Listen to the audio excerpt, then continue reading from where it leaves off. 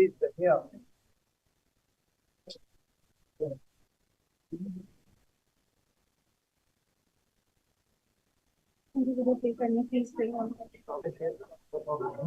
In the field of healthcare, emergency services, ambulance services, disaster relief, their life-saving missions like blood donations, ambulance services, disaster management have been absolutely exemplary. And the unique service of the Mr. Jiten Shanti. Jitenji, I know that you have been responsible for a very sensitive job. Your organization has cremated more than 4,000 people, all of them strangers, and some of them, just not being able to be identified. You slept in an ambulance for days outside your home, Jitenji. Your family tested positive twice. You lost an ambulance driver to COVID, but you kept going on. For the past 21 years, SBS Foundation has been extending its humanitarian services in the field of healthcare, emergency services, ambulance services, disaster relief, their life-saving missions like blood donations, ambulance services, disaster management have been absolutely exemplary. And the unique service of the final rites assistance given to the dead bodies goes one step further in fulfilling the ideology of dignity, not just in life, but also in death. Bhagat Singh सेवा दल के साथ जुड़ने के साथ बहुत अच्छा लग रहा है। वो लोग बहुत सेवा करते हैं लोगों की, दिल्ली में बहुत अच्छे कार्य करते हैं। And I think we should all hear a big round of applause for शहीद भगत सिंह सेवा दल। शहीद भगत सिंह सेवा दल, आप सब लोग बहुत अच्छा काम कर रहे हैं। कितने सारे लोगों की मदद करते हैं और करते आए हैं। 25 साल से ये हो रहा है, आज हम इसमें शामिल हुए हैं। किसी के लिए किसी की जिंदगी बचा सकते हैं, तो इस चीज के लिए मैं जी शंटी जी को दिल से धन्यवाद करना चाहूँगा और मुबारक भी देना चाहूँगा। भाई ਦਾ मैं बहुत धन्यवाद करूँगा कि मैं इन्होंने 92 तो जानता है जब मैं I used to play guitar Dilip भाई ਦੇ ਨਾਲ ਐਵੇਂ ਦਿਲੀਪ ਭਾਈ ਵੀ ਸਟਾਰ ਨਹੀਂ ਸੀ ਉਦੋਂ, ਹੁਣ ਵੀ ਸਟਾਰ ਤੁਹਾਡੇ ਲੱਗੇ ਅਸੀਂ ਨਹੀਂ ਹੈਗੇ। ਸੋ ਅਸੀਂ ਤਦ ਤੋਂ ਭਾਈ ਨੂੰ ਜਾਣਦੇ, ਉਦੋਂ ਤੋਂ ਲੈ ਕੇ ਭਾਈ सेवा करते आए ने और बिना किसी स्वार्थ तो, बिना किसी सपोर्ट तो, बिना किसी हेल्प तो, सिर्फ अपने दिलों उदों तो लैके शहीद भगत सिंह सेवा दल चलाते आए ने। जोरदार तालियां साडे शंटी भाई ਲਈ।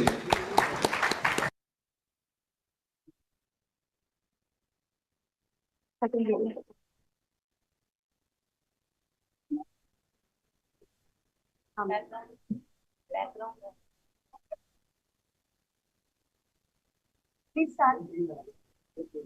There's another video. कहाँ किया जाएगा? ये है ना, ये है। India recorded 3.4 lakh new COVID cases. Situation is very alarming. Corona से मरने वालों का शव उनके परिवार वाले भी लेने से कतरा रहे हैं। More than 4,000 people have died in the past 24 hours alone. जिस घर में अकेली बेटी है, अकेला बेटा है, क्या उस लाश का वो अकेले दाह संस्कार कर सकते हैं?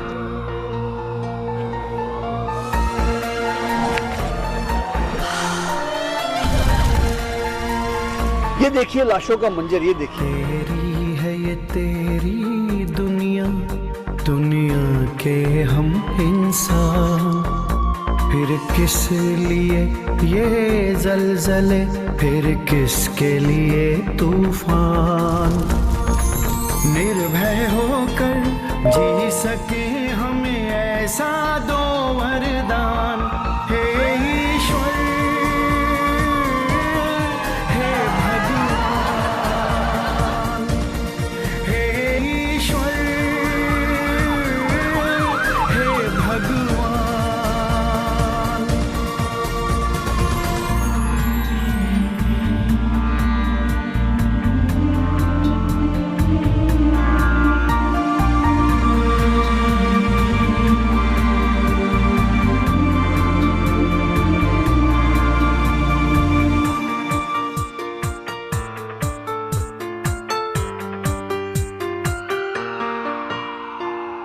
ये दुनिया है तेरी बगिया, इसे सजाए रखना, दया दृष्टि अपनी हम पर सदा बनाए रखना।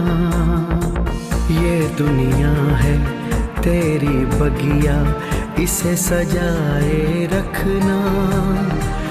दया दृष्टि अपनी हम पर सदा बनाए रखना।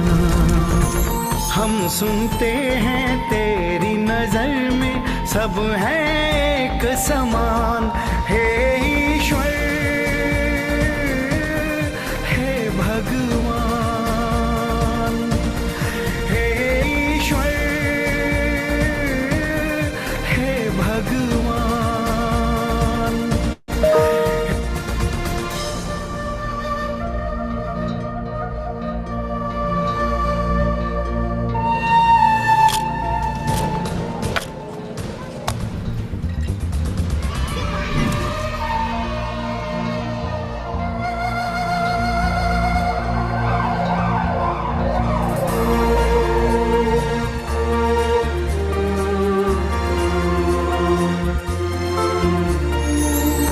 सब बच्चे हैं तेरे मालिक, तू ही तो रखवाला। धरती से आकाश तलक फैला है तेरा उजाला। हम सब बच्चे हैं तेरे मालिक, तू ही तो रखवाला। धरती से आकाश तलक फैला है तेरा उजाला। क्या मेरा क्या उसका घर, हर घर में तेरा स्थान। हे ईश्वर, हे भगवान, हे ईश्वर, हे भगवान, हे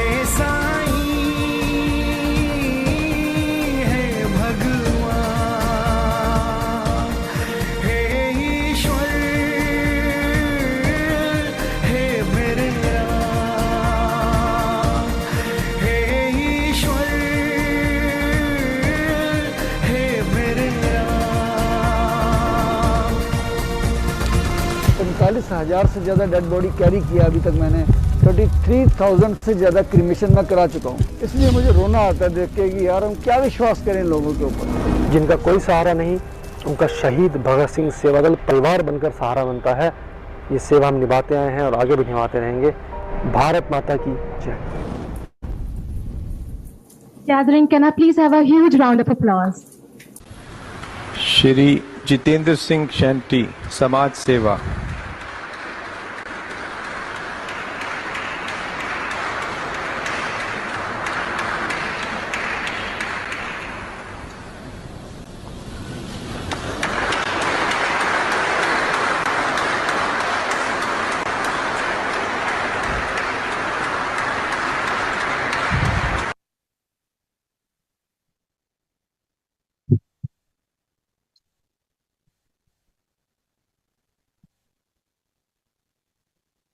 Harnessing digital technologies for sustainable development is not just about making existing processes more efficient.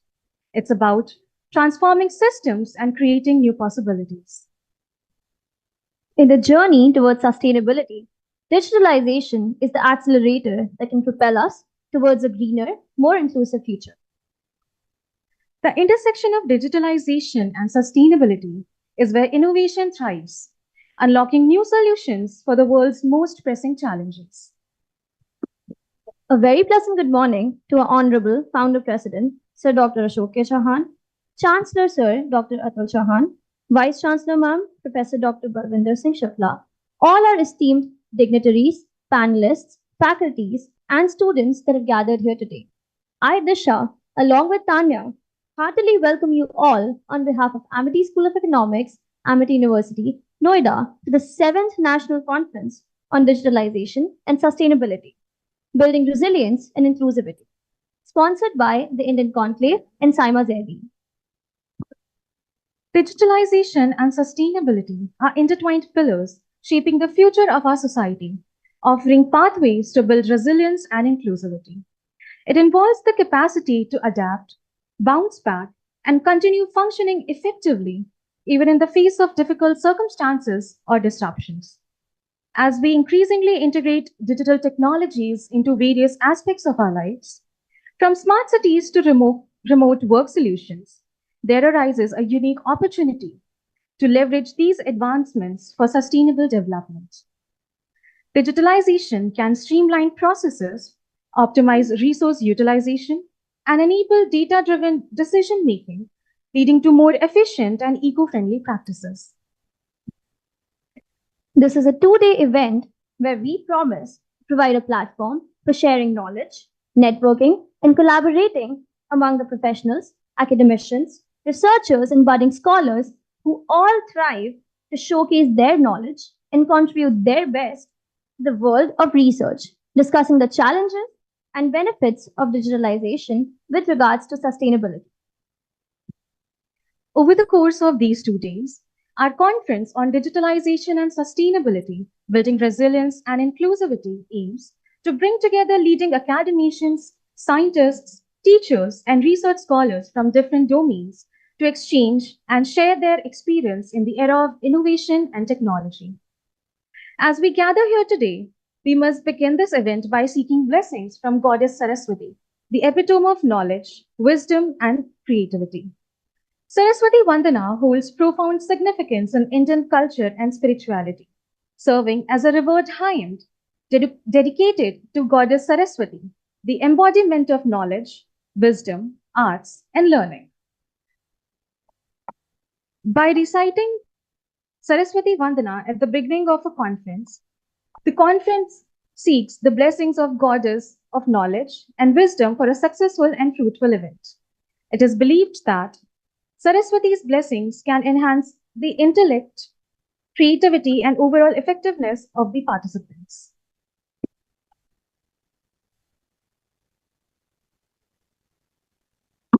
Before we begin, I request Professor Dr. Kavita Indapurkar and convener Dr. Neeru Sadana to kindly present a sapling to our guest of honor, Padma Shri Dr. Jitendra Singh Shanti ji.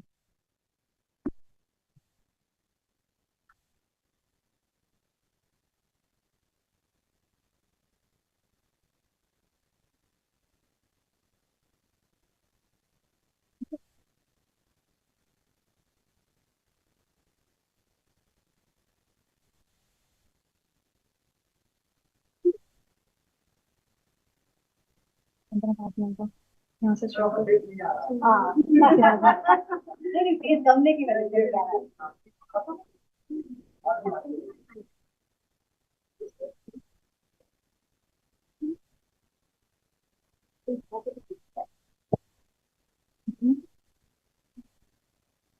Thank you so much, ma'am.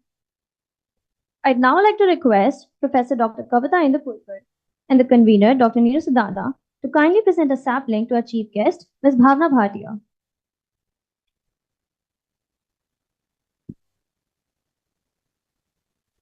Thank you so much, ma'am. Moving forward, I request Professor Dr. Kavita Indapurkar and the convener, Dr. Neeru Sadana, to kindly present a sapling to Ms. Sharmishta Ghosh.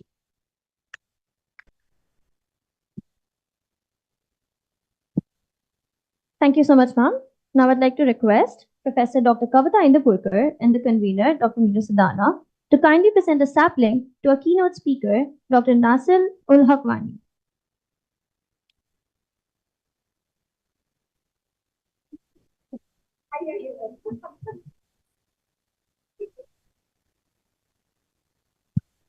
Thank you so much, faculties.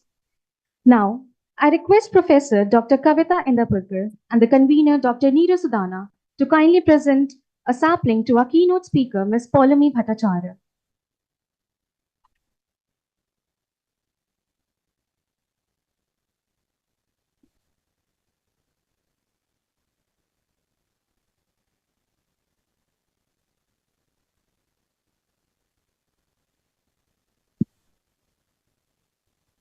Thank you so much, ma'am. Now I'd like to take a moment to express our appreciation and extend a very warm welcome to our esteemed chief guest and keynote speaker, Dr. Amrita Deshpande, and Mr. Sanat Shrivastava, who've joined us virtually for this very special occasion. Thank you. Professor Dr. Kavita Indapurkar, with an experience of teaching in higher education institutions in India for over 25 years, has held several academic leadership positions and is presently a professor heading the School of Economics at MIT University, Uttar Pradesh, Noida campus. A PhD in economics and an MBA in finance, qualifying the national level test for teaching in higher education in India, Professor Dr. Kavita Indapurkar finds her research interests at the crossroads. We are running late. So, a very good morning to one and all present here. It is really a proud moment for me to stand before you and welcome all of you at the inaugural session of the 2-day 7th National Conference on Digitalization, Sustainability, Building Resilience and Inclusivity. This we are holding for the 7th time. Amity School of Economics is the proud presenter of this. From the core of my heart, I thank our revered, most respected Honorable Founder President Sir for bestowing upon us blessings and making us capable enough to hold this event. I, along with Team ASE, welcome you, sir. I thank our Honorable Chancellor Sir also for his continuous and conditional support. I, along with my team, welcome you, sir.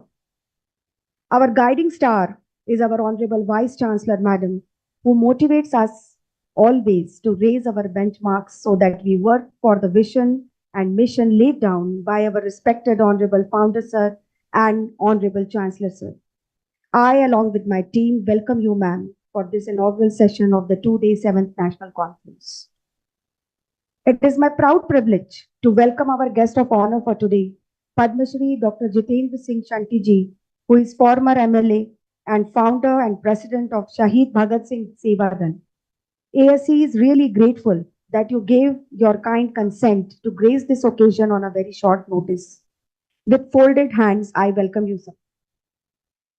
I welcome respected Mrs. Bhavna Bhatia ji, lead country economist, program leader, India World Bank.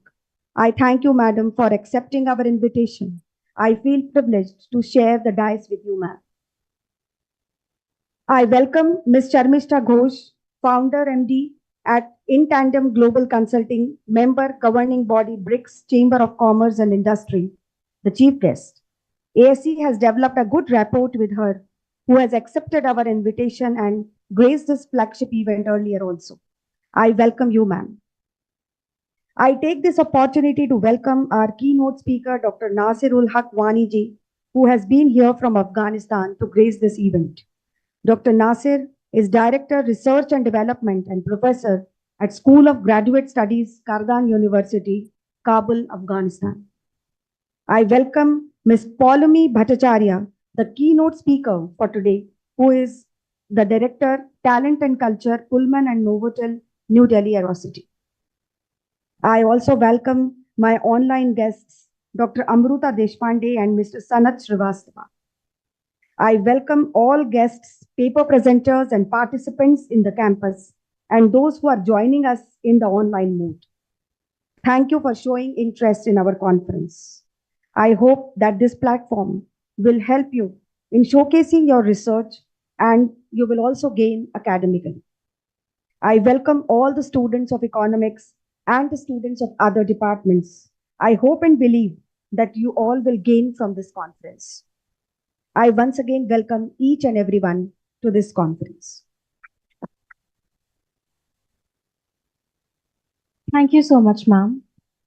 Now, introducing Ms. Bhavna Bhatia, who is working as a lead country economist and program leader for Equitable Growth, Finance and Institution Practice Group of the World Bank.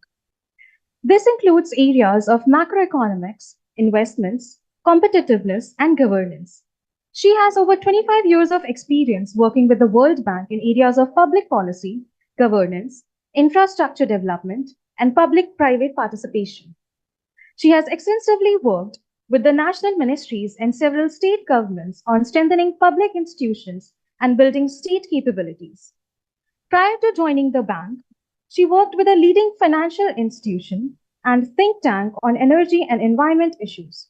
I take immense honor in introducing her today. I would like to request Ms. Bhatia to please come upon and share her knowledge.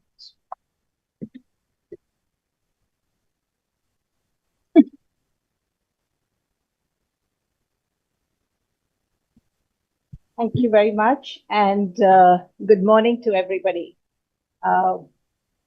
Really thankful to Amity School of Economics for this opportunity to be with such a esteemed gathering today on the dais.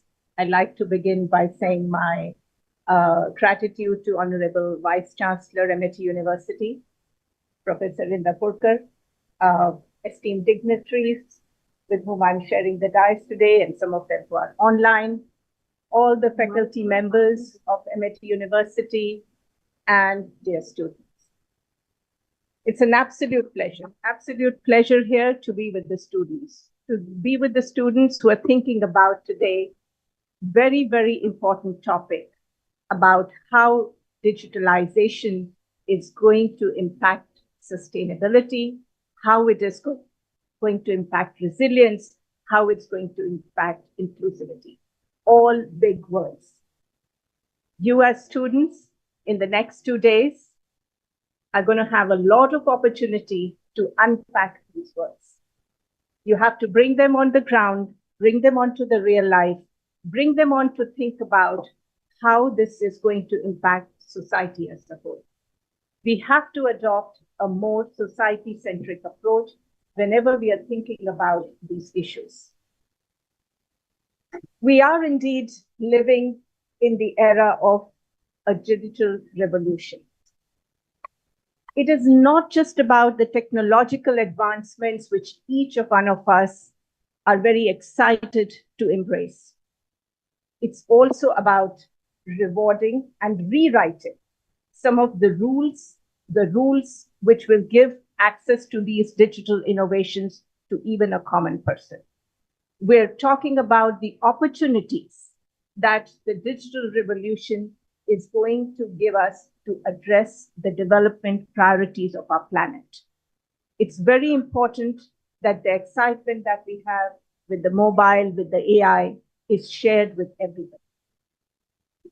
I would like to really simplify some of these big words and try and share with you 3 specific examples of how we're seeing digitalization is going to transform bottom up from the grassroots to everybody in the society. Let me just first begin with how it's impacting the lives and the livelihoods both. The first sort of example I want to talk about, which really lies at the heart of our digital revolution, which we are seeing very pertinently in Indian context, is the financial inclusion. How the digitalization is empowering small businesses, how it is especially empowering women, which is very critical for us to recognize that this is going to create a lot of level playing field for women and opportunities for them.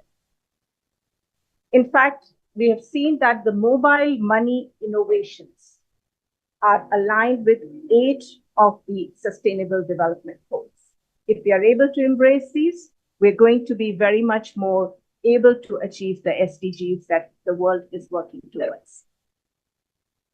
In the past, as you know, the access to financial services was often constrained by the traditional matrices such as collateral, credit history, etc. Is this okay? Can you hear me all? Okay. As a result, a lot of people, small businesses, informal sector, were not able to have access to the financial resources by way of small loans, etc.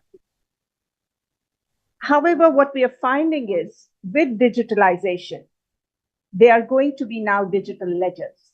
They're going to be innovative bookkeeping tools. All this is going to bring quite a seismic shift in the way the businesses can access finance. The businesses can access finance, the micro enterprises, the small enterprises. It gives them the opportunity to grow. Just by streamlining these processes, we will be able to democratize finance in an unprecedented way. As India is embracing to move towards 5 trillion economy, it's very important that we work and ensure that small, medium enterprises, informal sector, they're all a part of this digital revolution and are able to access finance. Now, what this digital revolution is going to change? You no longer would need collaterals. You may not need your credit history, but it is the digital data which will be able to assess your creditworthiness. It will empower people who are lending to the businesses to analyze the transaction histories, look at the cash flow patterns, and therefore be able to finance small businesses. Very, very powerful way to empower these small businesses. The second example I want to talk is about sustainable agriculture transformation, which again is a sector where still 50% of our population is dependent on. It is a sector which is going to continue to be an important driver for our country's economic development as well as poverty reduction. As a part of the World Bank team across all the states, including as we speak here in UP and many countries, this is one area where we are extensively engaging to find out what are the innovations, how we can leverage digital technologies, and how we can bring it to improve agriculture productivity, but even more important, to be able to use our natural resources as simple as water, land, air, in a much, much more sustainable manner. If we are not able to keep the sustainability aspect here, unfortunately, these natural resources are not going to last too long. So very important that agri-tech innovations, which I hope you will discuss in the next 2 days over here, the opportunities in which the digital and agri-tech innovations can really things change on the ground. Just imagine to say what will happen to a farmer who in the middle of the night has to get up and go onto his farm to switch on his electric pump, if he can do it remotely sitting from his home. How about if you have to think about that our irrigation systems get automated, where the flow of water could be automatically adjusted based on what your soil moisture content is. There is enough research happening where you're seeing that the satellite images, the drones, IoTs, all of these sensors are able to see where the status of crop is, what is the soil health condition, what's the groundwater level. These kind of precisions and the technologies are going to help us to be able to use our natural resources much more efficiently. They're going to help us in a way that we minimize the ecological. Again, I'm giving you these examples because I really hope that in the next 2 days, you get the opportunity to actually talk about very specific applications. It's not merely a technology leapfrog. It is how you use the technology and how you're going to use it. And that innovation, that idea is going to come from all of you, right? The third, and I'll move on after that, is which I really want to talk about, is how digital is going to help us to build a greener planet. What do I mean by greener planet? When a fisherman who's sort of living in a coastal area in Karnataka or in Kerala, and we sitting in Delhi as policy makers or many other places as environmentalist practitioners, the way these policies can be made is only depending upon what is the power of data that we are using. The data and data analytics is the most powerful tool today. Sitting here, I do not know what is really happening when the fisherman goes out looking for the fish that for years he and his family has been catching. But suddenly he finds that the fish is no longer available for him to catch. There's a shift in biodiversity. Climate change is shifting the biodiversity.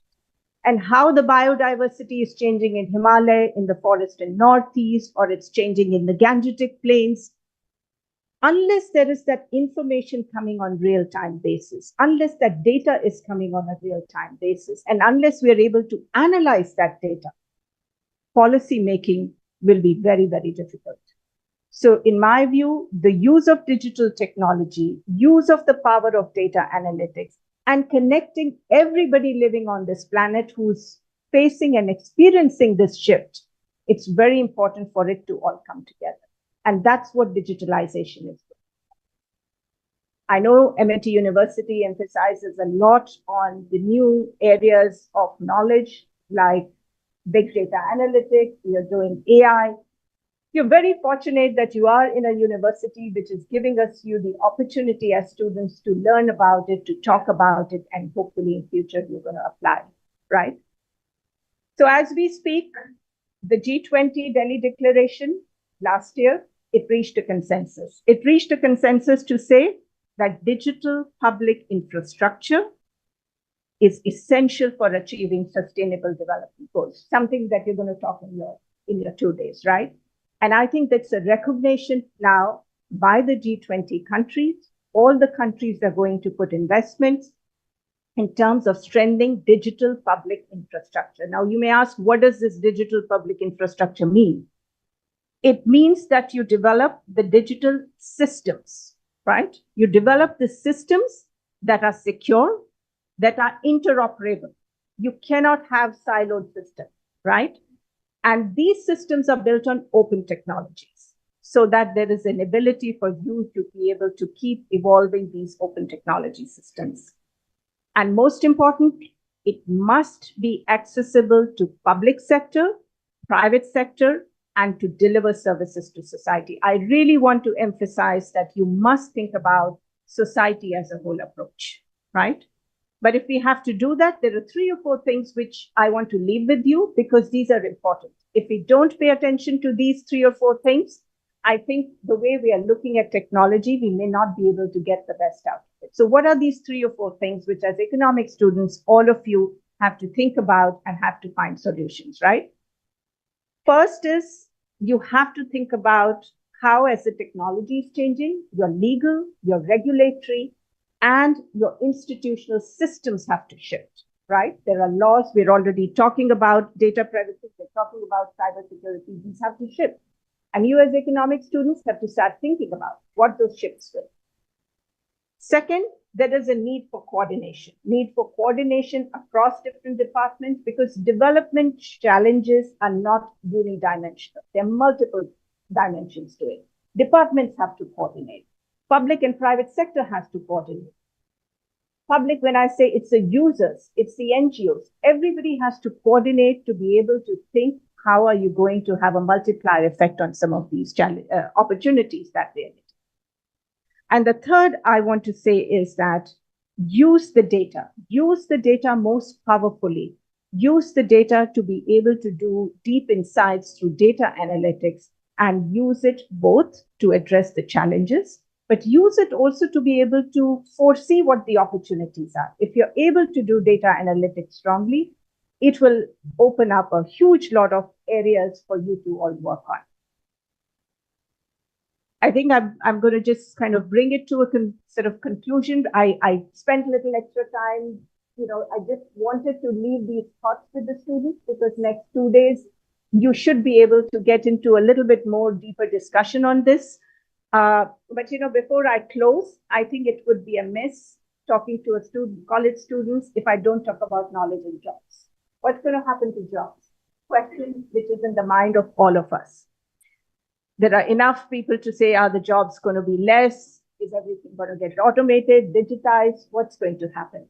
I've always been positive. You know what? When we were growing up, when the computers were introduced, there were strikes in the banks thinking that most of the employees in the banks are going to be redundant because computers will do. It took a lot of time, ask your parents, everybody, right? Lot of time to accept computer. I would go into the government offices, there would be a computer, but it would be covered, right? Today, we cannot think about how do we work without these things. So don't worry about jobs. I feel it's only going to open up a lot more opportunities.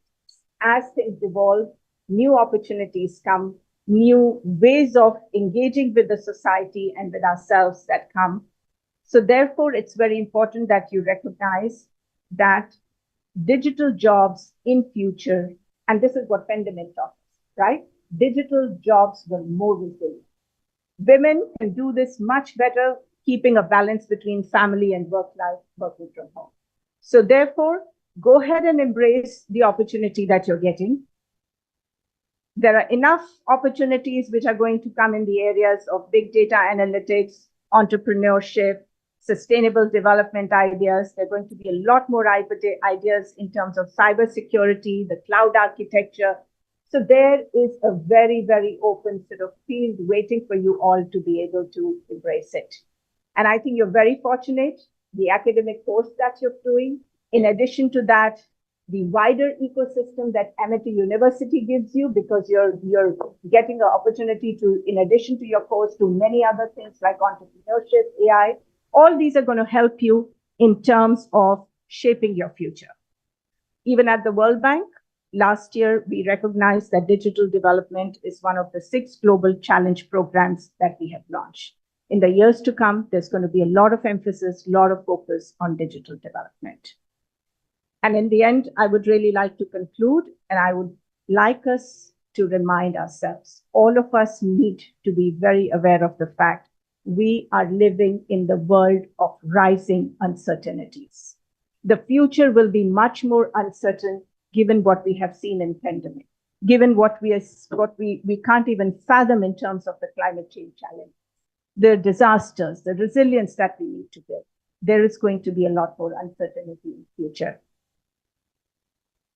Even in navigating COVID-19, we saw that those countries which were digitally prepared were able to deliver services to citizens much, at least 3 to 4 times much better than the other countries. So the data and the research we've done and showed that almost about 51% of the people could be accessed through cash transfers and social protection programs in COVID by countries who had digital infrastructure. And fortunately, in India, we were one of those countries, right? Whereas those who were not ready with digital infrastructure could barely manage to reach out to 16% of the population.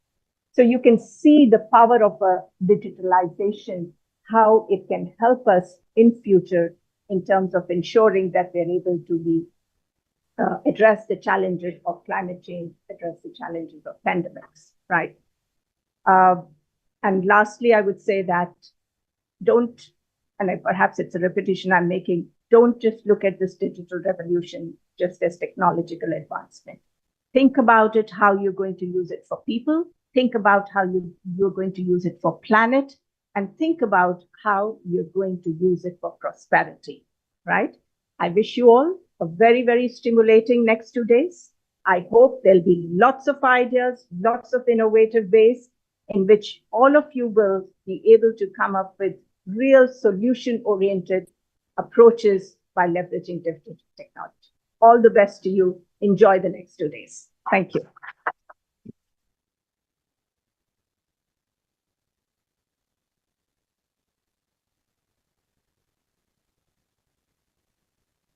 Thank you so much, ma'am. Introducing Ms. Sharmishta Ghosh. She is a multifaceted professional with keen interests in sustainability, economic development, research, consulting, and effective public relations. A development economist from the prestigious Massachusetts Institute of Technology. She is the founder MD of In Tandem Global Consulting, a new age 360-degree boutique consulting firm headquartered in Gurugram, India.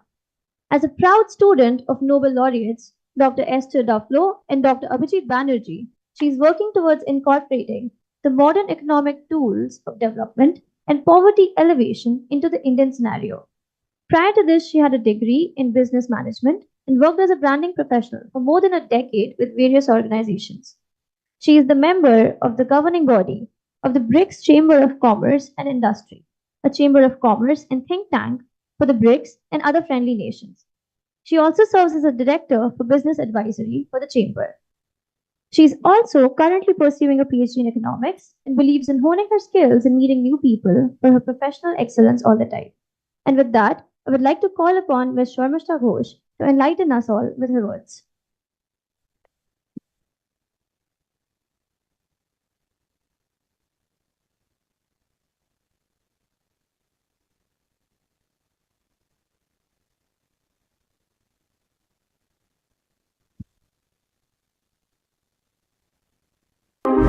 Welcome to the world of In Tandem Global Consulting, where youthfulness meets innovation and creativity thrives. We thrive on tackling complex challenges both at work and within our communities, providing top-notch services across various industries worldwide. With our wealth of experience and expertise, we are dedicated to helping our clients navigate their toughest business hurdles. At our core, we are committed to doing things right, always considering the impact of our actions on our people, clients, and communities. We prioritize sustainability, striving to respect the environment, while ensuring success remains a top priority. Embracing disruption as an opportunity, we focus on innovation in every facet of our operations. Utilizing cutting-edge technologies and creative thinking, we deliver on the promise of tomorrow, today. Join us in shaping the future. We are In Tandem Global Consulting.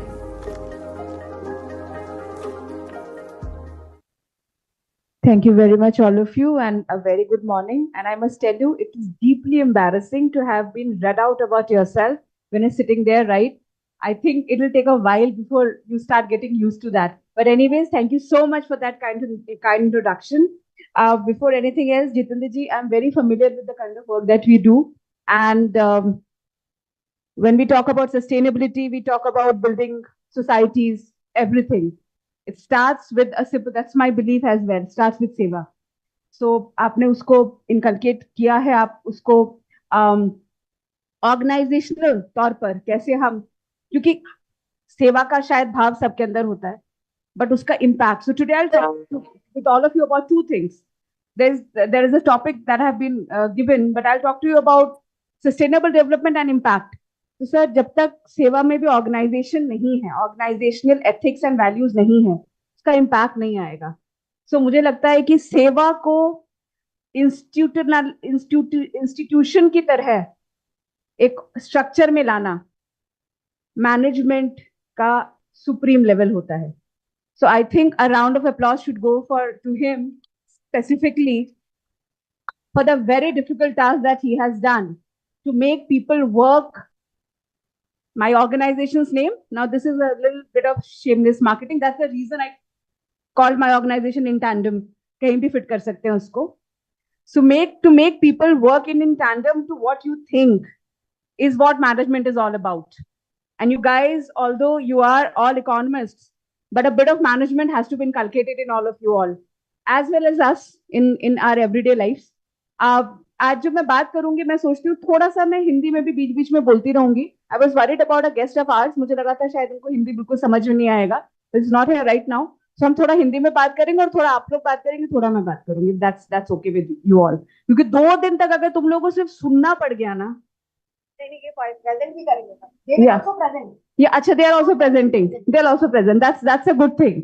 But I think बात करने से बात बनती है. हमारे मोदी जी ने हमको ये समझाया है. So, we need inputs and we need to take everything ahead. We talk about sustainability. SDG किस को पता है? Show of hands. Who all understand what is an SDG? हाँ, वो रेड शर्ट चेक शर्ट, उसको बिल्कुल नहीं पता. पहली बार सुना है उसने SDG. हाँ, यू या पहली बार सुना SDG के बारे में आज. या so पहला task, just do a Google, figure out ma'am is here, Bhavna ji is here. I think she can be an encyclopedia of what SDGs are all about. What are the goals that we are trying to work together as a universe, as a not only as a nation but as the world. थोड़ा सा SDG के बारे में जानना इसलिए जरूरी है कि तुम लोगों का फ्यूचर वो SDGs में कौन-कौन से गोल हम पूरे कर पा रहे हैं, उसके ऊपर डायरेक्टली आपके फ्यूचर पर उसका इम्पैक्ट है. So know what are the SDGs?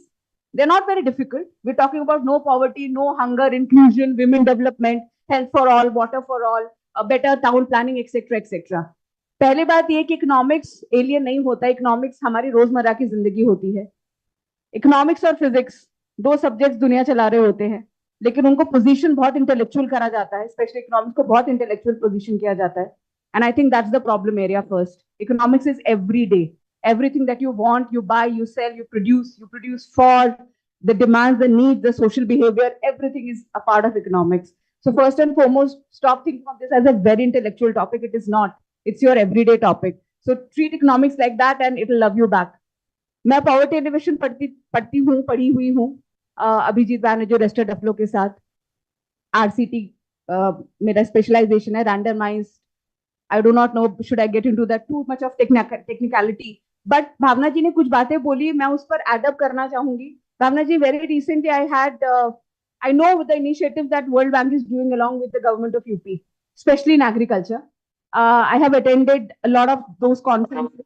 I am trying to work with Vikas ji for the same. So we interact a lot, exchange of ideas happen. And Hemendra Mathur ji के साथ मैं बीच में we keep on exchanging ideas. Guys, take a moment today, go to the World Bank's website, see the kind of work they're doing in agri-tech in UP. आप लोगों से ज्यादा दूर नहीं. आप ही लोग कल कुछ स्टार्टअप्स, आई एम श्योर कि आपके पास एक इंक्यूबेशन सेंटर होगा एमिटी में. आप ही के जैसे इंक्यूबेट करके लोगों ने अमेजिंग टेक्स तैयार करे हैं एग्री में. So I know of a startup जो सैटेलाइट से मॉनिटरिंग करता था एग्री प्रोड्यूस, एंड उनको वर्ल्ड बैंक ने इंक्यूबेट किया है. एंड मेरे आंखों के सामने they sign an MOU with the government of UP.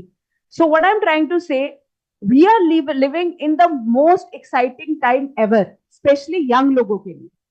आप लोगों के लिए अपॉर्चुनिटीज का कोई एंड ही नहीं है.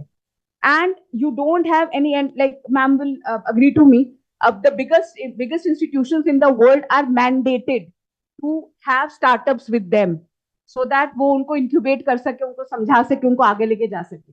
ये opportunity and जितेंद्र जी आप एग्री करेंगे, हम लोग जब 20 years back, 25 years back, हम ये सब बातें सोच नहीं सकते थे कि हमको encouragement मिलेगा कि अपना काम करो, पढ़ाई लिखाई के बाद नौकरी के बारे में मत सोचो. We are living in that beautiful world that is thanks to digitalization. So किसी को भी अगर ये लगता है कि AI आ जाएगा, हमारी जॉब चली जाएंगी, सब कुछ डिजिटल हो जाएगा, ह्यूमन कैपिटल कम हो जाएगा, this is a misnomer from the start of it. It is only making your life better. It's about how you use it back. So that is the first thing I want to tell here about women's participation. Neeru जी के साथ मैंने share किया है अभी. We have just finished a research paper which is talking about women participation, inclusion, sustainable development, as well as digital literacy in one of the most backward places, considered to be one of the most backward belts in UP. And we went there. We have done direct surveys. We have met and had group discussions, focus group discussion with more than hundreds of women. वो result, वो report जो आई है, that is a pretty big eye opener, जिसमें आप ये देखेंगे कि understanding to these concept is there at the micro level. So there is no difference in the gap of understanding. Nirji will probably share it with you, have a read, and you can come back to us and discuss whatever you want to. This is a 2 days event that is going to happen. A lot of participation will keep on happening. It's always amazing to see a lot of economists in front of you. Feels like your tribe, feels like you are in the room with your own people. Before, I don't want to do a speech. That's not my forte. I'm not good with that. What I'm good is talking to people. You know the topics. We're going to talk about sustainability, building resilience, and inclusivity. What does it means to you? Show of hand. कोई मुझे बताए, जब मैं बोलती हूँ inclusivity या मैं बोलती हूँ resilience, आप क्या समझते हैं उससे? What do you understand of that? Because what happens many a times, क्योंकि हम लोग काफी पढ़ते रहते हैं, हम लोगों से मिलते रहते हैं, तो कई बार क्या होता है when we are talking to students, क्योंकि ये बहुत ज्यादा नहीं होता हमारी लाइफ में, हम बहुत सारी चीजों को ये मान के चलते हैं कि ये तो पता ही होगा, बट नहीं पता होता. सो इसलिए I want the conversation to come from you all, so that हम उस लेवल से उस बात को लेकर चल सके. मैं रेजिलियंस की बात करती हूँ. इन इकोनॉमिक अंडरस्टैंडिंग रेजिलियंस का क्या मतलब होता है? One bright person can tell me. You are looking pretty bright. You are smiling also. If I ask you, what is resilience for you? As a student of economics, not कि मैं बहुत मार खा सकती हूँ, मैं सह लेती हूँ, वो वाला रेजिलियंस नहीं चाहिए हमको. हाँ.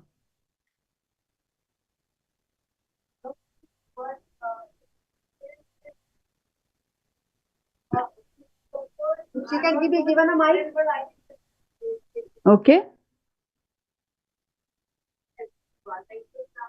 One of your SDG goal was basically quality education. Correct. So that goal is specifically saying that people who are not from that privileged family, they should also get that opportunity, and that is a SDG goal. So inclusivity means including everyone. So not by law, let me say that you know that India may we have a right to education by law. Okay. हमको right to food and right to education law है. ठीक है. So tomorrow, if somebody who is probably working in your home is a household help and has a bright child or not a very bright child, but उसको भी पढ़ाई लिखाई का उतना ही हक है जितना आपका है, सिर्फ इसलिए क्योंकि वो इसी देश में पैदा हुआ है, इसी संविधान के नीचे है. Will you guys be okay? Do you have that sense of inclusivity? I don't really care if it is the son of my domestic help or the daughter of my driver. If they come and sit with me in my class next to me, they'll be just one of us. Are we actually okay, happy, understanding to that concept? Show of hands. Who all of you will accept that wholeheartedly? This is inclusivity. Inclusivity is not a law. It's in the hearts of the people. That we are born equal, we follow the same constitution, we have the same rights, and that's why we should be given the same opportunity. So this is what inclusivity is all about. Resilience उसने घुमा दिया. That's an art. That's also an art. किसी और को पता है what do we mean by resilience when we speak about resilience in the economic term? Yeah, please.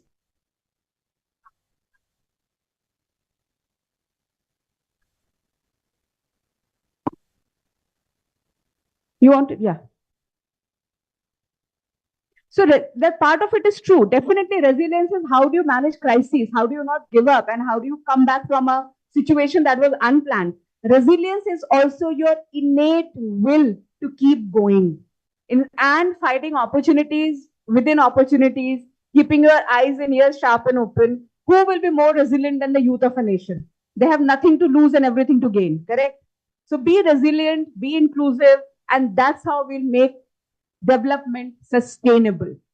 Because it does not make sense if one generation creates a lot of wealth and it does not passes back to the society. It does not creates a resilient society. It does not creates an inclusive society. So Bhavna ji also said the same. We have to think about how society is impacted. Very recently, we have signed an MOU with the government of Nagaland, wherein we are going to help the government with creation of the policies and creation of an acceleration ecosystem for the whole state, which means we'll have to create their policies, which have to help them create district level incubation centers, etc., etc., etc.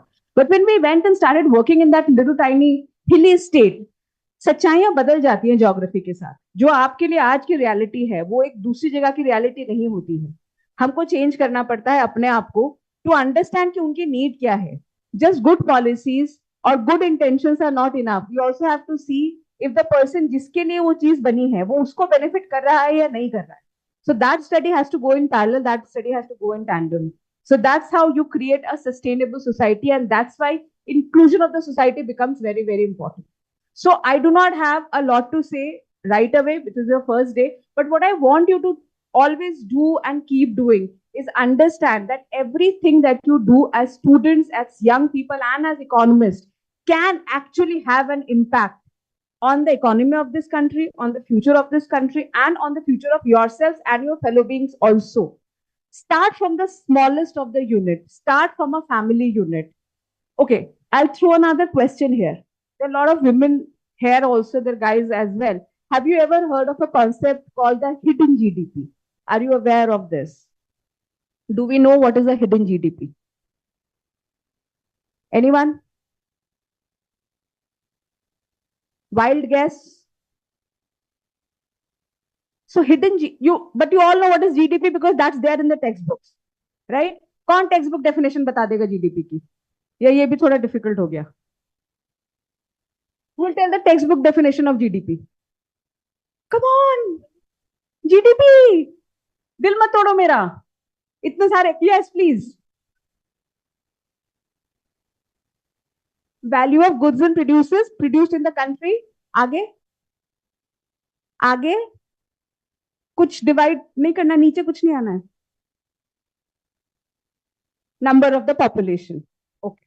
So you mota GDP is like one of those whatever things. So you know what is the GDP of a nation. What is hidden GDP though? Hidden GDP वो GDP होता है जो कभी भी देश के economics में आया नहीं, क्योंकि उसका वैल्यूएशन, काम को हम तब तक काम नहीं मानते हैं जब उसके अगेंस्ट पैसा नहीं दिया जा रहा है. Until unless there is an exchange, there is an exchange of commodities, it's not a trade. That you all know, right? Similarly, if you are doing household work, if you are doing work out of charity, if you are doing घर पे आप खाना बना रहे हो या सफाई कर रहे हो या बच्चों को देख रहे हो, उसके अगेंस्ट आपको पैसा नहीं मिलता है, राइट? बट अगर वही काम आप आउटसोर्स करोगे and some maid is doing that work और a nanny is taking care of the child, आप उसको पैसा दोगे, correct? And that money will go back in the economy, they will buy something और whatever, and that money will go back in the economy.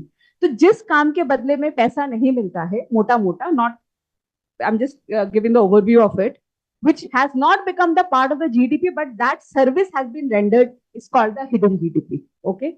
And unfortunately or fortunately, most of the hidden GDP is contributed to women, because how women work, and that work is not valued in terms of money, but that service is rendered and that GDP gets hidden. So when we talk about inclusion of women by digital technologies, that is how we start addressing it. Because then they can be a caregiver, the primary caregiver, and also work with the help of digital technology. So there is this amazing organization called Pay Nearby. I don't know if you have heard of it or not, which has just come with an app called Digital Nari that exactly does the same. There's a good case studies. You guys should read about it, what Pay Nearby does, what Digital Nari does. It has been appreciated by the Prime Minister of the country as a good inclusion tool. Just read about it. It's a good place that you can have an understanding of how practically digital technology helps in gapping the hidden GDP of the country. So I just wanted to tell you a bit about Pay Nearby. I also want to tell you about one more organization, which is called Jagrati Enterprises, which is the organization I just finished my research with. And किसी ने सुना है, they do a train journey called Jagrati Yatra every year. Have you ever heard of it?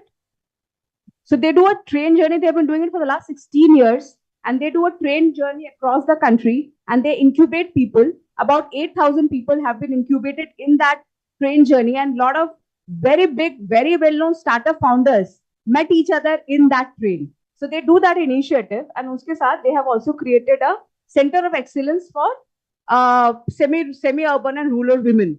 So वहां जाकर हमने उनके साथ काम किया. They're training a lot of women on skill, on understanding the legality, and creating a whole lot of entrepreneurs. So these are the two things, because this is kind of a 2-day symposium.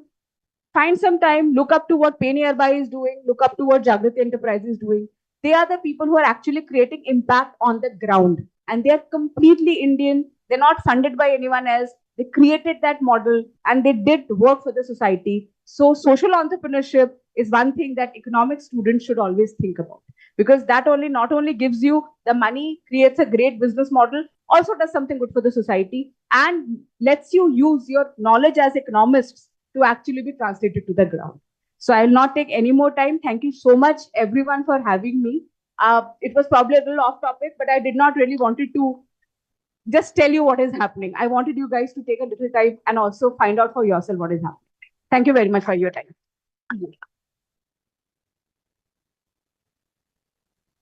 Thank you so very much, ma'am. Ladies and gentlemen, now is the time to move to our esteemed guest of honor, Padma Shri and member, National Human Rights Commission, Government of India, Dr. Jitendra Singh Shanti ji. Dr. Shanti is founder and president of Shaheed Bhagat Singh Seva Dal, a social charitable organization deeply involved in disaster management and dignified cremation of unclaimed dead bodies. There is a famous couplet by Sant Kabi Bhima Bhoy, Mojibon Pache Narke Pari Chau, Jagata Uddar Heu, which, when translated into English, means, let my life be a hell, but at the cost of that, let mankind be uplifted. In Hindi it says, चाहे मेरा जीवन नर्क बन जाए, पर जगत का कल्याण हो. In real life, rarely do we come across such people who make such lines the mission of their lives. Padma Shri Dr. Jitendra Singh Shanti is one such rare diamond who has made it a mission to work for the society. COVID pandemic taught us some tough lessons. Oxygen, which is and always was available to us freely and in abundance, became the most rarest commodity. Wealth, contacts, and social status became meaningless. The Delta wave, which was at its peak in April and May 2021, was the most painful of all. Mankind was humbled in front of nature.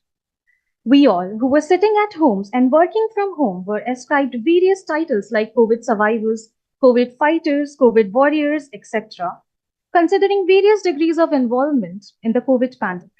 But if there was someone who never even cared about his own health and dedicated himself to give dignified send-off to thousands of departed souls, which were not even touched by his own families, was him. Imagine the kind of work done. This is the work done by Shahid Bhagat Singh Seva Dal, led by Dr. Jitendra Singh Shanti. Dr. Shanti cremated about 4,400 COVID dead bodies and ferried numerous COVID patients in his ambulances. Recognizing his selfless services, he has been conferred upon the fourth highest civilian honor, Padma Shri, by the President of India in 2021. We are very much privileged to have him amongst ourselves today. Gathering, please give a huge round of applause. And with that, let us invite Padma Shri Dr. Jitendra Singh Shanti ji upon the stage to share his words of wisdom.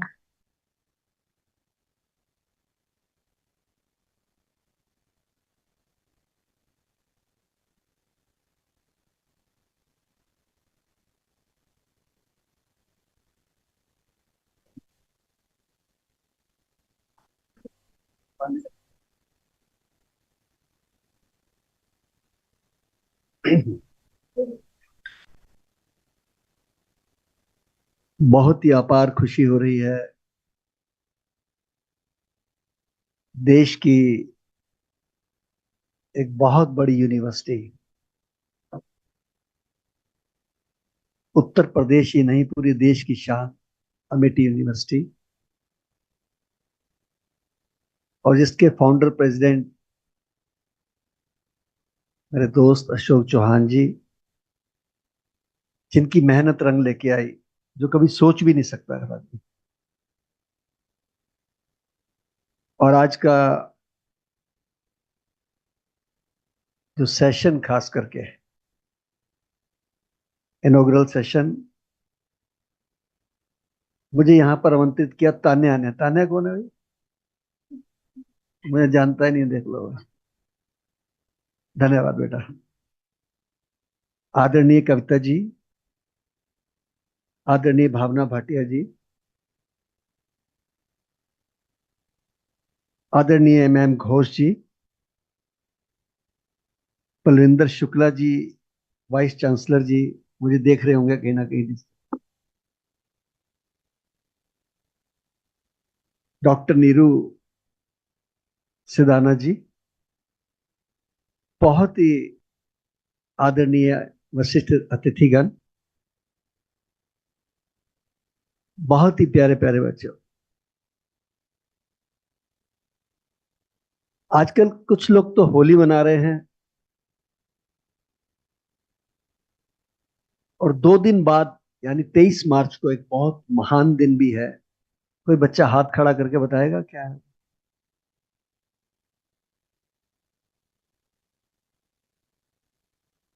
देखिए digitalisation कैसे होने जा रहा है, हम दिखाएंगे आपको। जिनकी वजह से हम यहां बैठे हैं, जिनकी वजह से तिरंगा लगा हुआ है, जिनका नारा था कि बड़ा ही गहरा दाग है यारो जिसका गुलामी नाम है, उसका जीना भी क्या जीना जिसका देश गुलाम है। सीने में जो दिल था यारो आज बना वो शोला, मेरा रंग दे बसंती चोला, मेरा रंग दे बसंती चोला। भगत सिंह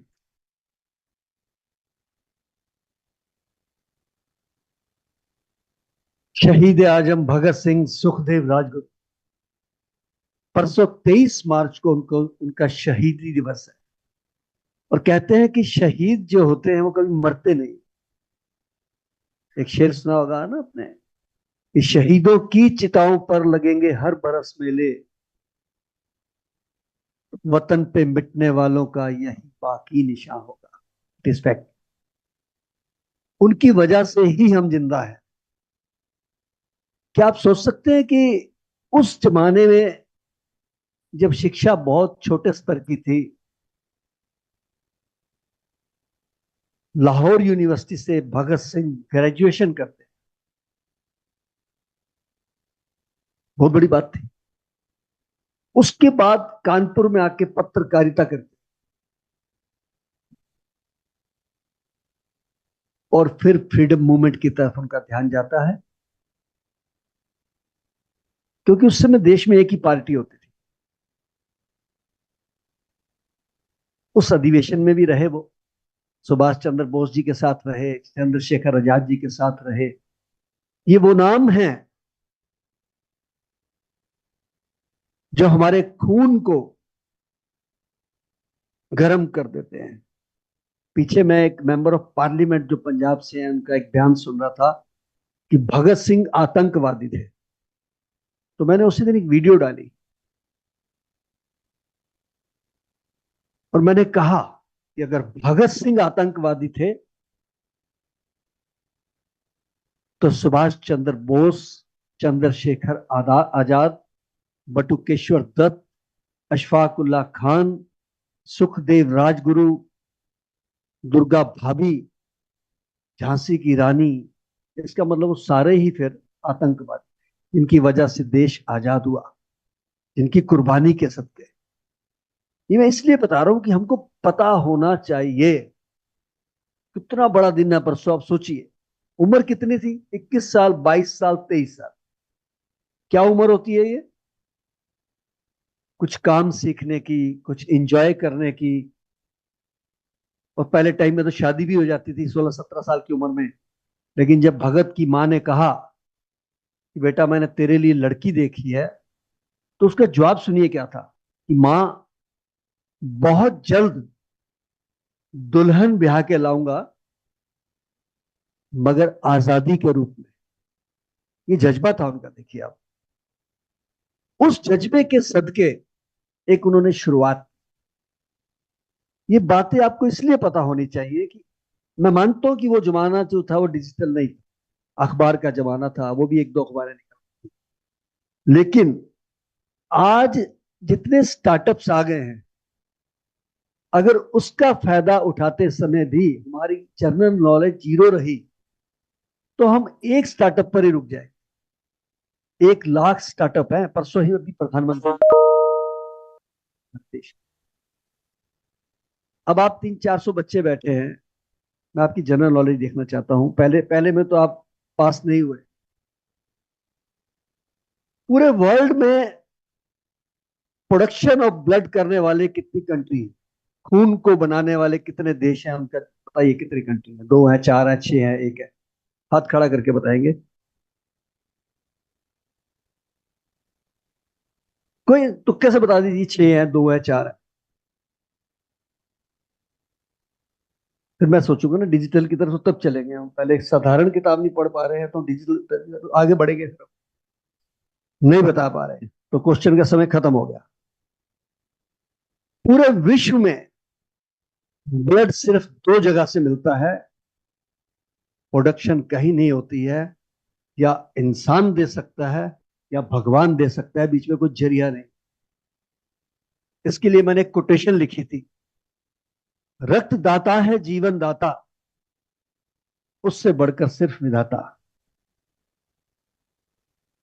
कोई भी स्वस्थ व्यक्ति जिसका वजन 50 किलो से ज्यादा है, हीमोग्लोबिन 13 से ज्यादा है, साल में 4 बार ब्लड डोनेट कर सकता है और उसको कुछ नहीं बिगड़ सकता है। 106 बार वाला मैं आपके सामने खड़ा हूं। 2019 में मेरी सेंचुरी हो गई, वर्ल्ड बुक ऑफ रिकॉर्ड में नाम आ गया, मुझे पता भी नहीं लगा। ये मैं इसलिए बताना चाहता हूं आपको कि ये चीजें हम सीखेंगे तो आगे बढ़ेंगे ना जी। अभी तो थोड़े दिन ही हुए हैं, जरा सोचिए क्या हुआ हादसा 21 में, 22 में, 20 में। जिन्होंने बहुत बड़े बड़े कोर्सेज किए हुए थे वो धरे के धरे रह गए। वो बस्ते में से बाहर ही नहीं निकले, लैपटॉप में से बाहर ही नहीं निकले, और बहुत बड़े बड़े अधिकारी घरों से बाहर नहीं निकले, और बहुत बड़े बड़े वो लोग जिनको चुन के भेजा था वो भी कई लोग बाहर नहीं निकले। कारण उनको नॉलेज नहीं थी, उनको समझ नहीं थी। मुझे इस बात का गर्व है कि मेरा छोटा बेटा जोतजीत आपकी अमेठी यूनिवर्सिटी से पढ़ा हुआ है। उसने BSW किया यहां से, और MSW करने के लिए वो लंदन गया, कवेंट्री यूनिवर्सिटी से किया। और कोर्स क्या किया उसने, आप सुन के हैरान रह जाएंगे, आप सोच भी नहीं सकते हैं। उसने डेड बॉडी मैनेजमेंट का कोर्स किया, डिजास्टर मैनेजमेंट का कोर्स किया। और ये नहीं पता था कि वो, थैंक यू, ये नहीं पता था कि वो 2016 में आ रहा है और 19 में कोविड आ जाएगा। ऐसा कभी सोचा नहीं था।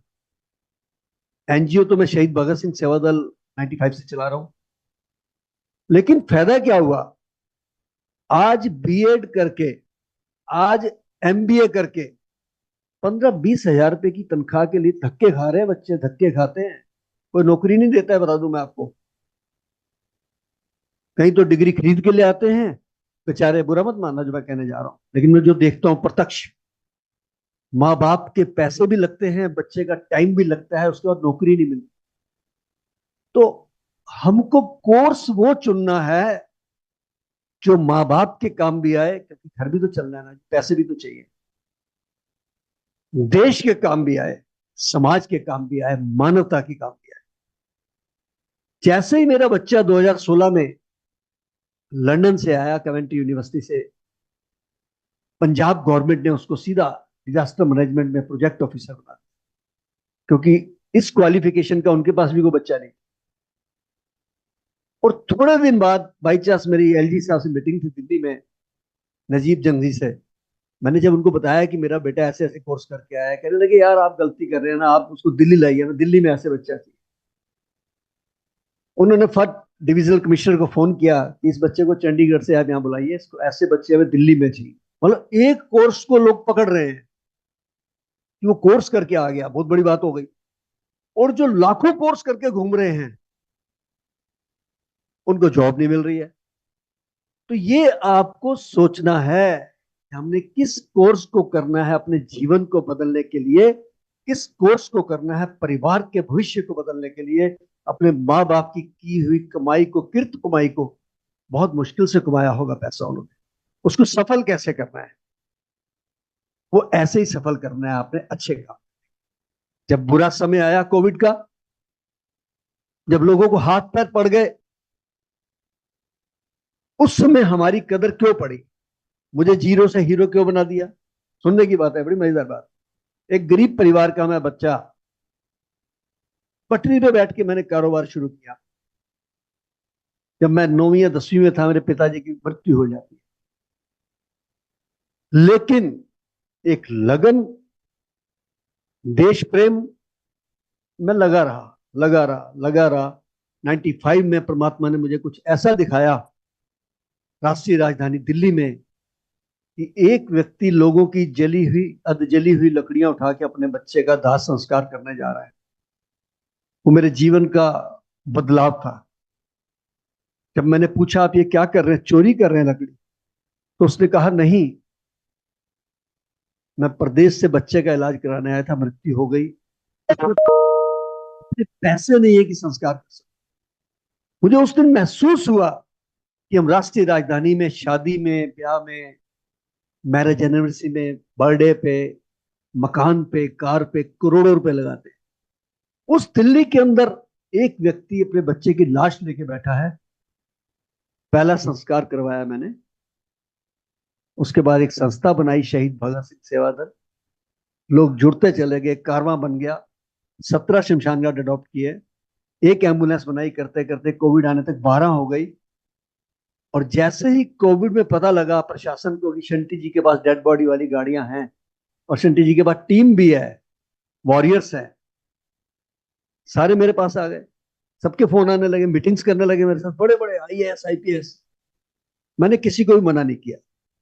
मेरे कुछ दोस्तों ने मुझे टोका कि शंटी जी आप मौत से खेल रहे हैं। मैंने कहा यार 25 साल से हम सेवा कर रहे हैं एक फौजी की तरह देश के लिए। आज समझ लीजिए युद्ध शुरू हो गया है देश के अंदर, और फौजी घर में रह के मर गया तो शहीद नहीं कहलाएगा, उसको तो सीमा पे लड़ना पड़ेगा।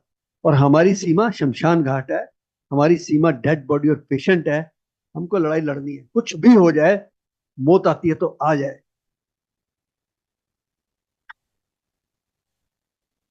Thank you. पहले ही दौर में, पहले ही दौर जो 19 वाला आया, मेरा एक ड्राइवर, मेरे परिवार से मेरी सिस्टर इन लॉ, एक ब्रदर इन लॉ, 3 लोग चले गए। मैं और मेरा बेटा वेरी सीरियस, बेटा वेंटिलेटर पे, मैं मृत्युशैया पे, लेकिन बच गए। बच गए जब नीचे आया तो मिलिट्री वालों की तरह हम जवान फिर खड़े थे। लेकिन इतना जरूर था कि जब हम नीचे उतरे 14 दिन के बाद, उन दिनों 14 दिन के लिए क्वारंटाइन करते थे, तमाम मीडिया आ गया, तमाम ऑफिसर्स आ गए, आईएएस आईपीएस, बड़ा स्वागत किया उन्होंने। तो एक मीडिया ने मुझे क्वेश्चन किया कि शंटी जी अब आपका जज्बा बड़ा है या कम हुआ है? आपको कोविड भी हो गया, आपके 3 लोग भी चले गए, मर गए। मैंने कहा नहीं, मरे नहीं, वो शहीद हुए। मरते वो लोग हैं जो कुछ नहीं करते हैं, घर में बैठ के नहीं मरे, काम करके मरे हैं, शहीद हुए हैं।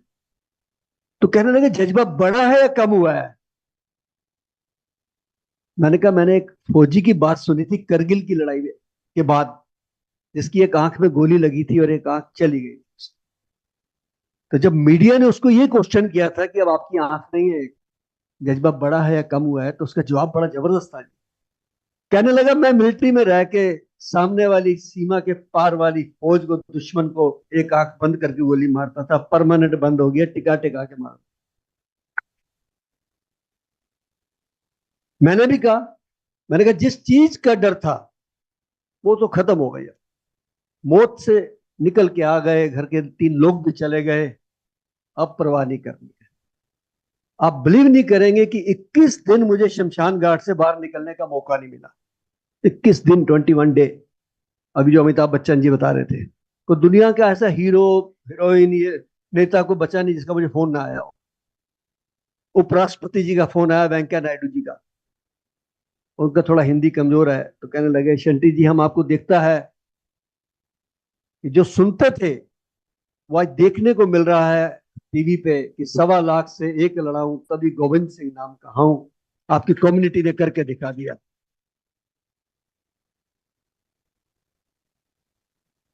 इसमें भी कई बच्चों ने स्टार्टअप को यूज किया। मुझे नोएडा से एक बच्ची का फोन आता था रोज, अंकल फला जगह एम्बुलेंस भेज दीजिए, अंकल वहां एक डेड बॉडी पड़ी, उसका क्रिमेशन करा दीजिए। मेरे मन में विचार आया यार ये बच्ची कोई प्रोफेशनल तो नहीं है, क्योंकि उस समय एजेंसियां भी तैयार हो गई थी धड़ाधड़। तो मैंने पूछ लिया चौथे 5वें दिन, मैंने कहा बेटा आप ये नंबर कहाँ से लेते हैं, और आप हमारे से गाड़ी भी भिजवाते हैं, एम्बुलेंस भी, हमारे वॉरियर भी जाते हैं, मुझे समझ नहीं आया कि आप किसके साथ टाई अप है। कहती अंकल कोई टाई अप नहीं है, मैं घर में खाली बैठी थी, मेरे आस पड़ोस में कहीं एम्बुलेंस, ऑक्सीजन, डेड बॉडी वाली गाड़ी, पीपी किट चाहिए होती है, बड़ी परेशान हो रहे थे लोग। तो मैंने एक स्टार्टअप तैयार किया है, लोग अपनी डिमांड मेरे तक भेजते हैं, मैं चुनिंदा उन कंपनियों को भेज देती हूँ या एनजीओ को, शाम तक 5-7 लोगों की मैं मदद कर देती हूँ। तो मुझे लगा यार ये बच्ची तो नायाब चीज है, इसने तो कमाल कर दिया है। ऐसे बच्चे देश में होने चाहिए जो देश के लिए कुछ सोच रहे हैं इतनी छोटी उम्र में, 18 साल की उम्र। एक और बच्ची को मैं नहीं भूलता, अपने पिता की, पहले पिता को लेके वो हॉस्पिटल जाती, रात के 12-12:30 बजे, ऑक्सीजन का सिलेंडर गाड़ी में, 13 हॉस्पिटल में जाती है। हर हॉस्पिटल के बाहर दिल्ली एक बैनर लग गया था, नो ऑक्सीजन नो एडमिशन। जरा आप सोच सकते हैं ऐसा भी कभी हो सकता है कि वो दिल्ली जहां पर नारे लगते हैं ये हाफ है ये माफ है, उस दिल्ली के अंदर एक ही हॉस्पिटल में 25 लोग जयपुर गोल्डन हॉस्पिटल में मरे एक रात में। वो बच्ची अपने पिता को लेके जब 13 हॉस्पिटल में घूमती है, जब एडमिशन नहीं मिलती है, सुबह 5 बजे पापा की डेथ कार में हो जाती है, ऑक्सीजन खत्म हो जाती है। अब उसके बाद देखिए उस बच्ची का दुर्भाग्य कि 10 शमशान घाट में पापा को लेके जाती है अपनी कार में, 10 शमशान घाट में, कहीं जलाने की जगह नहीं मिलती है। मुझे फोन आता है, 1 बार 2 बार 3 बार, मैं बड़ा बिजी था, अंकल प्लीज मेरे पापा का संस्कार करा दीजिए। मैंने कहा बेटा अच्छा आप जहां भी खड़े हो वहां खड़े रहो, मैं एम्बुलेंस भेज रहा हूँ। देखा तो थोड़ी देर बाद अपने आप ही आ गई, मेरे सामने बैठ गई पीपी किट में। अरे मैंने कहा आप, कहते मेरी मेरी बात हुई थी, मैंने कहा आप क्यों आ गए? कहती अंकल कुछ चारा ही नहीं था, पापा को ले लेके घूम रही हूँ, कोई कह रहा 18 घंटे बाद संस्कार होगा, कोई कह रहा 20 घंटे बाद होगा। मैं उस बच्चे की हिम्मत की दाद देता हूँ कि अपने पापा की डेड बॉडी को कार के पीछे रखा हुआ है होंडा सिटी में, खुद ड्राइव करके मेरे पास दिलशाद गार्डन पे आई, मैंने उसका क्रिमेशन कराया। मुझे लगा यार ऐसी बच्चियां भी हैं देश के अंदर जो उस समय जब अपने बच्चे साथ छोड़ गए। मैंने अपनी आंखों से देखा है कि जवान बेटों ने कई जगह कह दिया कि अंकल जी डर लगता है, किसी ने कह दिया अंकल जी मुझे कोविड है। और जब डेड बॉडी ले जाने लगते थे, किसी ने पिता की अंगूठी उतारी हीरे की, किसी ने माँ की बालियां उतारी, किसी ने घड़ी उतारी, किसी ने पैसे निकाले, मैं बता नहीं सकता आपको। उस समय में ऐसी बच्चियां भी सामने निकल के आई जो देश के लिए कुछ करना चाहती थी। और अंत में आपको एक बात और बताऊंगा, पूरी दुनिया में तीसरा दौर भी आया, चौथा भी आया, पांचवा भी आया, आपके सामने। हमारा देश दूसरे दौर के बाद संभल गया और हम लाखों जानों को बचाने में कामयाब रहे। उसका एक ही वरदान था, और वो था वैक्सीन। और वैक्सीन को लाने में जो प्रधानमंत्री जी ने रोल अदा किया, उसका पूरा देश कर्जदार रहेगा। उनके लिए जोरदार क्लैप।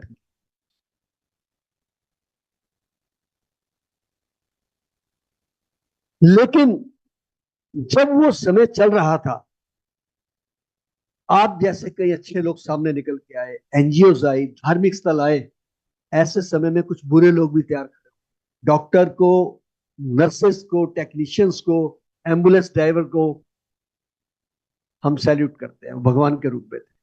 शमशान घाट में काम करने वाले लोग। एक तबका और था, वो थे सफाई कर्मचारी जो सुबह 5 बजे आ जाते थे, 6 बजे आ जाते थे, और उन पीपी किट को उठाते थे, ग्लव्स को उठाते थे, जिन पीपी किट्स को बच्चा भी बाप की किट को हाथ में लगाता था, क्योंकि उनके पास सुविधाएं नहीं थी। एक तरफ तो वो भगवान के रूप में काम कर रहे थे, लेकिन उस भयानक समय में कुछ हॉस्पिटल्स ने जो दरिंदगी दिखाई, 25-25 लाख रुपए के पैकेज बेचे, 25-25 लाख रुपए के, जिस बीमारी का इलाज नहीं था, बाद में लाशें देने से मना कर दिया। ऐसे हालात भी हमारे देश में बने। लेकिन मैं धन्यवाद करता हूं, जब मैंने होम मिनिस्टर जी को शिकायत की इस बात की, तो एक हॉस्पिटल की 3 शाखाओं पे एक ही दिन में जब रेड होती है, एक दिन की जो उनकी इनकम निकली, 4 करोड़ रुपए कैश और 4 किलो सोना। अब देखिए सोना क्यों मिला, आप सोच रहे होंगे, उन्होंने पैसे को कन्वर्ट कर लिया सोने से। ऐसे ऐसे काम लोग भी कर रहे थे। लेकिन हमारा देश इस बात के लिए मशहूर है कि जब भी कोई बुरा वक्त आता है, हम वैसे जितना मर्जी लड़ते रहे, हम सब एक हो जाते हैं। प्रवासी लोग जब बाहर जा रहे थे, कोई उनको पानी पिला रहा था, कोई दूध पिला रहा था, कोई कपड़े दे रहा था, कोई चप्पलें दे रहा था, कोई अनाज दे रहा था। ये सिर्फ हमारे देश में और कहीं नहीं है, सच बोलूंगा आप। इसलिए मैं आपसे एक निवेदन करूंगा, आप कुछ भी बने जिंदगी में, लेकिन वो काम करिएगा जिससे आपका परिवार का नाम ऊंचा हो, अमेठी यूनिवर्सिटी का नाम ऊंचा हो, देश का नाम ऊंचा हो, और जहां भी जाएं वहां एक ही संदेश जाए कि सारे जहां से अच्छा हिंदुस्तान हमारा, सारे जहां से अच्छा हिंदुस्तान। मैं आपका थैंक यू, मैं तहे दिल से शुक्रिया अदा करता हूं चौहान साहब का, आपकी यूनिवर्सिटी का, फैकल्टी का, खास करके बच्चों का, जिन्होंने इतने ध्यान से मुझे सुना। और मैं आपसे निवेदन जरूर करूंगा कि साल में कम से कम 1 या 2 बार आप ब्लड डोनेट किया करिए, ताकि आप और स्वस्थ बने और तंदुरुस्त बने, जवान रहे एकदम से, और देश के लिए काम कर सके। और उनको यही कहूंगा कि रोम में से रोमान मिट गए जहां से, लेकिन अभी है बाकी नामो निशा हमारा। कुछ बात है कि हस्ती मिटती नहीं हमारी, सदियों रहा है दुश्मन दोरे जहां हमारा, क्योंकि सारे जहां से अच्छा हिंदुस्तान है। भारत माता की, भारत माता की जय हिंद। धन्यवाद।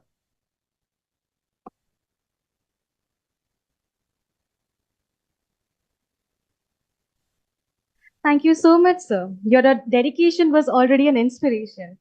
But to us, now your kind words and insightful speech made us all mesmerized. We are truly inspired and thankful for your presence here. As we got to know that Dr. Shanti needs to leave early, I would like to request Professor Dr. Kavita Endapurkar and convener Dr. Neera Sudana to please facilitate our guest of honor, Padma Shri Dr. Jitendra Singh Shanti ji, by giving them, sorry, I apologize, by giving him a token of appreciation.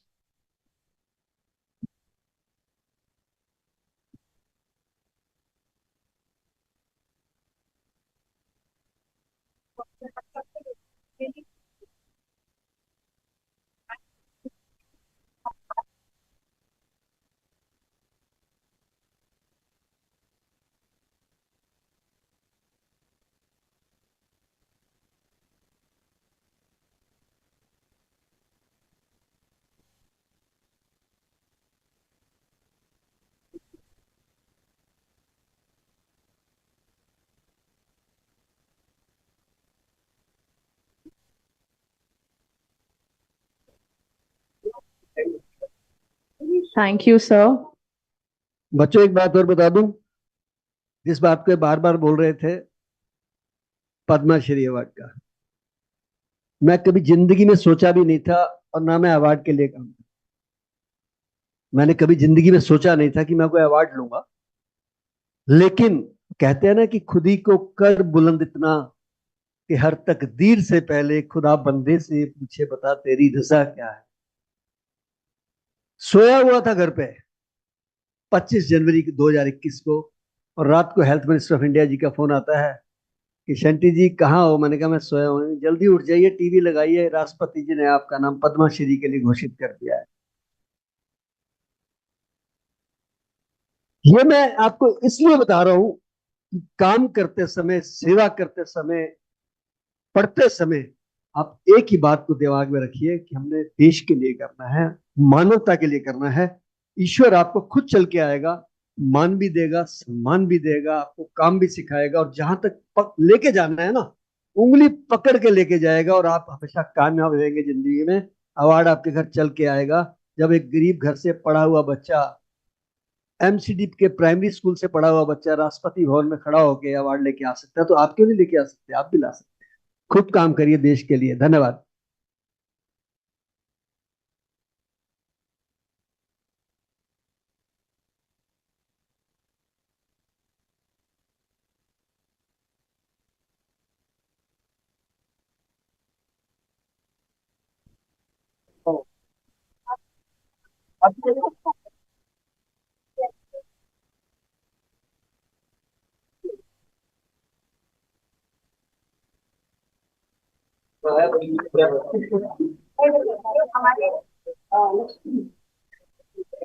हमारे हाथ की विराजमान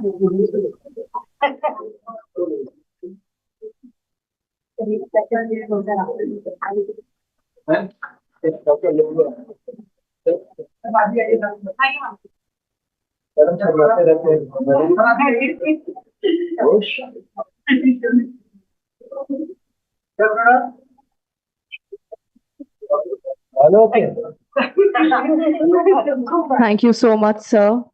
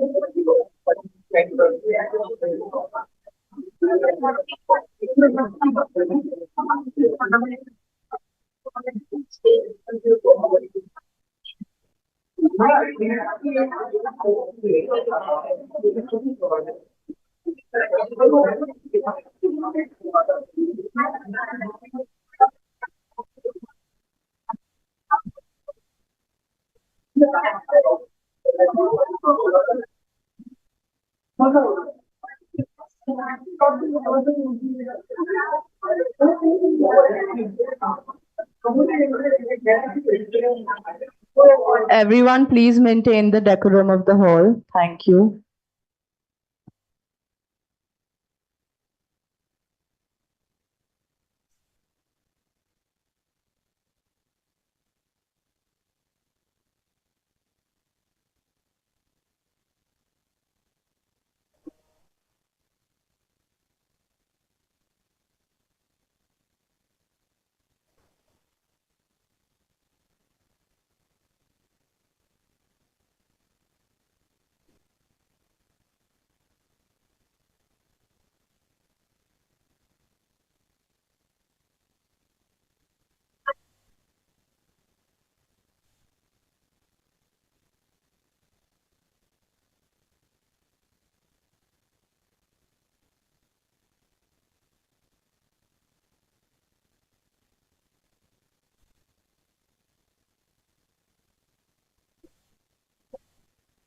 I request all the students to please be quiet.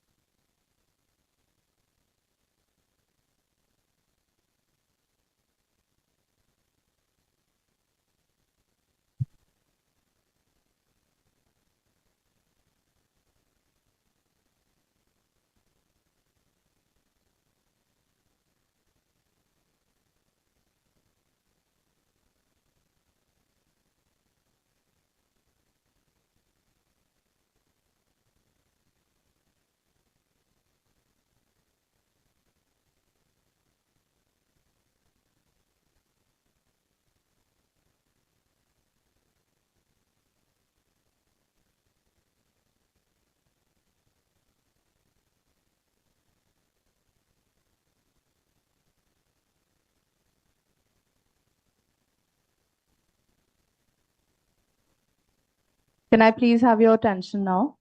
It is with immense pleasure that we announce the presence of our keynote speaker, Dr. Nasir ul Haq Wani. Dr. Wani did his PhD in International Business and Trade from Mittal School of Business, Lovely Professional University, India. He is the Director of the Department of Research and Development at Kardan University, Kabul, Afghanistan, and the Director of Kashmir Research Information System in Shopian, Jammu and Kashmir, India. Dr. Wani is a distinguished author and has primarily written on Afghanistan's economy, BRICS, SAARC, Central Asia, and ASEAN. He has served in South and Central Asia private and public sector universities. He has published over 60 research papers, articles, and commentaries in world class journals indexed in WOS, Scopus, ABDC, Kardan Publishing, and Skimago. Credited with a decade of rich academic and research experience, he has been involved in several training and consultancy projects as a lead author in research related issues funded by the World Bank, USAID, KMF, and HEDP. We are honored to extend an invitation to a distinguished keynote speaker to address our esteemed gathering.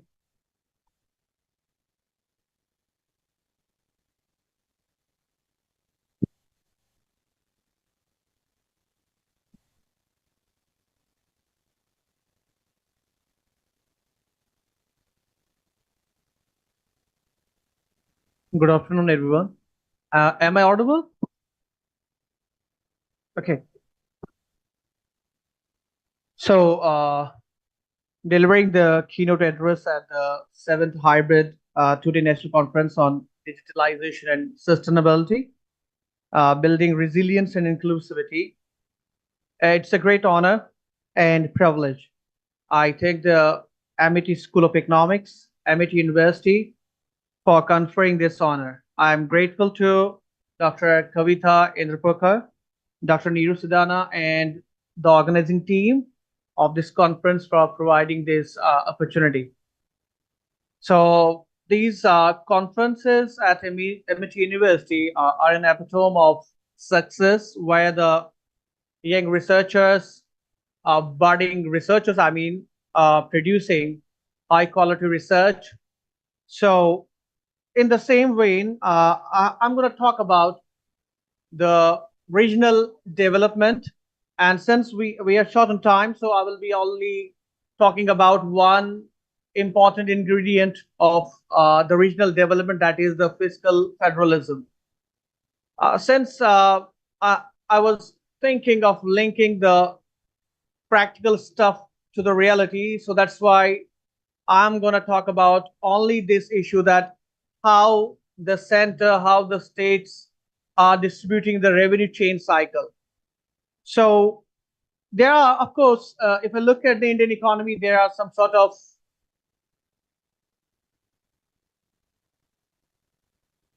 we could see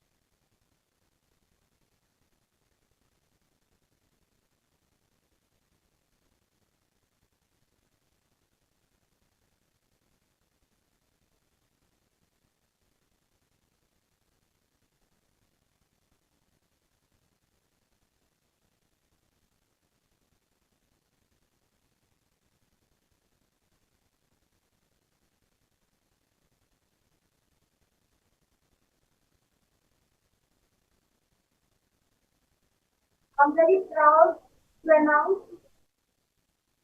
Can I not have the? I'm very proud to announce that our Honorable VC ma'am is here. And it is under her able guidance that we all are here standing and having our 7th National Conference on Sustainable Development. Thank you, ma'am, for gracing the occasion. I request Vani ji to please continue.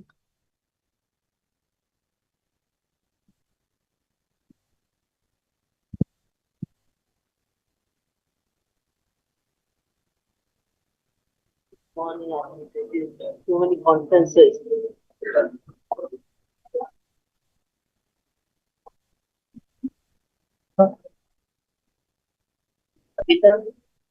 Again, okay, so I was talking about some sort of interregional variations, which are, of course, highlighted in Indian states. Of course, it is represented.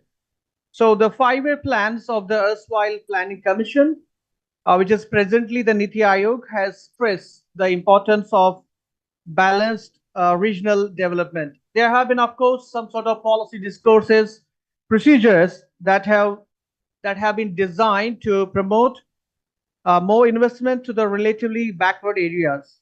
Despite these policies, we have seen there are regional discrepancies and regional disparities, which are a serious problem in India.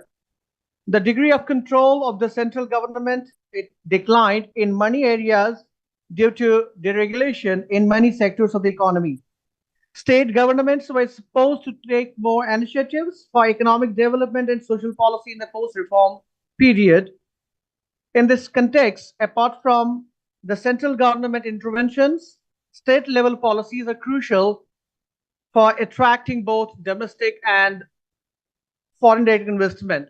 So here, I would say we need some sort of policy dialogue or policy discourses which can help out in reducing the regional disparities.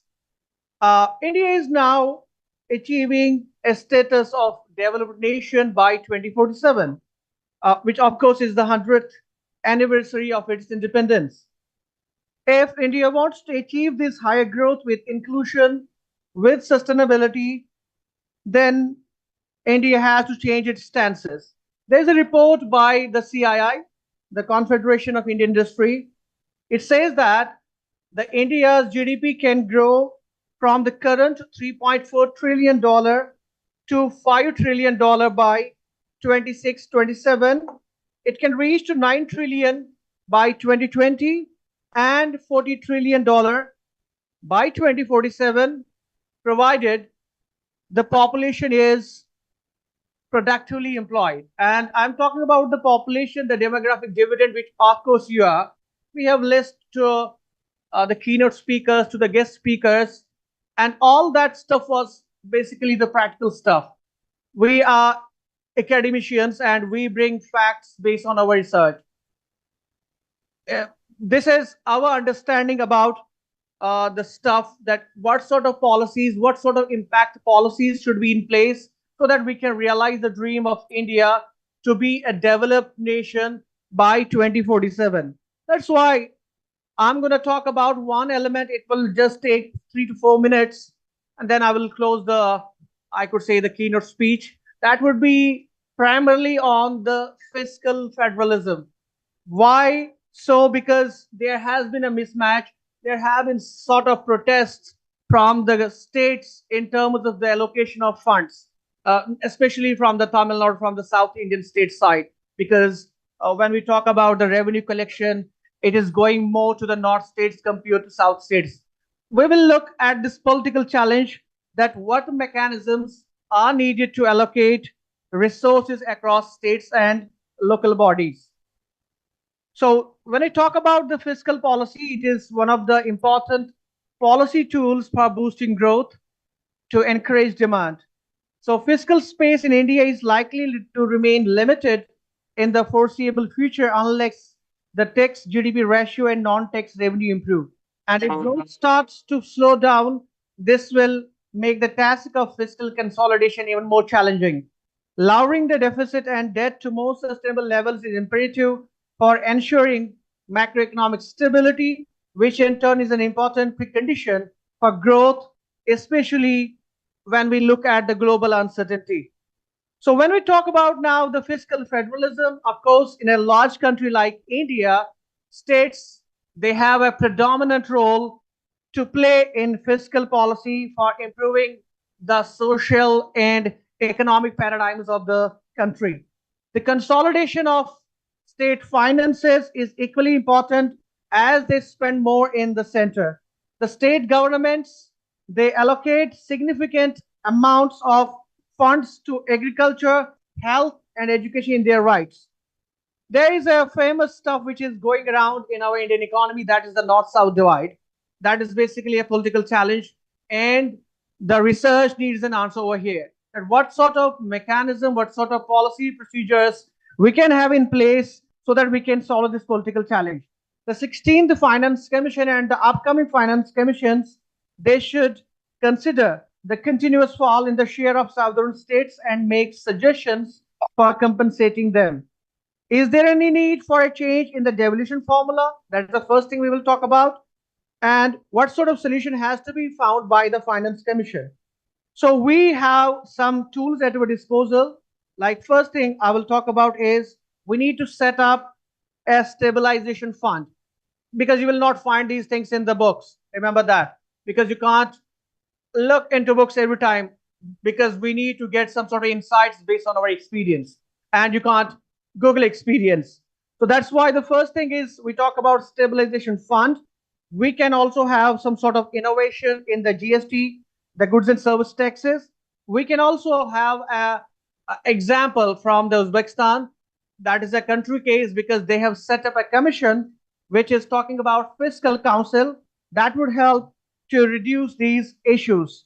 We have to find an answer for incentivizing the better performance states like South India while giving a legitimate share for taxes across the states. There is also a chance to increase the fiscal federalism space at, I could say, local levels when I talk about the panchayats. So panchayats have a legitimate right in deciding the fiscal federalism space in India. If we look globally, it is recognized that decentralization in terms of transforming power to local bodies is important to the sustainable development. The performance of PRIs, I mean the Panchayati Raj institutions and urban local bodies in many states has not been satisfactory. The PRIs have to be strengthened to achieve growth and equity. The states would have to have more transfers from the center, but are resilient on transfers to local bodies. For chief ministers of the state, the decentralization stops up to states only. So there is a report by RBI which states that the finances of Panchayati Raj institutions, it analyzes the fiscal position of PRIs, the Panchayati Raj institutions, which covers 75% of the rural bodies. The recommendations were that the finance commissions and constitutional amendments is to enhance the transparency, the accountability, and contribute to their empowerment. The report further points out that financially and functionally, if we are going to empower the PRIs, it can help us, which can, of course, lead to the advancement in the climate change resilience. So the study now indicates that how the panchayats who earn only 1% of the income through taxes, with the rest being sourced from the state and center grants, if we provide a general autonomy to the panchayats, it would result in better governance and speedier outcomes in agriculture, rural development, health, and education. So now I'm going to conclude this looking at these, I could say, stereotypes about the regional economic variations across states in India. So there are some sort of inter-regional variations in development. I need to quote one of the famous economists of his time and even currently, John Robinson. He has some sort of a different representation of the Indian economy. What he says that whatever you can rightly say about India, please note it down. It might help you later on. Whatever you can rightly say about India, the opposite is also true. So the less developed states, they have lower levels of GDP, they have lower levels of human development, and higher levels of malnutrition. Some of the developed states like Punjab and South Indian states have problems of higher debt and fiscal deficit problems. Similarly, Gujarat, that has high income inequalities and higher malnutrition levels. Kerala has a different story to tell. They are in the second generation problems. I would say each state have policies to achieve the development goals. The less developed states like Bihar, Uttar Pradesh, and Madhya Pradesh will contribute more in economic and social development in future because of demographic dividend. To conclude, India is now aspiring to achieve the status of a developed nation by 2047, the 100th anniversary of independence. States spend 60% of the total government expenditure, 70% of education and health spending, two-thirds of capital expenditure, and 79% of government employees are employed by the states. The role of states, thus, is equally or more important in achieving the goals of high economic growth and inclusive and sustainable development. With this, I conclude the keynote address. Thank you.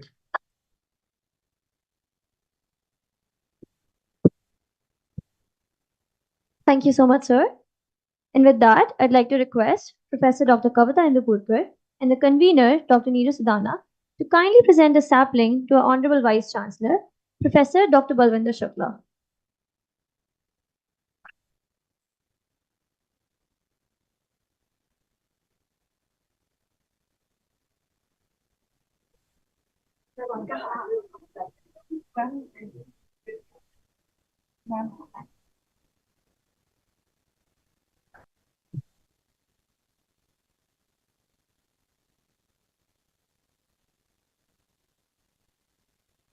Thank you so much, Monica. Thank you so much, faculties. We'd now like to introduce Professor Dr. Balwinder Shukla, Vice Chancellor of Amity University, Noida, a distinguished leader with over 22 years of transformative experience in renowned organizations like Shimrit Group and Intera Software. Dr. Shukla's strategic acumen has driven significant growth, including a remarkable 300% increase in business turnover during her tenure at Shimrit Group. With expertise in HR planning and process optimization, she has been instrumental in establishing robust systems and fostering innovation. An accomplished researcher and presenter, she has organized numerous seminars and conferences, making her a respected figure in academia and industry. Beyond her professional commitments, she actively contributes to CSR projects and serves on advisory boards, embodying the spirit of leadership and service. As we inaugurate the conference here at Amity School of Economics, her visionary leadership and commitment to excellence set the stage for a transformative journey.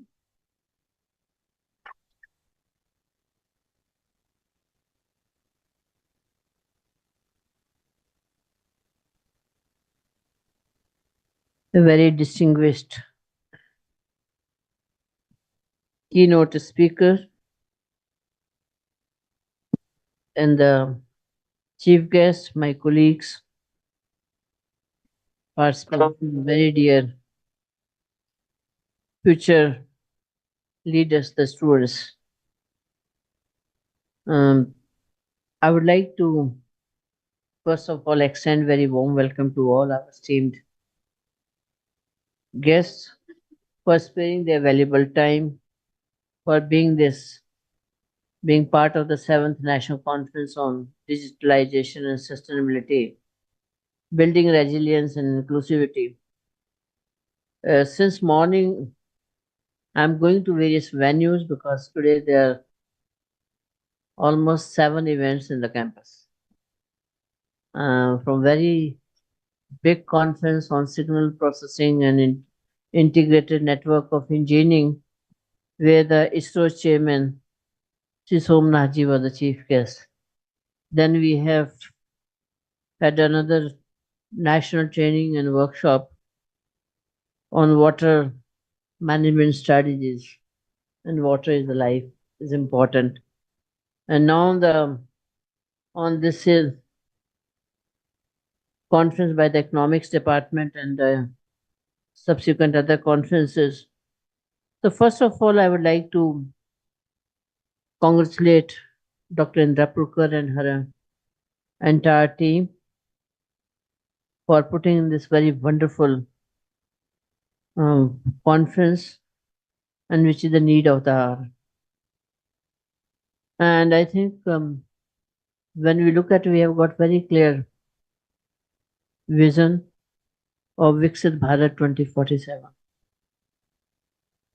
And we cannot achieve that ultimate goal of Viksit Bharat unless we start working on it from day one, from today.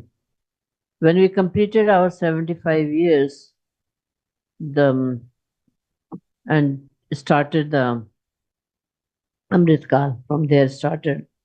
And that Amrit Kal is the golden era of period of India to achieve the ultimate goal of Viksit Bharat. And I was very, that Ministry of Education has sent the vision document for Viksit Bharat to all the vice chancellors that they should deliberate within their universities among themselves, and 5 committees have been formed that how this lofty goal can be achieved and what role the academic institutions can play. And the same document, vision document, is with the industry. And asking the industry, how will you contribute to achieve this goal? And the last Monday, I was at one of the very important company, India Infrastructure Finance Corporation Limited. They were having the strategic meet of their top leadership, and where I was invited that how the academic institution can contribute. I think it's the first time where the government is pushing, ministries are pushing the industry and academia to come together and work together. And when I looked at those 5 sectors of Viksit Bharat, right from the empowered citizen, because whatever you do at the end of the day, it is the citizens of the country. How they can be empowered, and they have given the vision for that. And then the thriving and sustainable economy is the second sector. For that also the vision has been given and the targets have been given. And the third, technology and innovation leadership. Again, there the vision and targets are given, effective governance, and finally the Bharat as Vishwa Bandhu. And within that Vishwa Bandhu, we are the educational institutions of the Vishwa Guru.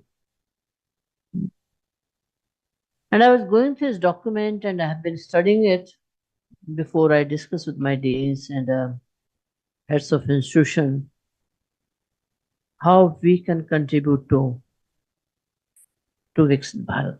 What role as we MIT can play, what role we as education institution together can play, and what role we as education institution and industry can play together. How this partnership should emerge. So you are the youth at a very right time, because you are going to set the foundation of that Viksit.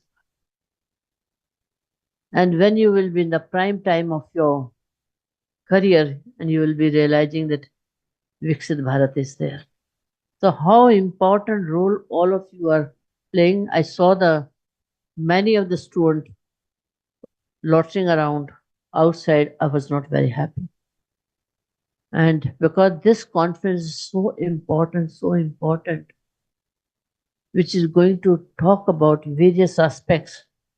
Because when you're talking about the digitalization, Digital India, the mission, and how this Digital India or digital mission is going to impact the life of every individual, every organization, as well as the world. I think technology is the biggest leveler where India can have truly the leadership. And India has already proved, thanks to our IT professionals who got so much respect. And those IT professionals came from where? from the education institutions. Now, when I was looking at the all the sessions of this conference, I think Dr. Kavita, you have really structured in a very good manner to covering the whole aspect. How can we? And then you have brought such a wonderful speakers. I'm very thankful to Ms. Bhavana Bhatia ji. Thank you so very much sparing your time, because what you will be sharing your experience from the bird's eye view, the World Bank, I think, which contributes to the almost every nation and world as a whole. And it becomes extremely important to have the views from the World Bank also, because finances are extremely important. The economies, how the economies perform. And I'm very thankful to Miss Paulami Bhattacharya ji, Director Talent and Culture, Pullman and the Novotel, because what the Viksit Bharat speaks about, that India will be the third largest tourism destination in the world. And the hospitality industry, the hotel industry is going to play very important role. So your thought that how are you preparing, how you are going to collaborate with the academic institution, and how you are going to contribute or to achieve the realize this vision of Viksit Bharat and making India as third largest tourism destination. So thankful to you. Dr. Nasir ul Hakwani ji, Director of Research and Development, your keynote address, where you have brought the all gamuts of the economy, sustainability, and citizens. And I'm very thankful to you that you could spare your time. And I'm also very thankful to Sarmishta ji and from the Tandem Global Consulting. And because the BRICS country, when it was established, that group was established, was the very different. But today, when we look at the BRICS in the Chamber of Commerce and Industry, many countries have really grown very big. And recently, when the G20 presidents, the last year 2023, India had, and where India spoke about and they try to, converge, bring those top global leaders, how we can really realize that vision what India has always seen, Vasudev Kundakam, one earth, one family, one world. How that can be realized is only if we all work synergetically. So the students, you have this wonderful opportunity, and you can really do a lot. What you need to think, you have to think innovatively. You have a very strong value system. You have to have the right skills and competencies, and that can only be there when you know what industry is looking and what you want for you and what you want to contribute. Recently, Ministry of Education, Government of India had a survey and the competition how the youth can play important role in the Viksit Bharat. What is the Viksit Bharat? How they imagine the Viksit Bharat and what role they would like to play. And I've seen that many of the MIT students have also participated in this competition. So whatever the ideas have come, many of those ideas will be implemented. So you will see that how many of your ideas, if you have given the ideas, are being implemented. But you have to constantly think. You have to be thinker, you have to be innovator, you have to be creator. And at the same time, you have to not only thinking for the self, you have to think for society, you have to think for nation, and you have to think for the world. What our Honorable Chancellor said, he always believes in the youth power or the Amitians. that they will think differently. They will bring those changes which will make this world a better place to live, and realize also the India's vision that India will to be the Vish Bandhu, and that can only originate from here. So you have an important role to play. With this, I once again congratulate Dr. Kavita Andripurkar. I thank all our distinguished guests and also wish all the best to the students that you play the important role in nation building. Thank you.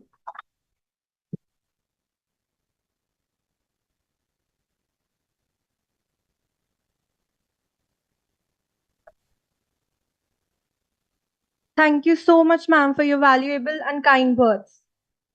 Moving on. It is with immense pleasure that I announce our keynote speaker, Dr. Amrita Deshpande. Dr. Amrita Deshpande, PhD in Management Studies, MBA in HRM, MBA in Hospitality Management, BSc in Chemistry. She is an MBA with over 15 years of rich academic experience in teaching and research. She is a certified emotional intelligence specialist, executive life coach, and psychometric test professional. She has also done global certifications in master trainer and facilitator and performance and competence developer. Her specialization and teaching experience are predominantly in organizational behavior, theory of management, management fundamentals, and human resource management to PG and master students to impart knowledge and usher students to strive for personal excellence. She has also attended various management development programs by IIMs. She has also a certified Microsoft Innovative Educator. She completed X Culture Global Research Collaboration Project. She works as Director Research and Development at Indira Group of Institutes, Pune, Maharashtra. She has published many research papers in national and international journals on career management, contemporary HR practices, and recent HR trends in Scopus, ABDC, and WOS. She is the author and co-author of different edited books. We now invite ma'am to address our esteemed gathering. Thank you so much, dear. I take this privilege to thank the organizing committee. I'm deeply honored to be part of this conference as keynote speaker. I want to extend my heartfelt gratitude to Amity University School of Economics and the entire organizing committee for having me over here. It's a great pleasure to be over here. I would like to share my screen. Am I audible?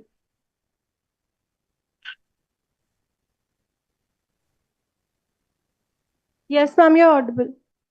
Yeah. Thank you so much. So I'll just keep my presentation very sweet and short. I know I'm between your lunch hours. So I'm going to speak about edtech space and sustainability. So my topic goes with respect to tech empowerment, sustaining education for future generation. The flow of presentation would be as such. I'll quickly move on. As rightly stated, the technology will not replace great teachers, but technology in the hands of the great teachers can be transformational. This quote is rightly stated by George Force. Our discussion today focuses on the vital connections between educators and technology, aiming to guide us towards the brighter future for education. In today's rapidly evolving digital world, educators must embrace technology's transformative potential while upholding excellence in teaching. Together, we'll explore how technology and pedagogy interact, leading to innovative in educational landscape. So join with me. Let's discuss and explore the topic in detail. Over here in this slide, I would like to present about how tech enhanced teaching learning, empowering educators and students. Especially for educators, we have seen due to the technological enhancements, we have seen teachers may use different tools that can actually engage and captivate the students, which makes the learning experience little better. Educators can actually collaborate and share the ideas and learn new things when they're actually delivering sessions with the students. Technology serves teachers a time on grading and planning. All the teachers who are listening to me can actually relate with this, with truckload of administrative tasks, with the accreditation processes. We will actually look forward for saving a lot of time if it is coming handy to us. I'm so sure all the educators will be welcoming that. With technology, teachers can create flipped classrooms wherein we can actually engage students and brainstorm. Now look at from student point of view, technology helps students to understand and learn things better because they will be having access to a lot of interesting things on internet.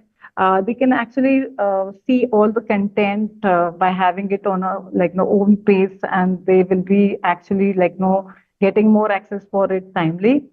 They can also talk to their friends and work together on various projects using computers and tablets. Technology helps all the students, even those who need extra times to learn and have more fun in the class. So let's talk over here with respect to some of the challenges those who are using especially from educators' point of view. Learning to use new technology can be challenging and very time consuming for the educators. Some teachers may struggle to find the right balance between traditional teaching methods and integrating technology into the lessons. Keeping up with the rapid advancement in technology can be really overwhelming for most of the educators. There may be resistance from most of the colleagues and administrators to adopt this new technology in the classrooms. Ensuring equitable access to the technology for all the students can pose logistical and financial challenges for the school, colleges, and university. Let's also see it from students' angle. Students may also face little distraction and temptation while using technology. So focus for the attention span can be really at stake.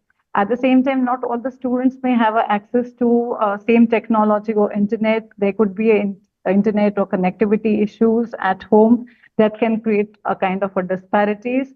Over-reliance on the technology may lead to decreased interpersonal and communication and social skill among the students. We also have seen some of the issues like cybersecurity or privacy concerns can arise when students use technology. At the same time, we have also seen some students have also witnessed frustration and confusion because they were not getting the right kind of a social or they were not able to have the right kind of a social circle. So let's focus it over here, how to overcome all these challenges, the one which we have seen it for educators and students. So let's see it for educators, provide comprehensive technique, at the same time encourage collaboration, foster culture, innovation and experimentation, advocate for all the policies and initiatives, emphasize importance of ongoing professional development. That can be some of the recommendation that we would like to propose it for the educators. From student viewpoint, we can just say promote digital literacy and responsible uses of technology through integrated curriculum and education resources. Ensure equitable access to the technology, at the same time encourage balanced use of technology for promoting face-to-face interaction and more social engagement along with the digital learning experiences that we are witnessing at this moment in the hybrid mode of conference also. Implement robust cyber security measures and educate students about the online safety and privacy measures. Provide support and resources to help students develop digital skills and proficiency. So, with this, we can just simply say about, concluding remark out of whatever, the points which we discussed, starting from the challenges and recommendation. Acknowledge the challenges and opportunities presented by technology integration in education.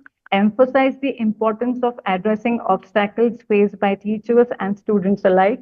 Commit to fostering digital literacy, promoting equitable access to the technology resources, encourage collaboration and continuous learning amongst educators and students, embrace technology as a tool for transformation and information in education, remain confident and determined in our efforts to create better futures for the learning.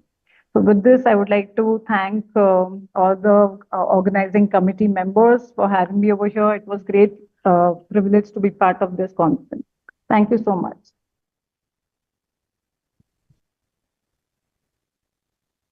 Thank you so much, ma'am, for your encouraging and motivating words.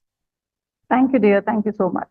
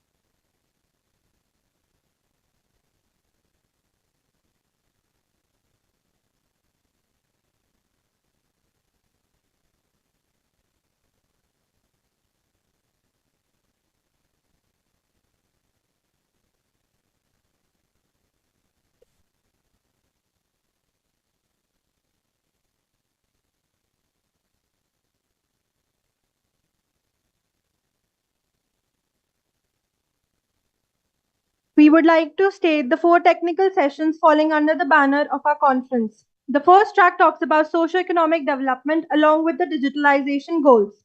The second track revolves around sustainable development and digitalization in finance and marketing. These 2 tracks would be conducted today, that is 21st March 2024.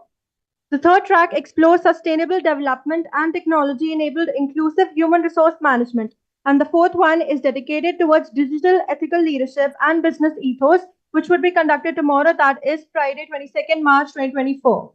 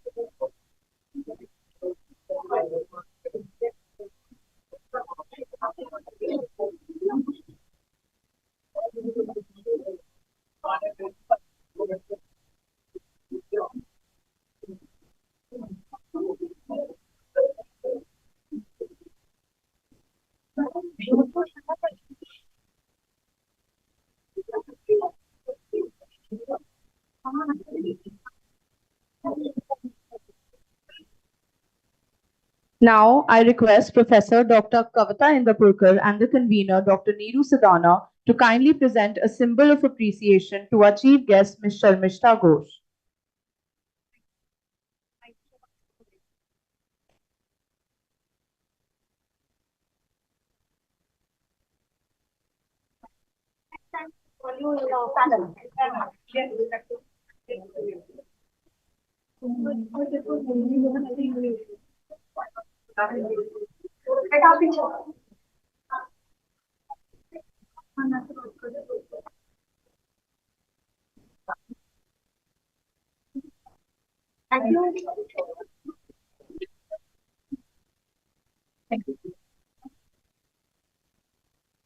Now, I request Professor Dr. Kavita Indapurkar and convener Dr. Neeru Sadana to kindly present a mark of gratitude to our keynote speaker, Dr. Nasir ul Hakwani.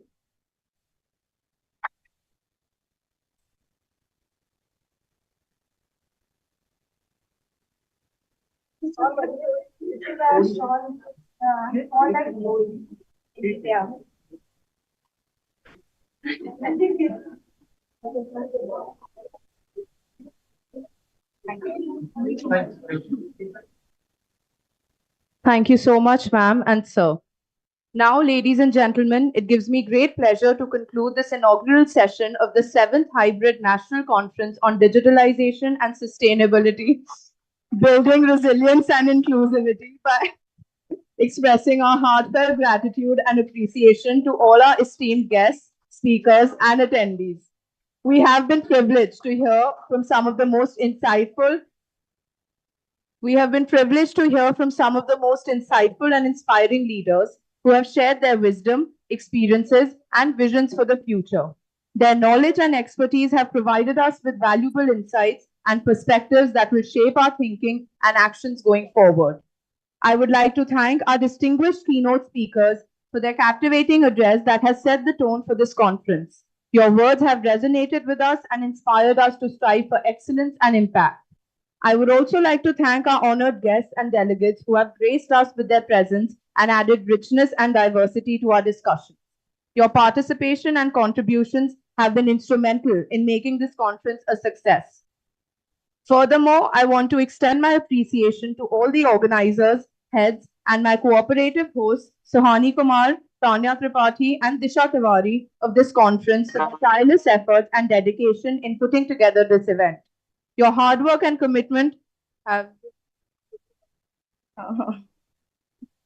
Last but not the least, I would like to thank all of you, the participants and attendees, for your enthusiasm, curiosity, and engagement. See you all in the respective sessions, and we'll be beginning with the panel discussion shortly. The students are requested to remain seated.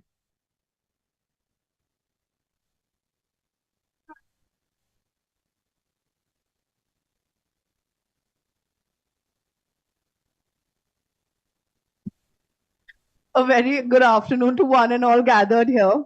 Advancing India's Digital Horizon, a vision for skillful nation strategies. This is the title of today's panel discussion. This panel discussion dives into India's potential to become a global powerhouse in the digital economy. Leveraging its strong economic foundation, India has a unique chance to harness its digital capabilities and skilled workforce to propel innovation, manufacturing, and exports. The discussion will explore key strategies to achieve this ambitious vision with a focus on economic diversification, transforming India's economy by leveraging digital technologies to boost manufacturing. I request all the students to kindly be quiet. Please sit down and please maintain the decorum. Transforming India's economy by leveraging digital technologies to boost manufacturing and increase its contribution to global trade. Job creation. Students, Aman, please settle down quickly. Everyone.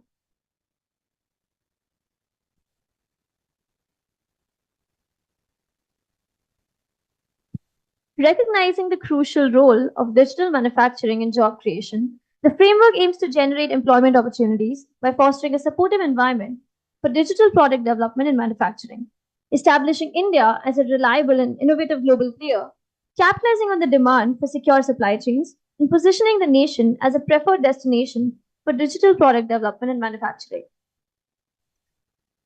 The objective is not just economic growth, but to create a future where India is synonymous with digital excellence. The panel will explore strategies to achieve this, including skilling the workforce, transforming the education system to equip the workforce with the necessary skills to thrive in the digital age, and building an innovative ecosystem, promoting startups, collaborative design centers, and public-private partnership to cultivate a robust environment for cutting-edge digital solutions. By implementing these strategies, India can become a frontrunner in the global digital revolution, fostering inclusive growth and a future powered by innovation.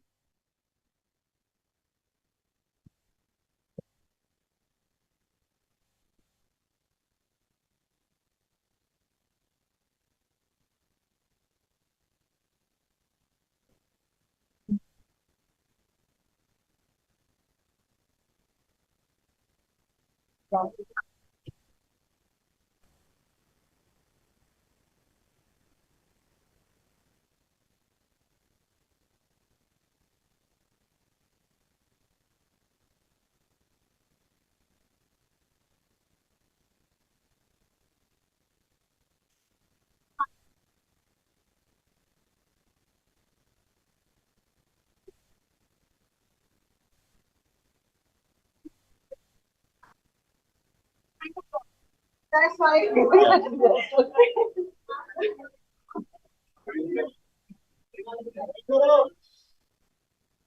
I request everyone to please maintain the decorum of the event. Please be seated. I humbly request everyone to please be seated. Don't leave the room.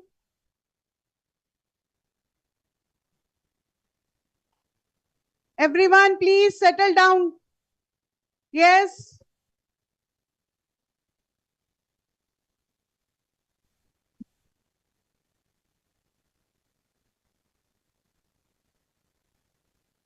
So before we delve into the discussion, I'd like to take this moment to introduce Professor Dr. Kavita Indapurkar and invite her for welcoming our guests. Professor Dr. Kavita Indapurkar has an experience of teaching in higher education institutions in India for over 25 years, has held several academic leadership positions, and is presently a professor heading the School of Economics at Amity University, Uttar Pradesh, Noida campus. A PhD in economics and an MBA in finance, qualifying the national level test for teaching in higher education in India, Professor Dr. Kavita Indapurkar finds her research interest at the crossroads of behavioral aspects of people as consumers of various goods and services, or how they make decisions regarding formulating inflationary expectations. She has a flair for teaching students at graduate and postgraduate level and enjoys teaching research methodology, money banking, and regional economics.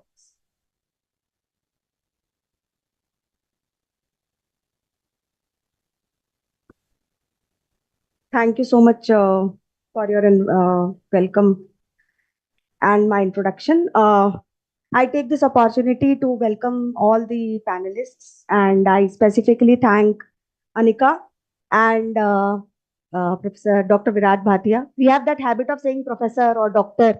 So, Virat Bhatia ji, for making this event possible at this level where we are having top-notch, from the industry, and our students can understand about what government visions about sustainability, what government visions about skills, and how we look forward and how we want to shape our country with the help of this youth.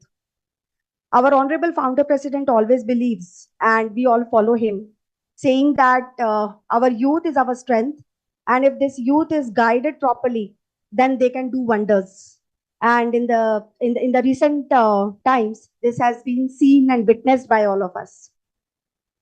So I take this opportunity to welcome all on the panel, and I would like to hand over to Arnab and Sharmistha, Anika, who have prepared for the very good small, welcome note for each one of you. So I hope that you will like it.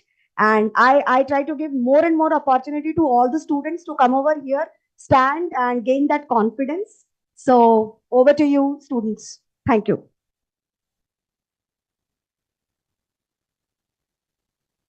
Greetings to everyone present here. It is my honor to welcome Mr. Hariom Rai, co-founder, chairman, and managing director of Lava, a serial entrepreneur. He co-founded 3 companies before Lava. Each of 3 companies became number 1 in their segment. Hariom Rai started his entrepreneurial journey in 1992 by founding Biogentech, a venture in the field of biotechnology.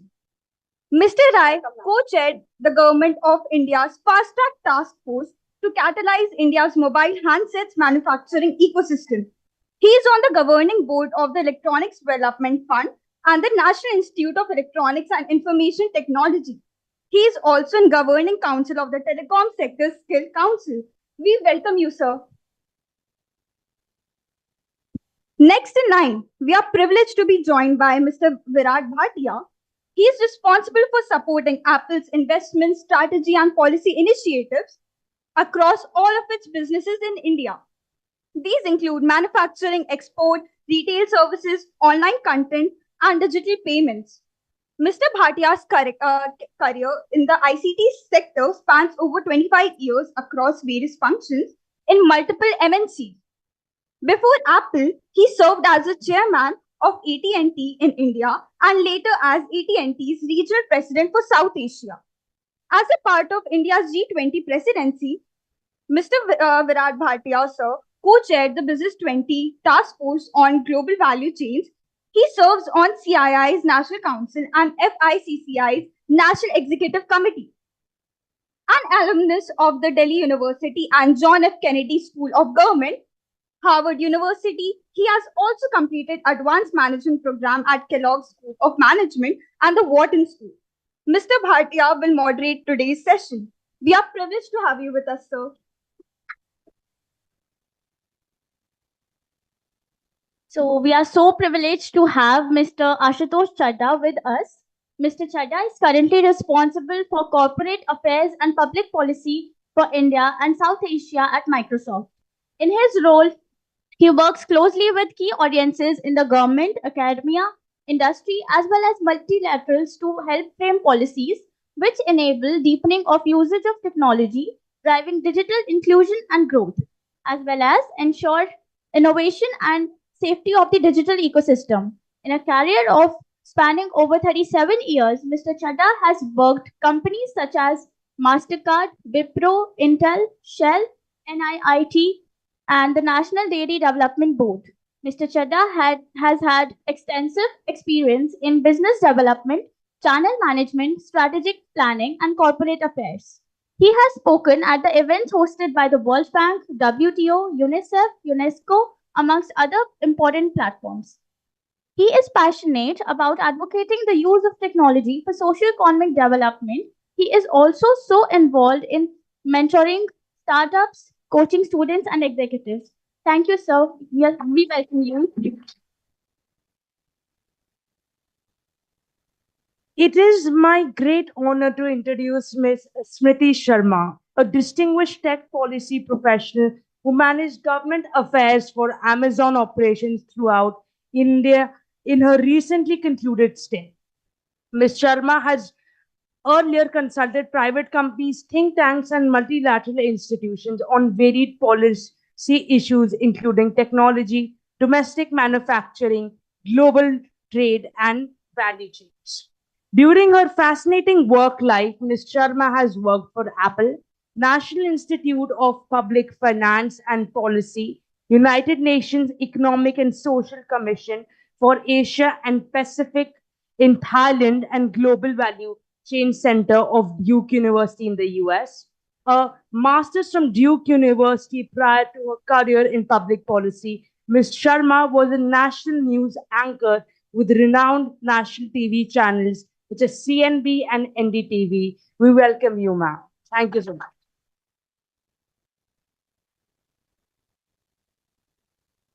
It gives us immense pleasure to have with us today Ms. Sabah Alam, who brings 2 decades of experience across the spectrum of leadership hiring and talent acquisition. As a partner at Leadership Mavericks, Ms. Alam is highly sought after for her ability to connect market and macro trends with what could be influencing the client situation, helping companies streamline their recruiting workflows, shift from a reactive to proactive mindset, leverage proactive sourcing and talent pipelining to get ahead of the curve on hiring cycles. Having worked with leading global search firms, she brings a unique combination of being a practitioner of talent acquisition as well as a guide. A multifaceted personality, Ms. Alam loves to talk about all things talent and is deeply committed to responsible leadership, inclusion and belonging, and giving back to the society. We welcome you, ma'am.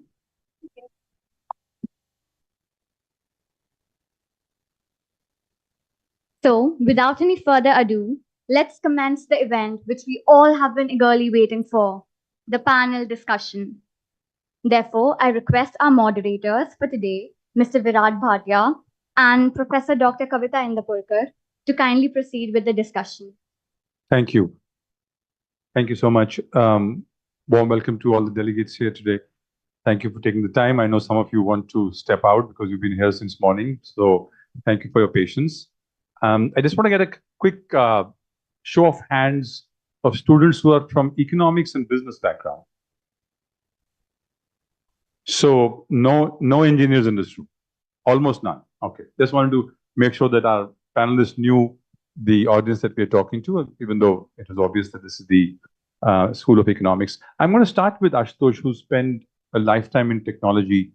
Some of the largest corporations in the world, including Microsoft, has seen India change in the last 30 years. To get his perspective in what he thinks the future holds over the next 5 years as the new government comes in the early part of June, and there are very significant targets being laid out where the government is determined that India's growth to $7 trillion economy is going to occur on the back of the digital development this country will do. Just a quick number for everybody to grasp. We doubled our GDP between 62, it took 50 years to reach 1.85 trillion. The next doubling of the GDP from 1.85 trillion happened within 10 years to 3.7 trillion last year. The next doubling will happen with all of you in the workforce within the next 8 years. So India will see an entire India added to India in the next 7 years. And that development is on the basis and driven by many different pieces, but as the government puts it, primarily innovation, digital economy, and manufacturing. And in Ashutosh, we have somebody who's seen this for 30 years, but Ashutosh, I'm going to turn to you to ask, what do you see as the key development areas in this sector? And also if you could outline the opportunities for young people in this sector as they go in that direction. Thanks, Virat. Yeah, 30 years, 35 years, long time. I guess everybody here has a mobile phone, a smartphone. Everybody here possibly has a laptop with them at home, or if not in their bags. Uh, I started my career off in technology when um, computers in schools were just starting. That was the time when the Queen of England actually donated possibly the first BBC micros. Many of you would not have even heard of those machines, right, to the country. But to Virat's point, we're going to add another India in the next 8 years. What does that throw up for us as opportunities, and where do we think that's going to go? I think it's important to zoom out and look at it. One of the most important opportunities that all of us as students are going to see is that the India that we're going to see over the next 5 to 6 years is not going to be an India which is going to be constrained within the borders of the geographical borders of our country. It's going to be a country, it's going to be an India which is going to be far more geographically dispersed, because you're going to, many of you students will work in organizations which service organizations and countries globally, or you'll also move out of the country, right? So when I look at the opportunities today, it's all going to be not just in manufacturing, it's going to be in manufacturing, services, and using technology to drive a lot of this stuff to happen. Coming from a technology space, I hope and I believe that the biggest opportunity for students of tomorrow are going to lie in the space of each one of you being able to leverage technology, not become technologists, which is, I think, so why also Virat started with this thing. How many of us are not engineers here, right? Because many of us feel that you can only be successful if you're an engineer. No, it's not that actually. In fact, those of us who leverage technology to use it to drive solutions which can address global challenges that we're going to face, and those challenges are going to be of inequity for health, education, climate change that all of us are facing. And these are solutions which we can solve for in India. So from an opportunity perspective, I see 2 or 3 things. One is learn technology. We've all heard about AI. I'm sure many of you have started using ChatGPT, if not for answering some of the questions that your teachers are asking you in class, or building your assignments. But we've all heard of generational AI. That's going to be the new thing. That's going to be the new thing which is going to change the way you work. It's going to change the way you learn. And it's going to be changing the way you provide services to and manufacturing or anything that you do in the future. So that's the big opportunity, learn that technology. But if I would leave you with 2 or 3 points for the future, I would say one is have a learning mindset. That's the most important thing. Reinvent yourself and be ready to reinvent yourself every day. Do not live in the past. The second thing which I would leave you behind with is be hungry, be eager, and be afraid. By hungry, I mean try and do anything and everything that comes your way. Be eager to understand whatever is happening, and always be afraid. Why do I say be afraid? Because if you're not afraid, you will become complacent. If you become complacent, you will get left behind. And the last point is always believe in teamwork. That's what's going to take you ahead. And that's where the opportunity lies. There is going to be no singular individual winner in the next 5 years, or in the next 10 years, or in the next 50 years. It's all going to be about teams. Thank you, Ashutosh. I just want to make a short comment on what he just said about teamwork. We're individually wired either to be really good individual contributors or to be good team players. And it's not always easy to jump that. So either you'll have to train yourself or just realize who you are and be in that field. Doctors typically do a very good job, as do lawyers, as individual contributors. But people who are in manufacturing, in software, economists, they work very well as groups. So I think that's something that you need to know for yourself, whether you work well in teams, whether you enjoy teams. And if you don't, then you have to train yourself, because it's not always easy for individual contributors. It's a very special skill that needs to be built. Talking about reinventing yourself, as Ashutosh said, there is nobody I know who's reinvented himself more often and more starkly, and is not an engineer, but runs one of the biggest tech firms and largest consumer companies, Lava, that is also one of the biggest mobile brands in India. So I'm going to turn to Hari to sort of share with us his entrepreneurial journey. He's also the only entrepreneur on this panel. His journey, evolution, what did he learn? What are his big learnings? And what can he leave as his learnings for this young audience? So thank you very much, Virat. So you must be, very tired, because I've heard there was no break in the session. So, so let me try and see how can I be brief for such a long question. So very quickly, I'm a serial entrepreneur.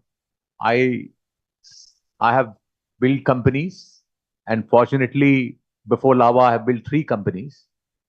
In all these 3 verticals, I have built companies. We were number 1 in the country. And Lava is the 4th in the row, which we co-founded in 2009. Amongst all the Indian companies, Lava is by far number 1, having about 70% shares among the Indian companies, and we have about 6 to 7% market share in India amongst the mobile phones. We are almost the last company left in India. And since Virat talked about the entrepreneurial journey, Lava had about 30,000 people in 2017-18 timeframe. And we were actually disrupted and almost destroyed by the Chinese competition which came to India. And that pushed us to let go of 18,000 people in a few months' time. And that was my biggest pain I suffered in my life. And that pushed me to introspect as to why it has happened. And when I introspected, I found that, 1, because I used to win always whatever I've done, and I was badly defeated by letting go of 18,000 people in a few months' time. So that pushed me to introspect as to why it has happened. So I realized that in India, the competition is not between good and great. It is between poor and worse. So I was winning not because I was great. I was winning because other was not so good in the local competition. The moment, I had to suffer the global competition, my leadership weakness was exposed completely. So this is first, that the competition in India has been poor and worse, and I was at best a poor leader, thinking that I'm a good or great leader. Number 2, I recognize that the globally competitive business is not between companies. It is between countries. Earlier, the various nations use military power to take their share from the global world, share for their citizens. But of late, for the last 30, 40, 50 years, nations have built companies to take share for their citizens. And they are the ones responsible. So the competition between nations, unless the countries are involved, the companies cannot be built and the citizens are going to be poor of that particular nation. So this is the second thing I recognized. And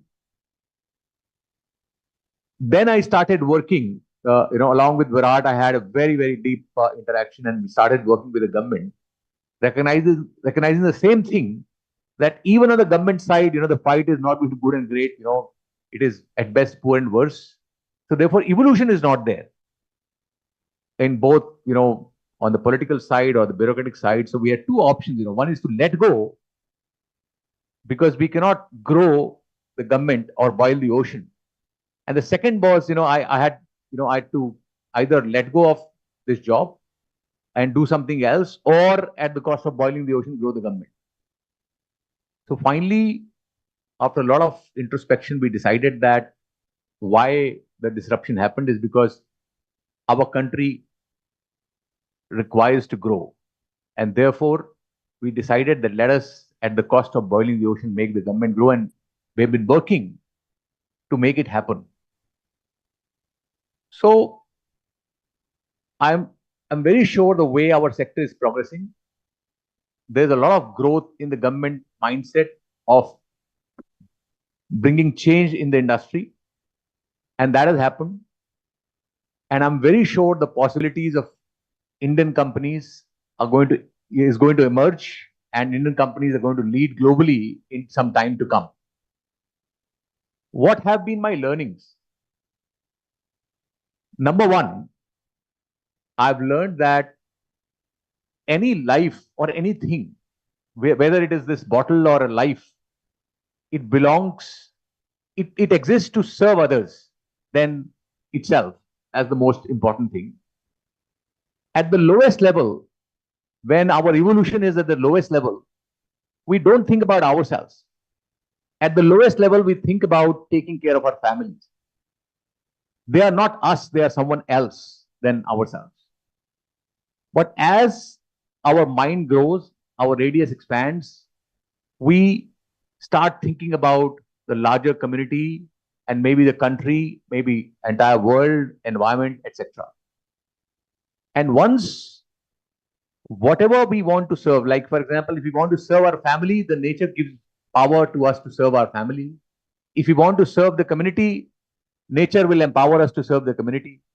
If we want to serve the country, nature will definitely empower us to save to build the country. So whatever we want, we'll get the power to actually serve what we want.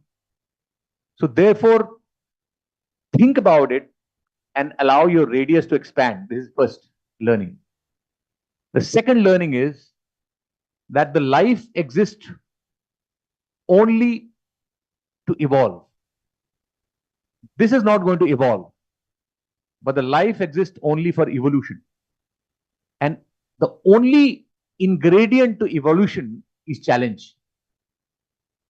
So unless you are being challenged, please imagine that you are living a very ordinary life. Once you are challenged, maybe at this level, sometimes the challenge is for the admission, or challenge is for maybe getting the best boy or the best girl in the school or college, whatever. But unless you are challenged, you are not going to evolve. And so therefore, love the challenges. And last thing is that the way the entire society is being built in terms of what we are doing in India. My learning is that now is the time for India to grow to a very different level, as Virat suggested. And as we are going to do that, a lot of opportunities in terms of entrepreneurial opportunities and also opportunities for the jobs are going to emerge. But be ready to adapt and grow. Adaptability is the key. And that's this is the third learning I have. Thank you.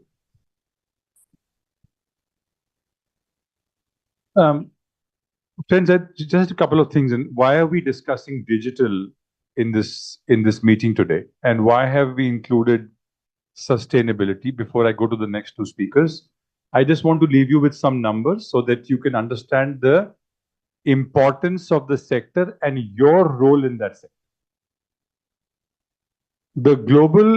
India's GDP, as you know, is about $3.8 trillion. The global electronics sector is worth, just manufacturing is worth 2.8 trillion. So 75% of India's GDP is the size of the electronic sector alone, which is a part of the bigger digital sector. It is also the largest traded commodity in the world. It's not petroleum, it's electronics. And sustainability is at the heart of that for a simple reason that as we go forward, countries will make laws where you will not be able to buy a laptop or a tablet from a country that doesn't have a clean grade. So if you're buying your laptop or a tablet from a country that is not buying its green electricity, that country will not be in the business of electronics. So sustainability can have a really serious role. And the people who will run these sectors worldwide, and look around the young entrepreneurs who've made it, the unicorns that we talk about, 80% are in the digital sector. If you look at India's largest firms, there are tech firms. And it's not only jobs for engineers. These have people who have come from economics background, business backgrounds, sustainability backgrounds, policy backgrounds, and a couple of people here in the policy background. So there are massive opportunities for non-engineers to drive these sectors. So as we start discussing that, I'm going to turn to Sabha. Just so you know, Sabha has worked for two of the world's largest recruitment firms. Heidrick & Struggles and Egon Zehnder are the world's biggest firms who hire CXOs and CEOs worth multi-crore salaries. So she knows a thing or two about what kind of skills are required when a company is looking to hire people and what kind of skills succeed in this sector. So I'm going to turn to Sabha and ask her to share her experience on what is it that companies look for, but more importantly, what skills succeed in the long run, in general in the corporate sector, and specifically if you could talk about digital. Thank you. Thank you for that. Quick show of hands away. How many of you are in your year one, first year? Okay, good. So you have some time before you be the CEO, unless you decide to do your startup in the next 2 years. Okay, and I hope some of you do that. I'm going to throw a number at you. 140 crore. What does it mean to you? Okay, awesome. And so what does that mean, right? We hit that mark. What it means is that in the next 20 years, India as a country is going to be the largest consumer market also of the world, right? And then in the next 40 years, it will also be the most aging country of the year, right? Of the world, right?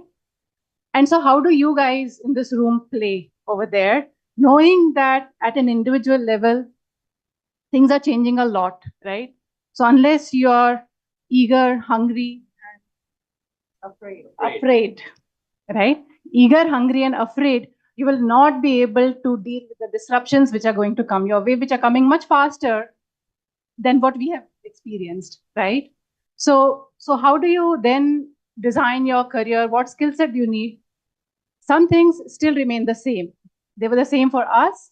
They're the same for you. So things like problem solving, resilience, strategic visioning, and structured thinking are all very important. And all of you probably make PPTs, PowerPoints. Okay, that is the first step of structured thinking. How do you bring your thoughts, what you want to say, into those 3 bullets and 3 bullets which communicate what you need, right? So you need to, whatever you're doing today in your daily life, the projects that you're doing, right? You need to build these competencies in you, as well as build some good work habits. So work habits could be things like being on time, right? Submitting your stuff on time. Work habits could be about having a learning mindset, So actually doing the work that you're asked to do, doing the project that you're asked to do, rather than copying somebody else's and submitting it. Okay. And one thing which is different for you guys than all of us, right? So I spoke about things which are the same. So all of us had to learn these skills either on the job or in a structured way. But one thing which is different for you than which is for us is you have to connect more dots than we do. So we had a fairly linear career. You might not have a very linear career. So you have to think through, how do I design my career in this changing landscape, knowing the priorities for the world, not just India, right? How do I design my career in a way that, okay, what are my strengths? What do I care for? And what will the world pay for? So maybe in my early career, CSR wasn't a big deal, but today you will get paid for following your passion in sustainability if you are good at it, right?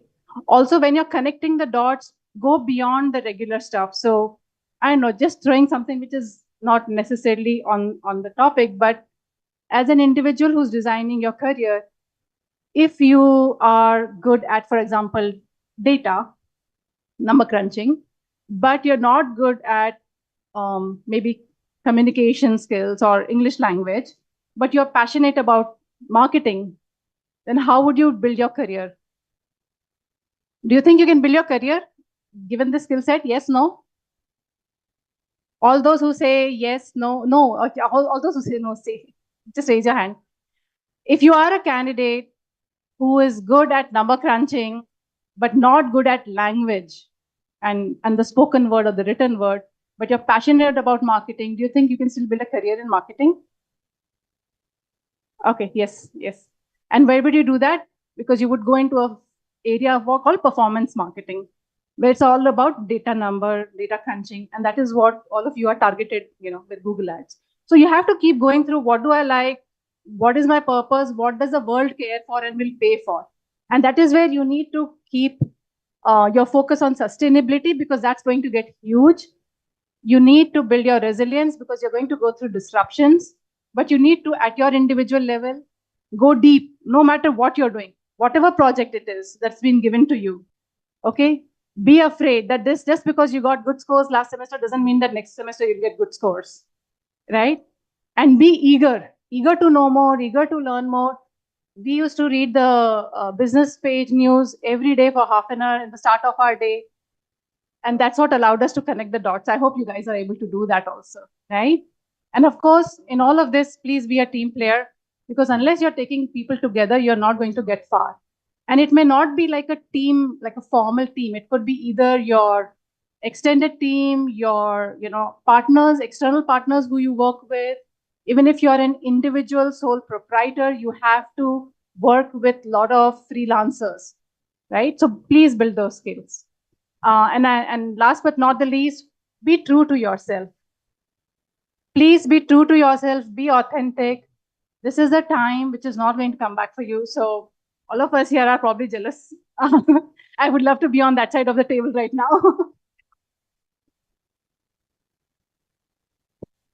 Thank you, Sabha. I'm going to turn to my next speaker. Smriti has, there is this thought about, in people's mind about, if I take a career or I pick a career, should I stick to that or should I change my line? How soon should I change my line? Should I reinvent myself? Something Ashutosh spoke about. Smriti started her career as the face of CNBC and NDTV. She is a contemporary of Shreen Bhans. I could take some other names, but they were on television when you were in school, so you may not recall. She's been NDTV and CNBC primetime anchor, and then decided to switch and do a master's course at Duke, one of the Ivy League colleges in the US, come back and work in one of India's top think tanks in finance, then decide to go work for NASSCOM, then consulted with Apple for a while, and led operations on policy side for Amazon. So here is a candidate or panelist who has reinvented herself constantly, every few years, without fear. It's a great learning of how to approach a career, giving it your best, knowing what you're good at.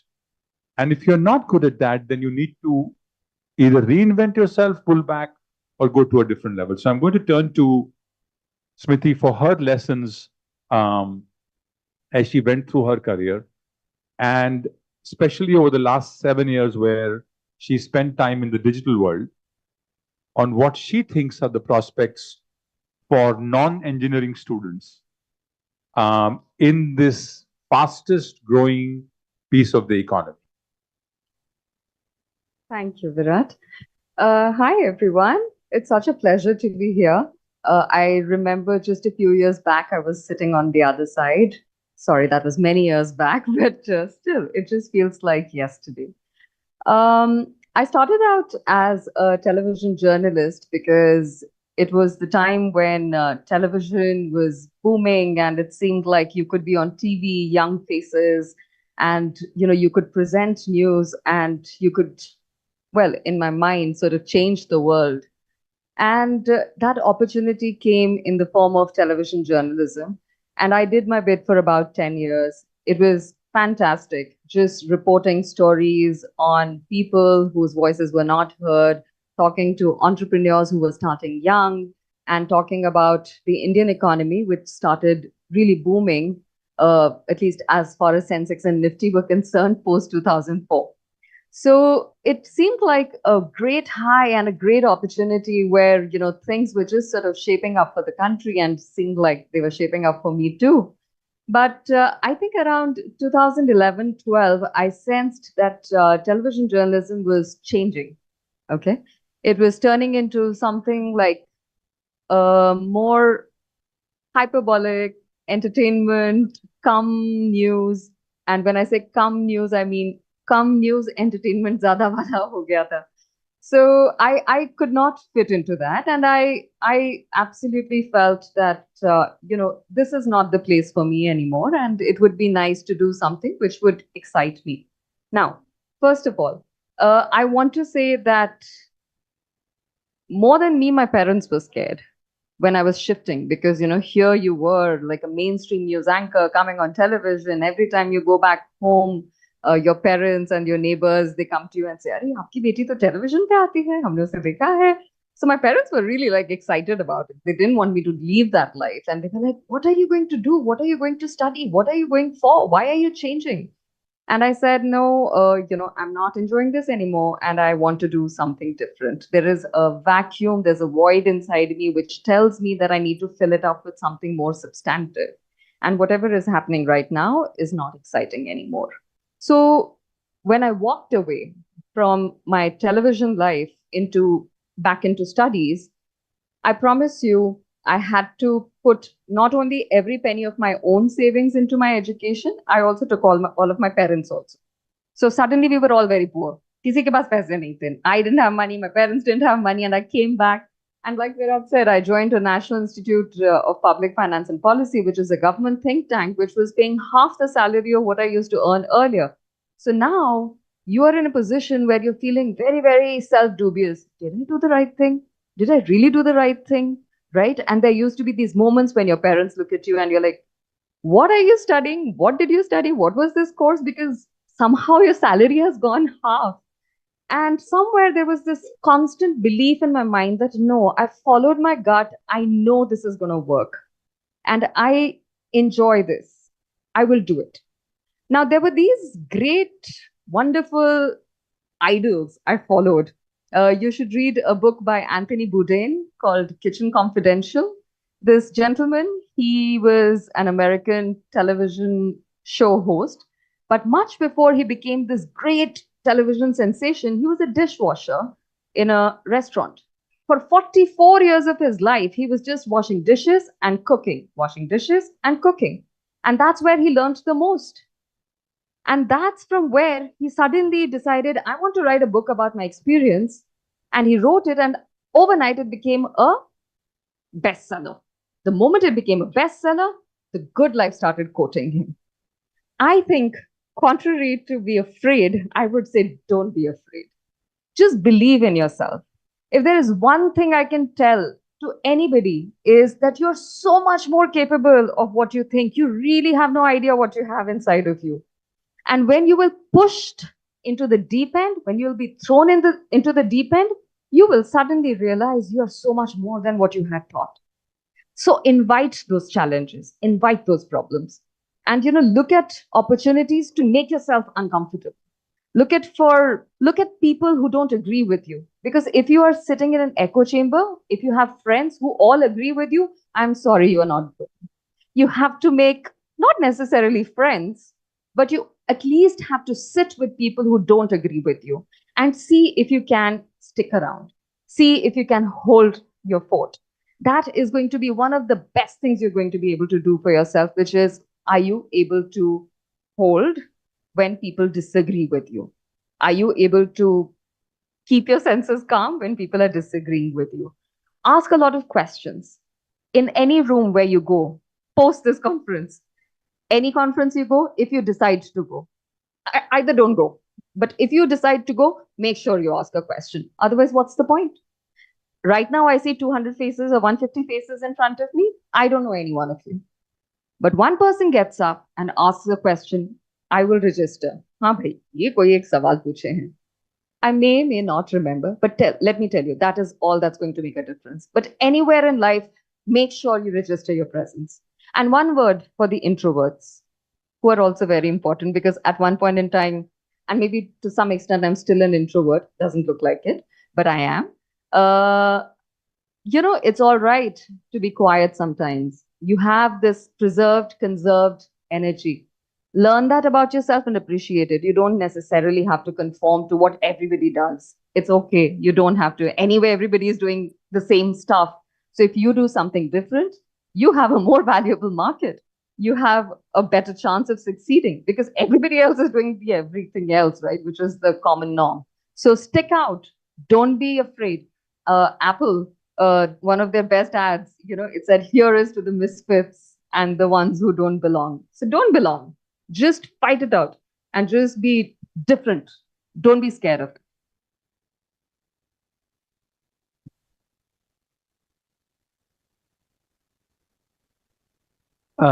We can proceed from here two ways. We can either get another round of questions that I can ask, or we can turn to the delegates and have you.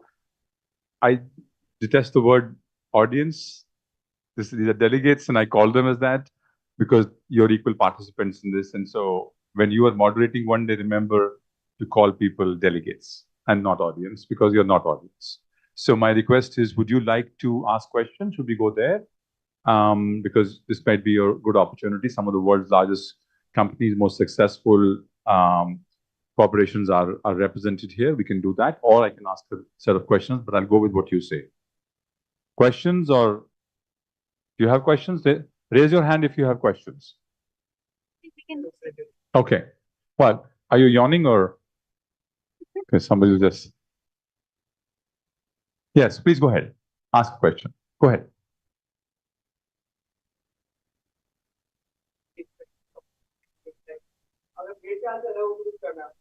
Motivation तो temporary होता है, वो discipline कैसे लाए, या क्या condition उसकी है तो इतना बड़ा स्टेप अप ले, इतना बड़ा रिस्क, तुम्हें पता है रिस्क तो बहुत होता है, लेकिन वो चीज क्या हो जो रिस्क लेने से हमें इंकरेज करना ज्यादा है, वजह क्या हो? जैसे सर आपने अगर लावा का देखा तो लावा ने एक बहुत बड़ी हमारे लिए कह सकते हैं पूरे ऑल ओवर वर्ल्ड में एक प्राउड मोमेंट आया कि इंडियन ब्रांड आया लावा, जहाँ तक चाइनीज ब्रांड ने टेक ओवर कर रखा था और कुछ यूएस ब्रांड तो लावा है एक प्राउड लो माइक्रोमैक्स लावा एक इंडियन ब्रांड भी है, तो वो आपने कैसे सेव किया है और आपको क्या लगता है कि कैसे लावा?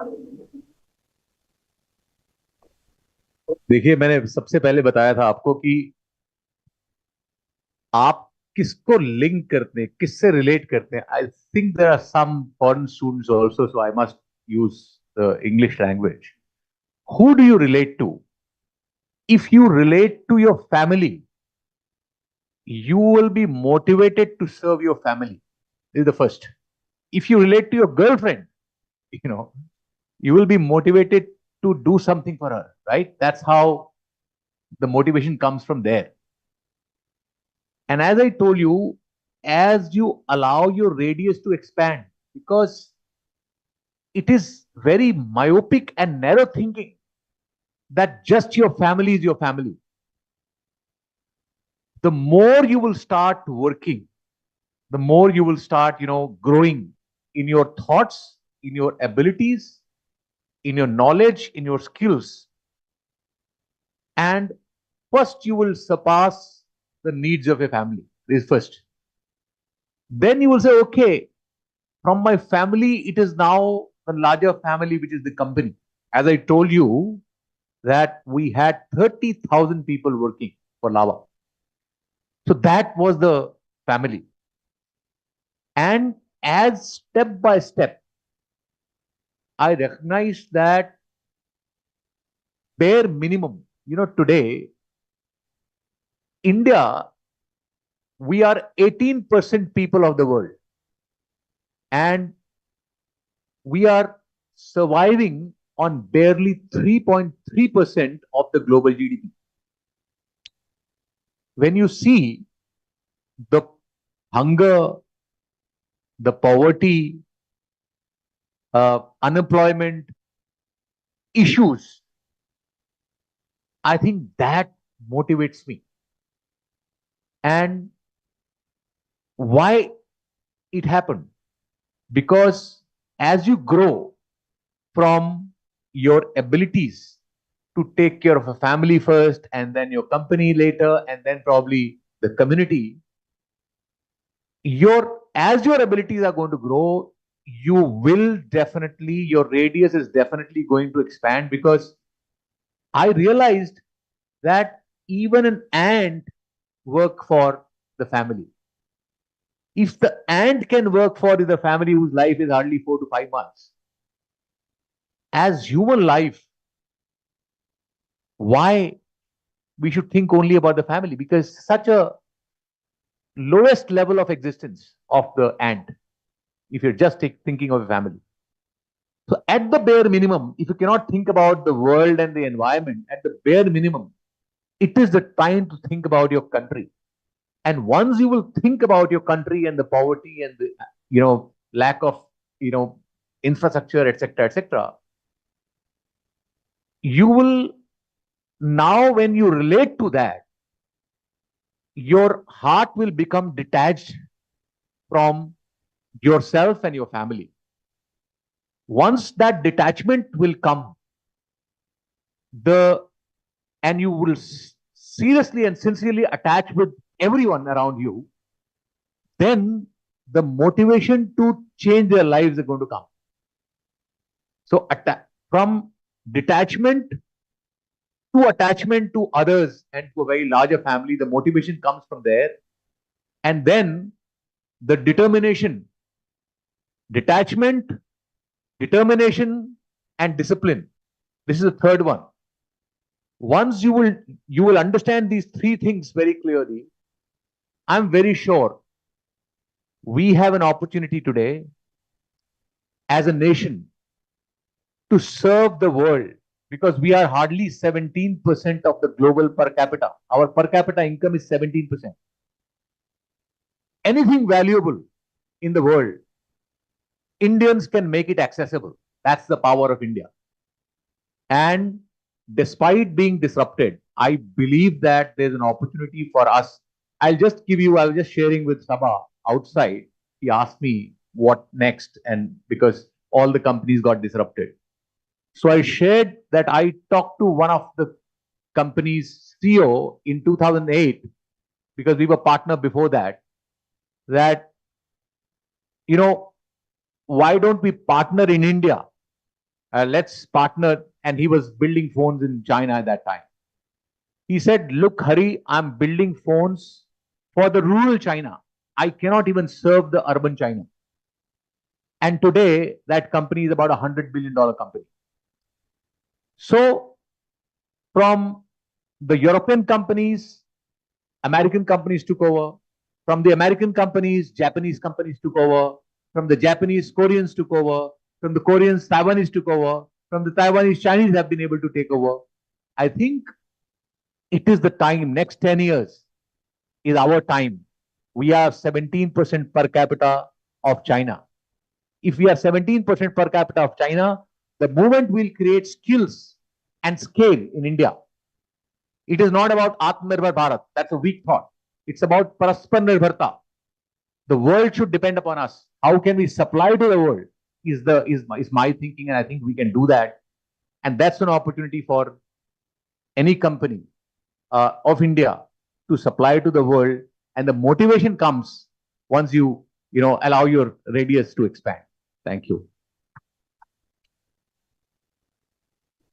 Hi. Can you tell me your name, please? Anshuman. Anshuman, मैं थोड़ा हिंदी में बात करूंगी, हाँ? Are there any foreign students? No? Don't understand Hindi. Okay, great. So Hindi में बात करेंगे थोड़ा सा. सबकी अपनी अपनी मोटिवेशन होती है. हरी जी उस मकाम पे पहुंच चुके हैं जहां वो देश के बारे में सोचते हैं. अभी जब हम छोटे छोटे थे तो हम लोग पहले अपने मम्मी पापा के बारे में सोचते थे, फिर अपने बारे में सोचते थे. सबकी मोटिवेशन अपनी अपनी अलग हो सकती है, तो अपने अंदर झांक के देखना पड़ता है. अपने अंदर झांक के देखना पड़ता है मुझे क्या मोटिवेट करता है, क्या मुझे पैसा मोटिवेट करता है. और उसमें कोई शर्मिंदगी नहीं है. अगर आपको पैसा मोटिवेट करता है तो वो बस अपने सामने वो एक नोट टांग के रखना और उसको रोज देखना कि ये चाहिए, ये चाहिए, ये चाहिए, ये चाहिए. तुम पहुंचोगे वहां पे. तुम्हारा ये भी हो सकता है कि मुझे अपना नाम कमाना है. ठीक है, तुम हो सकता है किसी स्पाइट में हो कि यार उसने मुझे ऐसा बोला कि मैं नहीं कर सकता, मैं कर सकता हूँ. उसकी शक्ल अपने मुंह के आगे लगा देना. उसको देख देख के तुम्हारा दिल करेगा कि मुझे वो करना है. लेकिन सबकी अपनी अलग अलग हो सकती है. Hari ji in his case वो बहुत ऊंचा और बहुत बड़ा सोचते हैं. वो कह रहे हैं मेरे लिए देश और मेरे लिए वो जो मेरे लिए लोग काम करते थे वो सब मेरा परिवार बन चुके थे और इसलिए मुझे उनके लिए मोटिवेशन था. तुम्हारा मोटिवेशन हो सकता है उतना बड़ा हो ना भी हो, कोई बात नहीं. लेकिन जो भी तुम्हें मोटिवेट करता है वो अपने अंदर झांक के देखना. जिस दिन उसका जवाब मिल जाए उसको अपने मुंह के आगे लगा देना और बस फिर निकल पड़ना. है ना? So let me add to that, and I'll relate a story. I'll pick on what both Hari said and Smriti said. So my dad was a doctor, and I remember when I was in class 5, my dad generally just asked me, what do you want to be? And at that point of time, I told him that I'd like to be a doctor, but I don't want to be a doctor in the public service, in public hospital. I'd like to do private practice where I will earn from rich people and give back free services to the poor people, right? I was in class 5, so I mean, I must have been around 11 or 12 years old at that time.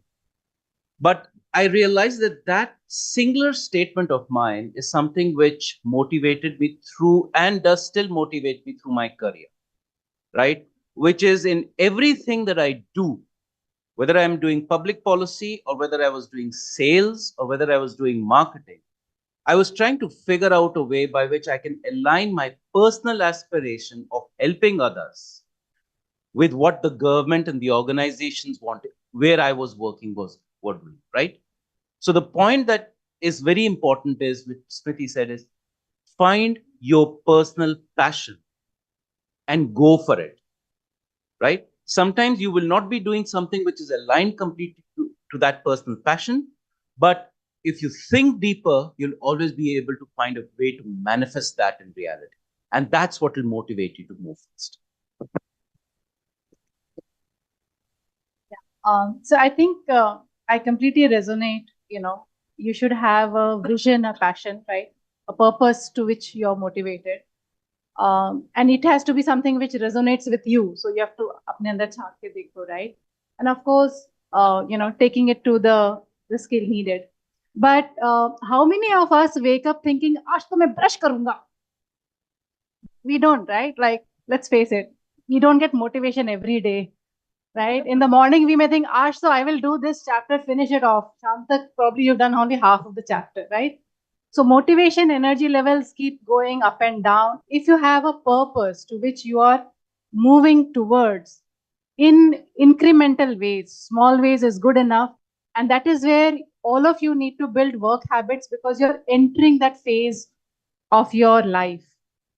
You need to build good work habits to get things done, whatever needs to get done. And of course, work to a great extent selflessly as a team member in whatever projects you have.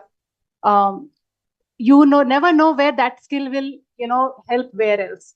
So you may be appearing for interviews where you will be asked, Acha, have you done analytics? You've probably not done analytics anywhere, suppose, right? But you have probably done market research projects. So can you then relate those things? If you've done it diligently, if you've given it all, right? If you've done it with a purpose, कि मुझे सीखना है, समझना है, you will be able to link the dots and go back. But to your question, to your specific question, purpose, motivation, all of these things are needed as your North Star, but then you need to have good discipline and work habits. Thank you. I'll just we'll try and close this panel in a few minutes. I think एक important है आप सबके लिए ये समझना कि हम किस opportunity की तरफ जा रहे हैं. Your ability to take a risk or to take leapfrog Anshuman also depends on कि आप कहाँ खड़े हैं और वहां से आपको कहाँ पहुंचना है. तो एक बात आप सब लोग याद रखेंगे. This economy has built itself to 3.8 trillion in 75 years. So what your great-grandfather did, what your grandfather did, what your father has done is equal to what you will see in the next 7 years. जहां ये देश 75 साल में पहुंचा है, वहां ये अगले 8 साल में पहुंचेगा. ये इतनी बड़ी अपॉर्चुनिटी. और जब ये वहां पहुंच रहा होगा, you will be in the workforce. You will be starting your careers in 3 years, 5 years from now. So you will be at the heart of that. Not only will you be at the heart of that, the population around the world will be getting older. Today, anybody wants to go to Germany to do a 4-year engineering course, they will take you in for free because they don't have young people. All of Europe over the next 3 years will take anybody free because they don't have young people. This country has young people. It has. And the burden of this great development lies and the opportunity lies with you. मैं आपको numbers में इसलिए बता रहा हूं because otherwise सब personal opinion होती है. पर ये numbers जो हैं ये मेरे नहीं हैं, वो स्मृति के नहीं हैं, हरिओम जी के नहीं है, किसी के नहीं है. The second point that Hariom ji said is very important.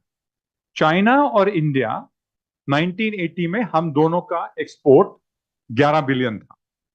1980 में 40 साल पहले की बात है, कोई बहुत 200 साल पहले की बात नहीं है. 1991 में हमारा पर कैपिटा सेम था. Today China, take a guess what is China's export. आपका GDP 3.7 ट्रिलियन है. Anybody who can guess China's export?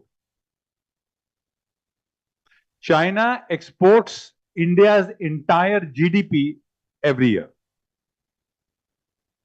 जो हम पूरा हमारा GDP है वो एक्सपोर्ट कर देते हैं. उसके बाद उनके पास 4 गुना GDP है other than exports. And that is the opportunity that is now shifting to India over the next 8 years. And that lies ahead of you. I will just leave you with one piece of advice, and we've got a lot of comments here from the some of you will have one talent, somebody will have a different talent. To Anshuman points, how do you make a decision on what you want to do, where do you want to grow, कहाँ आपने ये risk लेना है, कैसे बढ़ना है. मैं सिर्फ एक चीज आपसे कहूंगा कि luck will have a role, will have a significant role, but there's nothing you can do about that. But talent और hard work के बीच में, even if you're a singer, which is all about talent, hard work will eat talent for breakfast. ये याद रखिएगा, hard work will always eat talent for breakfast. अगर आप में से कोई भी ये सोचता है कि वो लता मंगेशकर जो कि इस देश की सबसे बड़ी गायिका हैं, वो दिन में 4 घंटे सुबह 4 बजे उठ के रियाज करती है. सचिन तेंदुलकर और सहवाग में ये फर्क है कि Sehwag is supremely talented in his high-end coordination. His career lasted 10 years. Sachin Tendulkar, the world's greatest batsman, was out at the nets every morning at 6 o'clock, even if he had scored 200 runs on the previous day. It is hard work, hard work, hard work. And then luck will come your way, opportunities will come your way. So to your question, if you're willing to do hard work, focus, follow your heart, इससे बड़ी opportunity कम से कम हमारी जिंदगी में तो नहीं आई. This is all standing at your doorstep. It will not happen to the next generation, and it has never happened before this generation. So you are faced with this incredible opportunity, but also the burden of making this nation great. And with that, I think we'll bring this session to a close. Thank you for your participation.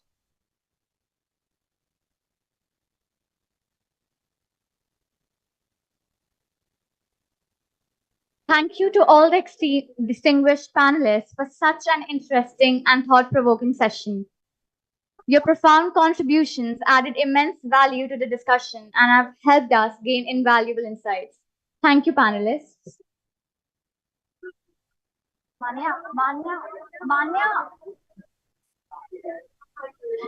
Greetings to everyone present here. On behalf of Amity School of Economics, I, Vanshika, and I, Vanya, are proud to announce the students of Amity School of Economics have worked relentlessly to curate a collection of insightful perspectives on economics and present it in the form of EconoLink, Connecting Minds in Economics, the first ever edition of the e-magazine of Amity School of Economics. On this special occasion, I would like to request Mr. Virat Bhatia and Professor Dr. Kavita Indapurkar to do the honors by inaugurating our e-magazine, EconoLink, Connecting Minds in Economics. So this is the effort made by the first year students of Amity School of Economics. So sir, please. So we are supposed to just enter. Yes, enter. Right? So it will start. Since AC is So thank you everyone for what is the message that you want to please have a seat. convey We to will the felicitate you readers and and the then organizers of the you can. I know. So I think what would be good is to get one selfie with इसको all बंद of कर you. दो. Can we get one selfie with all of you? Please, everyone, please be silent, please. Yes.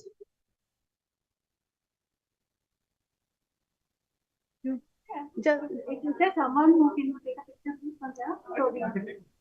please. See, ma'am wants to click a pic with all of you. So kindly be humble and silent. Please, ma'am.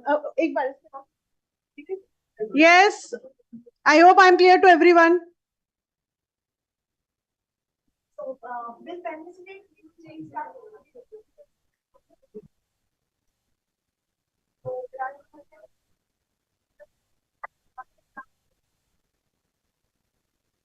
So I hope the photographer is here. Yes. And I will need someone.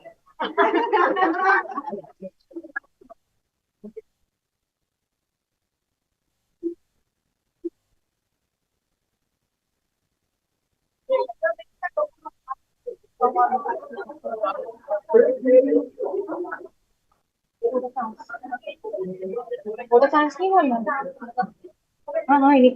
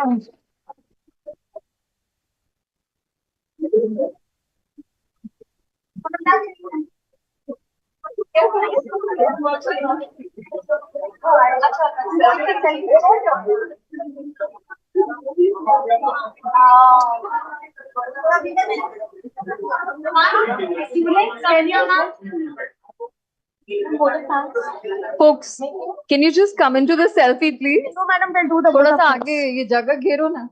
ये इतना खाली खाली है I सारा. saw. Come on, come on, come on. We would like a selfie with you. I don't know who will be next speaker in 15 minutes. I request all the panelists to please have some lunch with us. So, and a selfie also. So, Sabha ma'am is taking the selfie.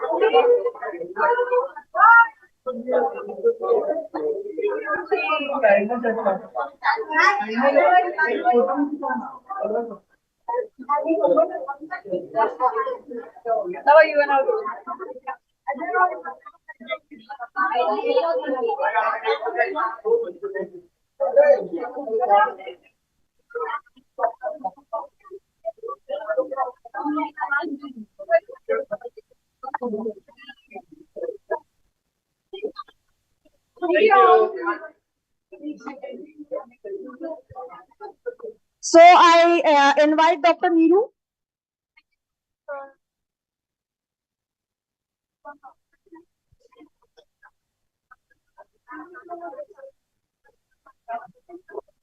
So students can they will keep in the car. Everything will be kept in the car. So I request all the students to go for and take your lunch so that you can further attend the other tracks. Thank you so much.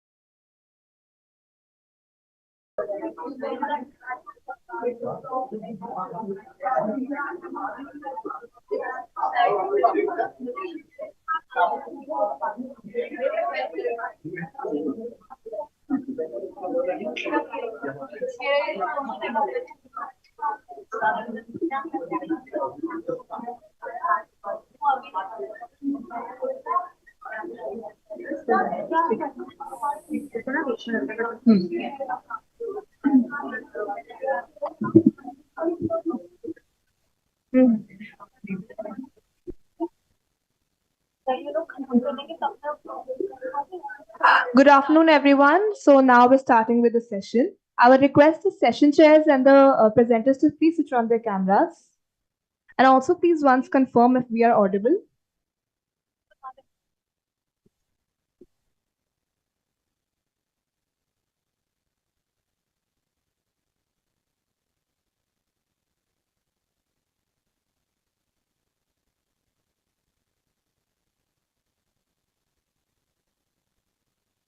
I would request everyone to kindly switch on their cameras.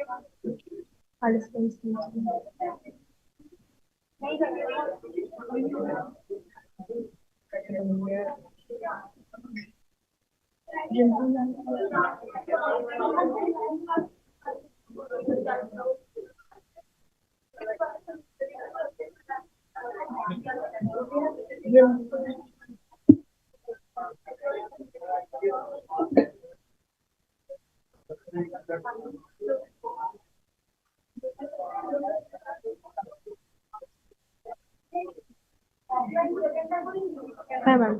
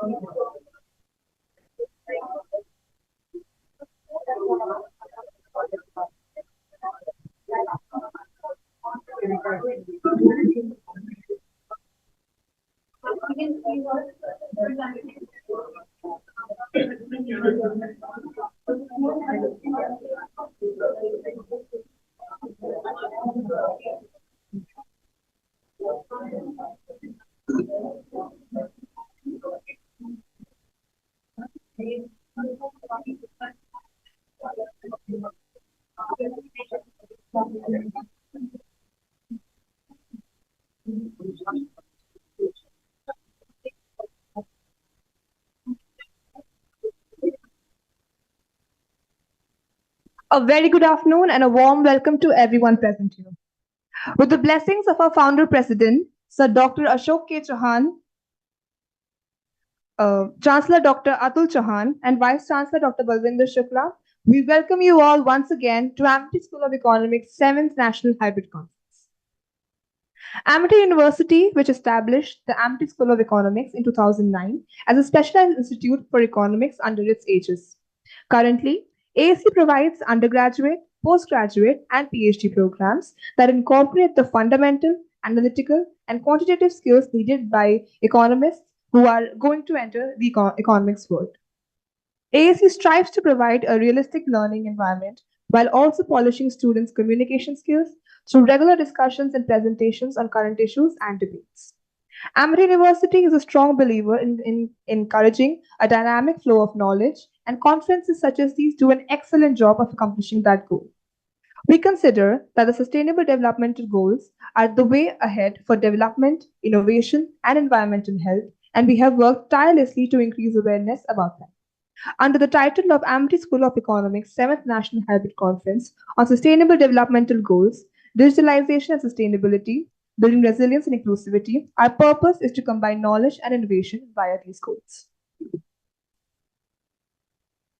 Sustainable development has emerged as a paramount concern across various sectors, promoting a transformative shift in both marketing and finance practices. In marketing, there's a strong growing recognition of the need to align strategies with environmental and social responsibilities. Companies are increasingly embracing sustainable marketing practices, emphasizing transparency, eco-conscious messaging, and the promotion of products and services that prioritize environmental stewardship and social welfare. Sustainable development and transformation in both marketing and finance sectors represent a significant shift towards a more responsible and ethical approach to business.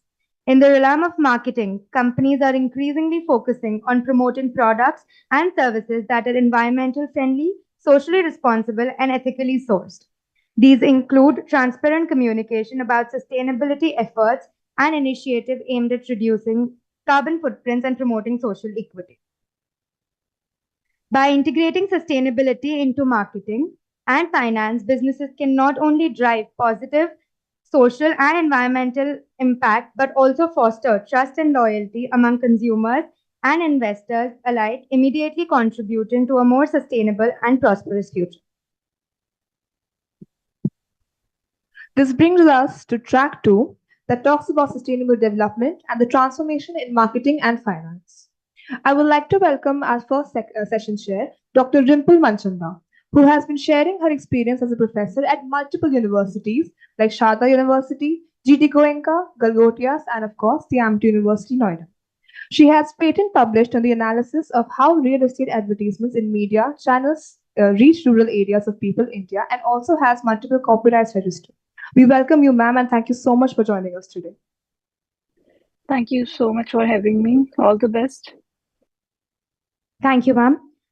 We now have with us our second session chair, Dr. Saloni Bhutani, who has worked as a young professional at Niti Aayog, New Delhi from July 2021 to December 2023. She has been a huge part of millet promotion and activists, including MEGP initiative in partnership with the UN.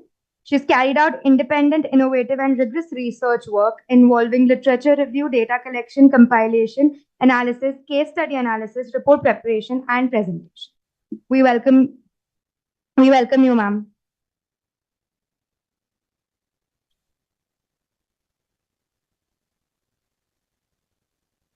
Without further ado, let us get started with our presentation. The participants will be given 5 minutes time for their presentation, and the next 2 minutes will be inculcated for panel discussion. Evaluation criteria for the paper would be relevance to the theme, content, research methodology, presentation skills, and finally the question and answer round. Now I request Ms. Nikshima Agarwal, ma'am, to present her paper on corporate communication in the age of social media.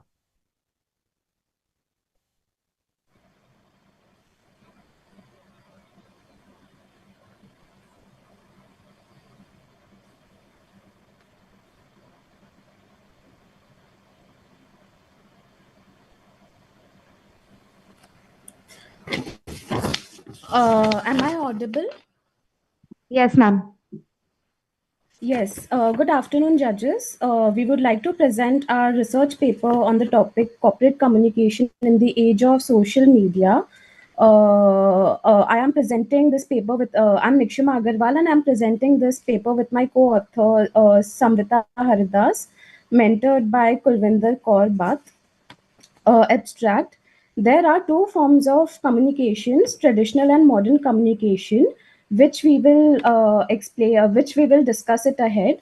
The organizations have always relied on traditional communication. However, social media has changed the way corporate communication functions. We have discussed how social media comes with its pros and cons and how it affects in the field of corporate communications with the help of both primary and secondary data. Can you please shift to the next slide?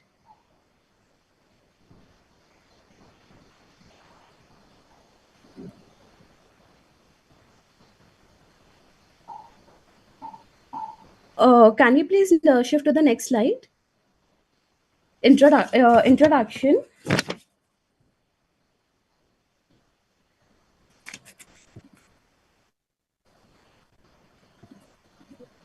Introduction. Ginty and Foreman defined corporate communication as a company's voice and image, which company develops on the world stage consisting of various audiences. As discussed, a traditional form of communication is a one-way mode of communication. It can be through brochures, letters, emails, radio, TV, etc. These methods cost more and are slower in reach. This form of communication is not affordable for everyone. However, they are still relevant and are still used. Modern methods of communication takes place on electronic medium. Due to modern methods, communication is a two-way activity. Some examples of modern communication are social media, blogs, vlogs, podcasts, emails, etc. These communication can be internal as well as external. Kalpan and Helen define social media as a group of internet-based applications that build on ideological and technological foundations of Web 2.0 and that allows creation and exchange of user-generated content. Social media has given a space to connect with the people and solve their concerns. Like how everything has its pros and cons as well, social media too does. Its pros are that everyone can use this tool to reach maximum people without any heavy cost. Since people can review this publicly, it's difficult to control negative feedback. Companies are well aware about this and try their best to take measures to avoid scrutiny and gain trust. Rationale. Corporate communication has always existed, but the mode of communication kept changing. Social media is one of the best platforms to communicate with people since almost everyone is active on social media and is scrolling mindlessly. The paper has highlighted points from the audience's point of view. What are their expectations from a brand to build a bond with them? Since social media has innumerable advantages, there are many challenges faced by organizations in the area of corporate communications, which is also discussed. These are some research papers which we have referred for our secondary data. Research objectives: to understand the importance of social media in the field of corporate communications, to analyze the advantages and disadvantages of having presence on social media, to determine the relationship between organization and audience through social media, to evaluate people's trust in an organization on its social media presence. Hypothesis. Explaining the null and alternative hypothesis. Null hypothesis: there is no significant association between the bond shared by the organization's presence on social media and audience. There is no significant, and the other null hypothesis is there is no significant association between organization social media presence and its reputation. And the alternative hypothesis is there is a significant association between the bond shared by organizations' presence on social media and the audience. And the other alternative hypothesis is there is a significant association between organization, social media presence, and reputation. Research methodology: as we have used primary and secondary data for this research. The primary data was procured by forming a list of questions and circulating the Google form. We have opted for convenient sampling. These are some of the questions which we have used, which we have interpretation. Sorry. Up to you. Your 5 minutes over for the presentation. We would like to wrap this presentation up, please. Yeah, sure. So, just 2 minutes. Yeah, so I would just like to come to the conclusion.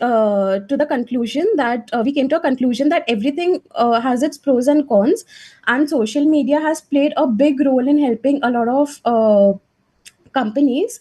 So we hope a lot of companies keep using social media as a tool for their communication, since it has a number of advantages as well. Thank you, ma'am. I would request the chairs to please give their inputs on the paper.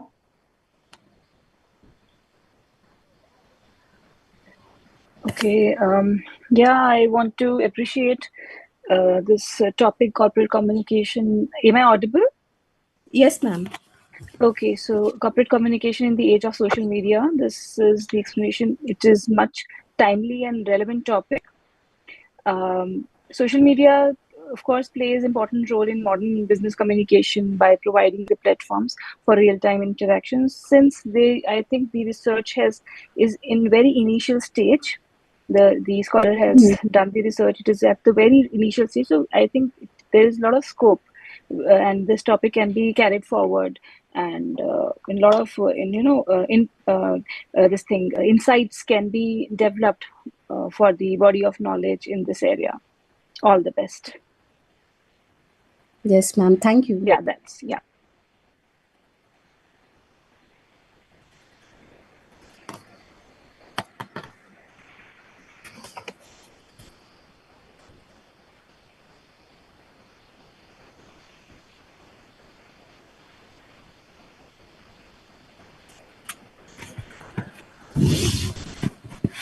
Saloni, ma'am, would you like to share your inputs with us?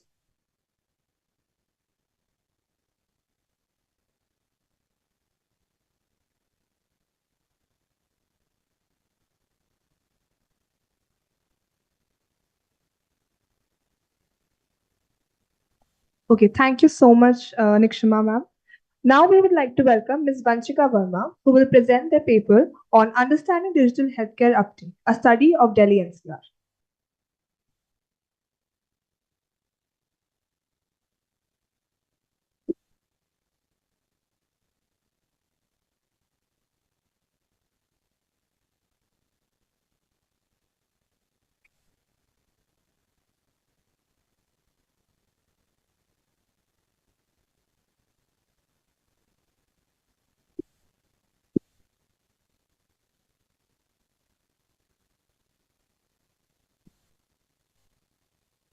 Good afternoon, everyone. So the topic of my research is Understanding Digital Healthcare Uptake, a study of Delhi NCR.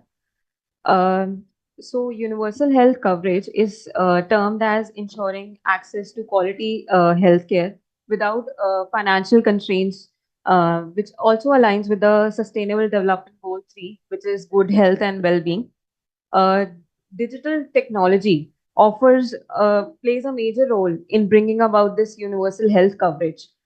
Digital technologies offer significant opportunities to improve healthcare system by enhancing communication, access to information, and among others.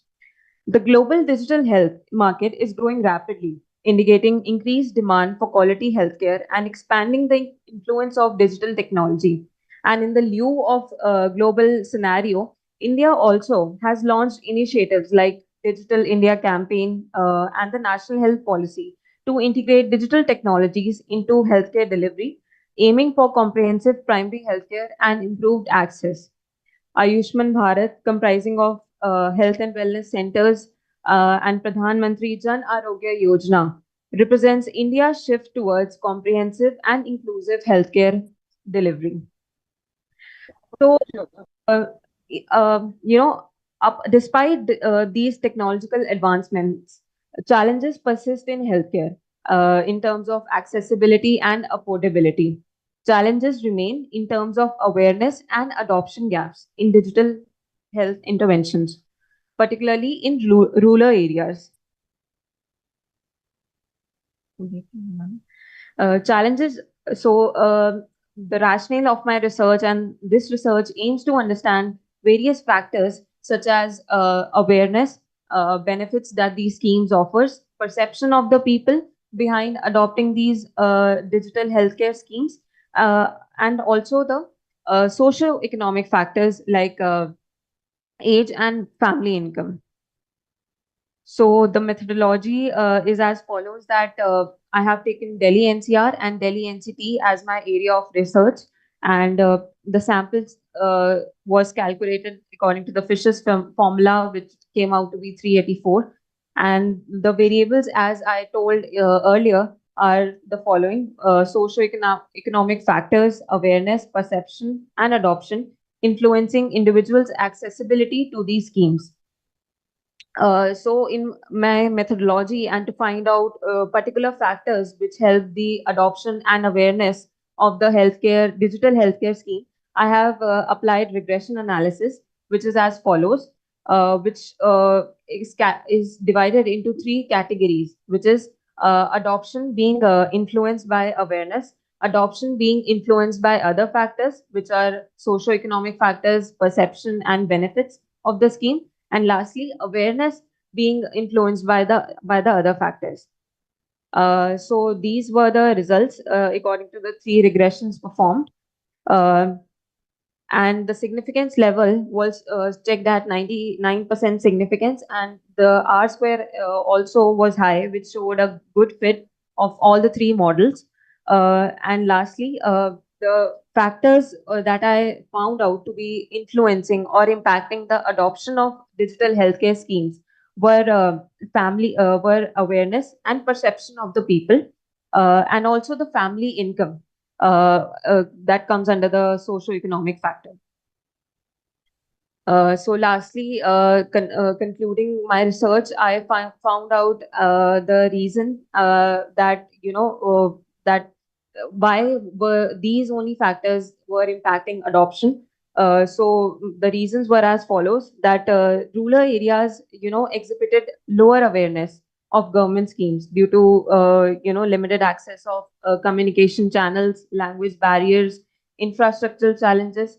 And in urban areas, it was found out that even after people being aware about these policies, there was a considerable gap between this awareness and adoption. And this was because of the reasons that one of the major reasons for that was perception of the people in the urban areas that they had about the complexity and time consuming procedures of the government and the government healthcare schemes.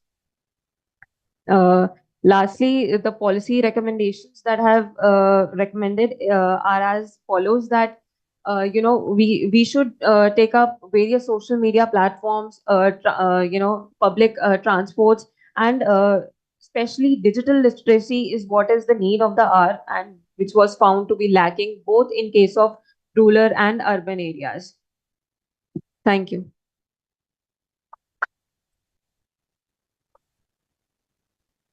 Thank you so much. I will request the session chairs to kindly share their inputs with us. Hi, am I audible?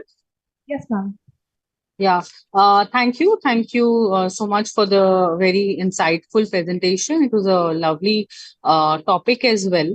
I really liked how you considered the challenges from from point of view of all stakeholders, whether it was the receiver or the people who are or the government. And one suggestion which I could think of, which you could probably consider was that you could also think of challenge digital this healthcare in terms of not just at a human level but also at animal level, like we have for telemedicine for animals. So that also is like another area which you could probably develop another paper and look at the challenges which persist in telemedicine as well, at not just the government level but also at at the farm level, at the field level. So that is one suggestion that came to my mind. And also, like, you could consider more in detail the challenges which are there at the policy making and at the government level, especially lack of proper extension system, like you mentioned, that very few people have access to or knowledge about the facilities, and low enrollment rate as well, and technical glitches, and most even if even if there is a digital healthcare infrastructure put in place, very few people actually are aware of it, or they get enrolled into it, or there are a lot of technical glitches. The whole chain, the whole network is not well established, and there are a lot of loopholes and breakthroughs which disrupt the whole chain. So yeah, these are some of my suggestions and viewpoints. Thank you. Thank you, ma'am. Yeah, hi. I would not. I would like to add on to. I would like to rather give a feedback on what has been presented, like the understanding digital healthcare uptake. So it offers a valuable insights into how the factors that are influencing the adoption of digital healthcare technologies in the area of research nowadays. The methodology was empirical. Research hold significant relevance for the healthcare stakeholders, and it also provides the actionable insights to enhance the implementation and effectiveness of digital healthcare initiatives. Now, along with what ma'am has suggested, exploring different views or taking about challenges in putting digital healthcare into practice could also be you make more interesting and informative study. This is it from my side. I hope this is helpful. Thank you. One more point, you could also consider, another paper on completely on mental, the digital infrastructure in terms of mental health. So there is a lot of work which is, and it's a very interesting area. So like there's, NIMHANS, for example, and there's the helpline center of the government. You could look into that area as well. So like veterinary, I've told one area, like telemedicine, mental health being the other one, which you could is another sector which you can consider and understand and develop more papers, allied papers. Thank you. Okay, ma'am. Thank you, ma'am. I would now request Mr. Abhinandan Asthana to present his paper on factors influencing new growth models, a case of the Indian semiconductor industry.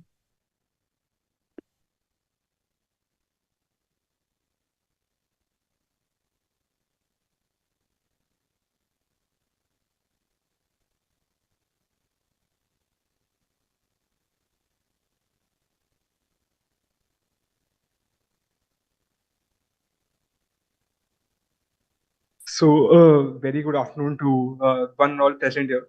The topic for my study, my research was factors influencing new growth model, a case of the Indian semiconductor industry. So let's starting with the introduction.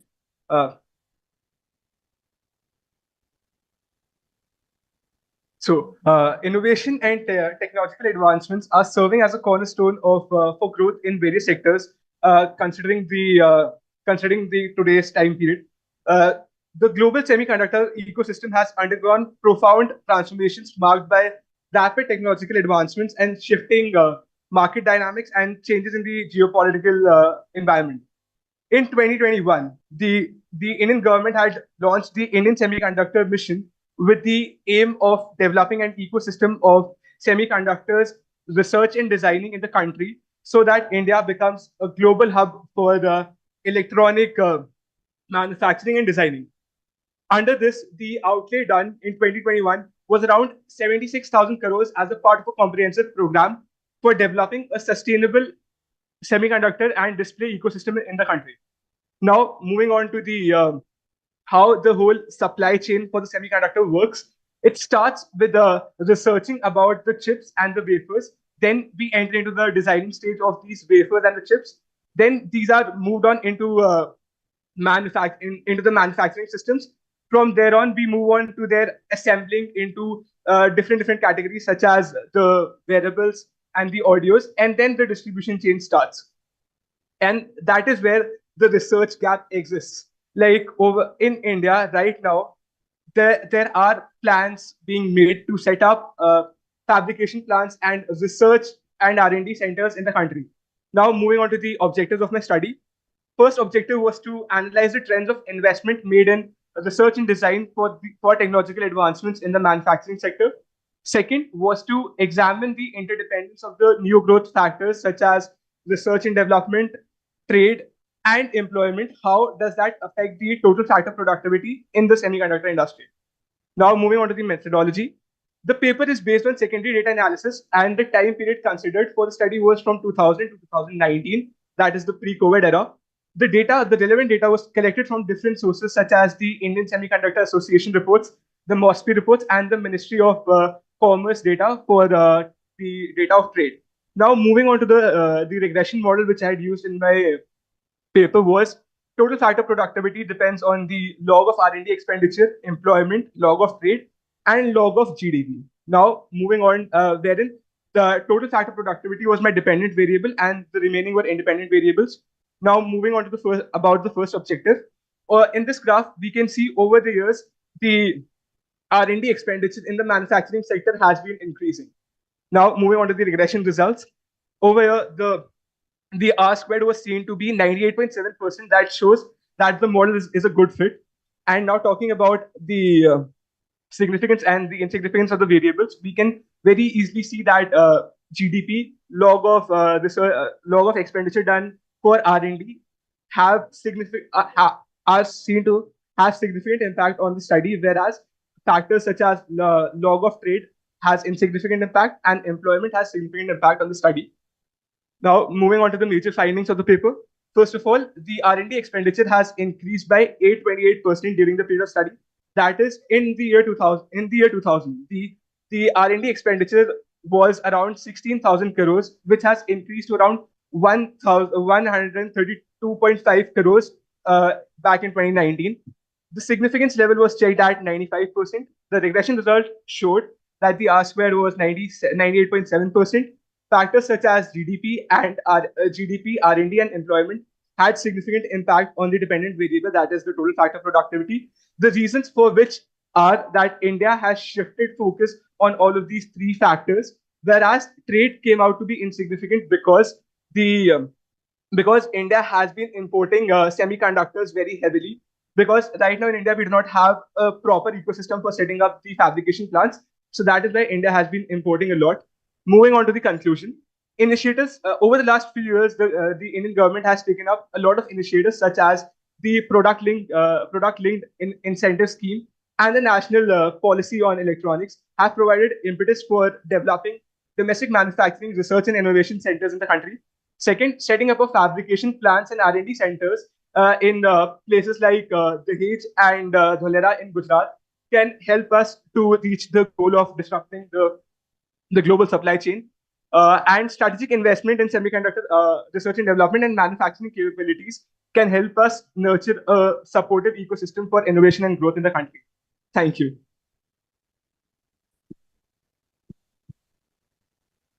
I would request the session chairs to please share their input.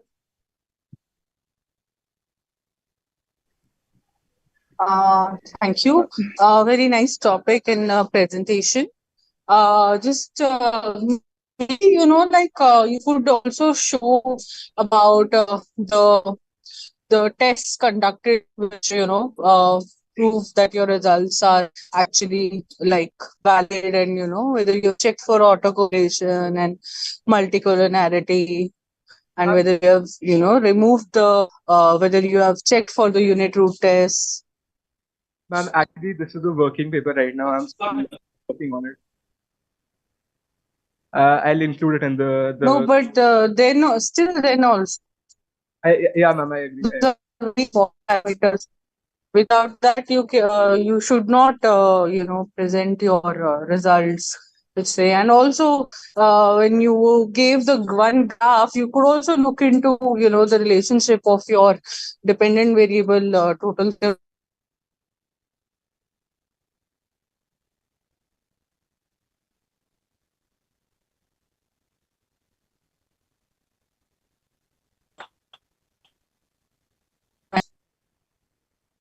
Ma'am, your voice is breaking.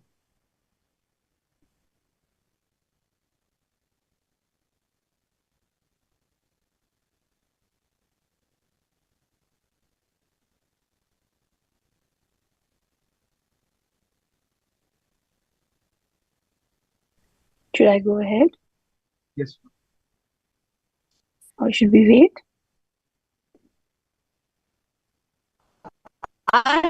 I'm done with my inputs. Thank you. Okay. And then just a small input, the insights of a valuable perspective of, for shaping the growth strategies within Indian semiconductor industry. If we look deeper into the challenges faced by these companies in establishing the plants and R&D centers in India would provide more comprehensive understanding of factors.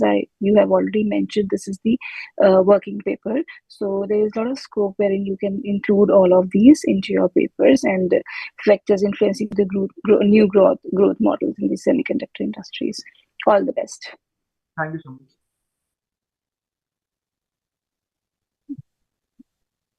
Thank you so much, ma'am.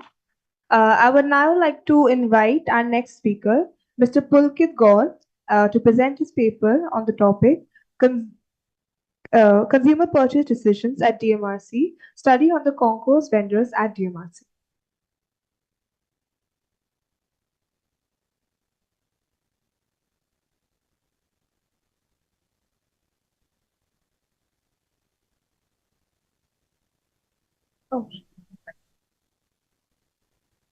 Good afternoon to all. My study puts emphasis on the consumer purchase decisions at DMRC, which is Delhi Metro Railway Corporation.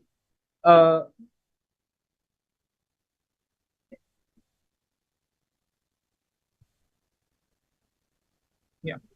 As there has been a positive trend in the increase in rideship of DMRC with the highest passenger count of 1.7 millions passengers in 2023, it has become an important area of study regarding the consumer decisions which they make while making purchases at the available vendors in concourse of metro stations.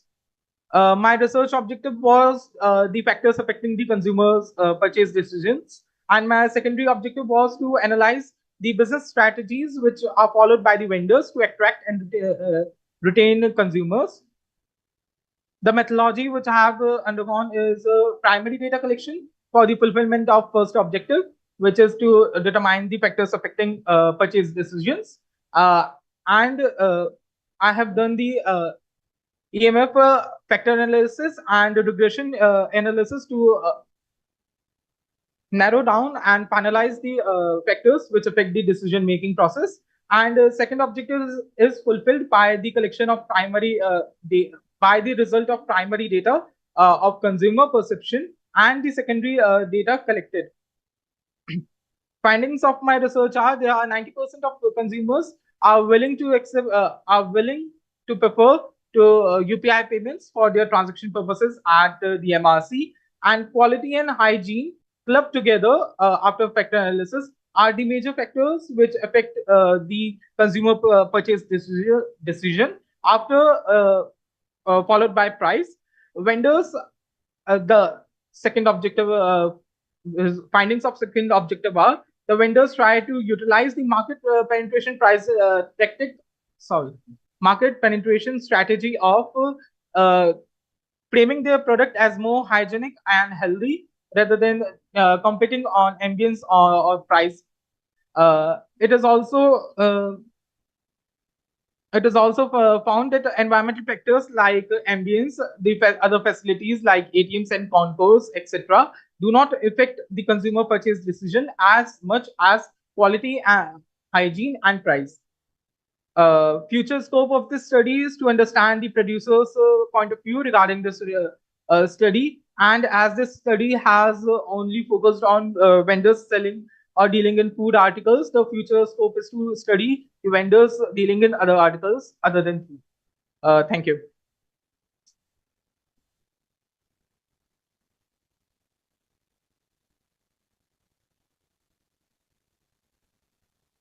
Thank you so much. And now I would request the session chairs to kindly give their suggestions on the following PPT. Okay, the first suggestion would be not to use the abbreviations in your title. Oh, right? okay. Sure, ma'am. Okay, and yeah, this for the presenter. Yeah, like since it is specifically on the DMRC, the results can be generalized to other locations, the vendors also. Additionally, you're examining the factors affecting the purchase decision, such as maybe the pricing. You can look at different factors like pricing, variety, and furthermore, you can consider the diverse socioeconomic backgrounds of people, with their purchase decisions also, right? So that is one addition that you can make in future research. Thank you. Thank you. Thank you, ma'am.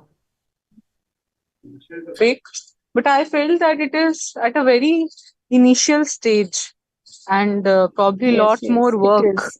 Yeah, needs it to is. be done. Yeah, it was And basically exploratory research. yes, and qualitative, there was like obviously the quantitative aspect was totally missing, and qualitatively also I felt that it is at a very initial stage, and I think there's a lot more rigor which is required, not just quantitatively but also qualitatively. So I think there's a lot more work which you should be doing to strengthen your research. Thank you. Thank you, ma'am.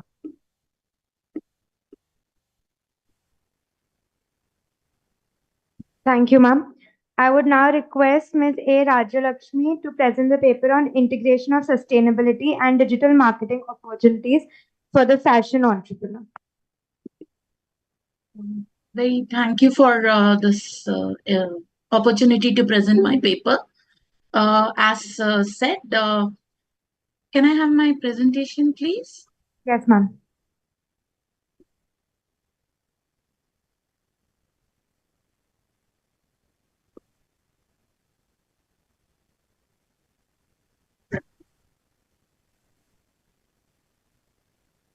Thank you. So, as we are aware, next slide, please.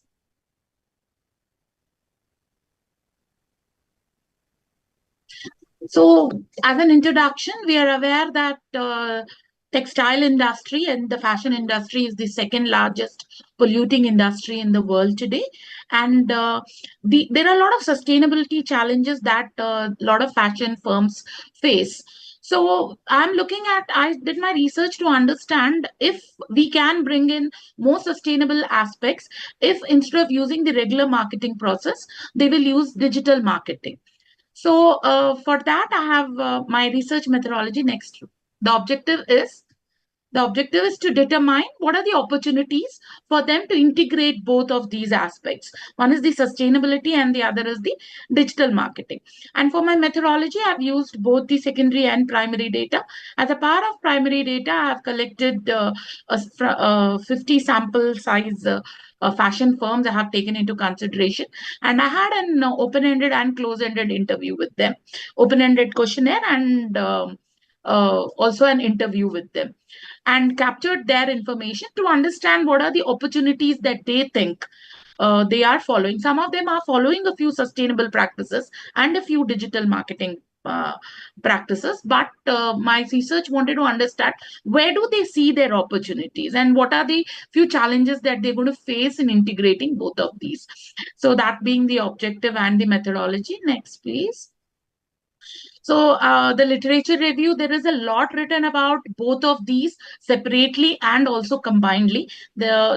In terms of literature review, both integrating sustainability and digital marketing has a rich literature review, and some of the few things that I have covered in the presentation here.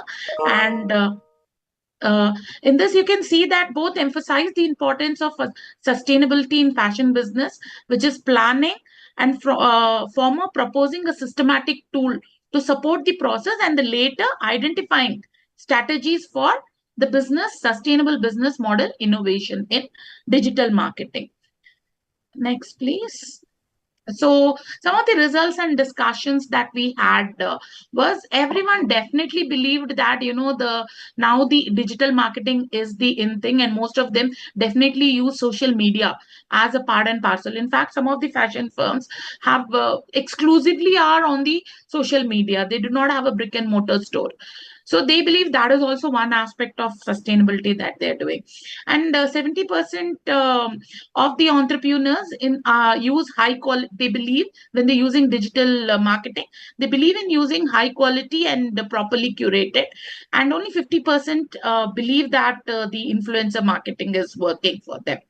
And the next part is when we talk about the importance of sustainability, yes, they all agree, but are they able to implement them? No, only 60% of them are implementing. And one fact that came out, which can be taken into further research, is these fashion firms itself are a little confused about what do they mean when they talk about sustainability. So that is one aspect that that came across when I was having an interview with these some of them. So next, please. So yes, these are all the opportunities they see when they integrate sustainability and uh, digital marketing. Brand promotion, when they're promoting their brand, they can talk about the fact that they're sustainable in nature, and that actually attracts a proper set of customers who are interested in procuring products, fashion products, which are completely sustainable. Then next one is consumer orientation. It is a niche market, definitely, but it's a growing niche market. Customers now believe that having products which are sustainable is the way forward, and this is seen through the rise of a lot of fashion brands which are purely sustainable in nature. Then transparency, a digital marketing gives you an advantage.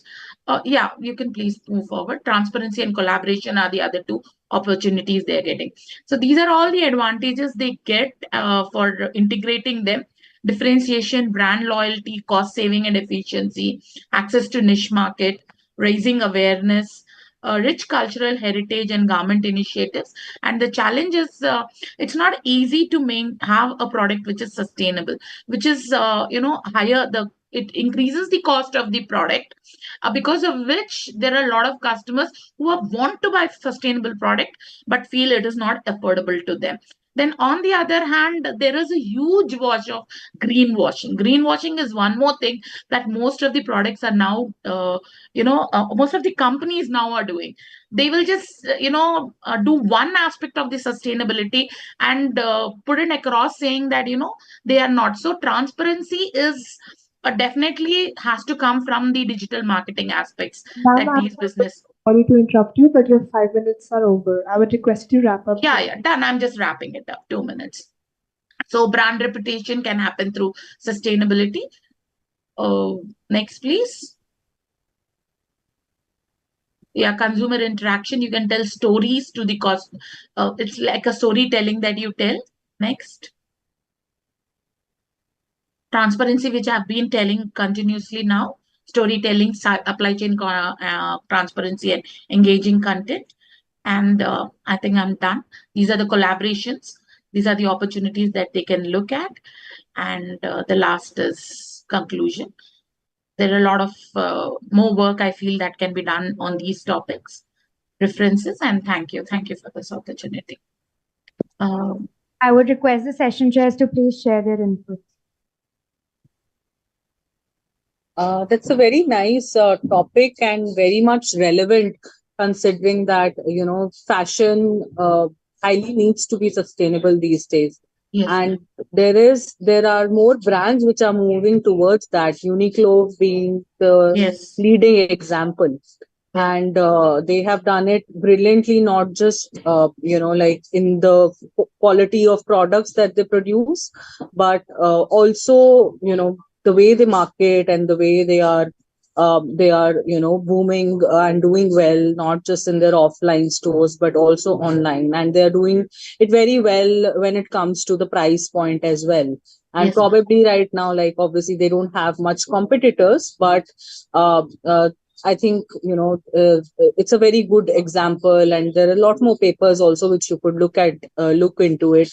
There's a very good paper which is there in EPW as well. I'm not able to recall the name. Maybe like if you reach me out on LinkedIn, I can share it with you. Yes, ma'am. And so a lot of research, and it's also very much compatible with the life movement of the Prime Minister. Thank you. Thank you, ma'am. Thank you for the comments. And yes, Uniqlo, H&M also now wants to have H&M, which is supposed to be the fast fashion. Zara, they are coming out with recyclable, and they're trying to put in the sustainable aspects. Thank you, ma'am. I'll look into the Uniqlo aspect. Thank you for that. Yeah, additionally, the study already highlights the prevalence of digital marketing activities. So, one thing can be done to bring in more nuance analysis is being specific, choosing the specific platforms or specific digital channels that are utilized, that Yes, are being yes, utilized yes, by by this industry for sustainability and reach yes, towards to the customer, and how they communicate the sustainability in their products. yes, Right? All yes. right. Thank you. Thank you so much, ma'am. Thank you. And thank you for this opportunity again. Thank you so much, ma'am. I would now like to welcome Sirajul Islam to present their paper on Is Kuznets environmental curve hypothesis applicable to GHGs and evidence from the Bangladesh economy. Please continue, sir. Hello, can I hear to you? Am I audible? Yes, sir, you're audible. Please continue. Okay, thank you.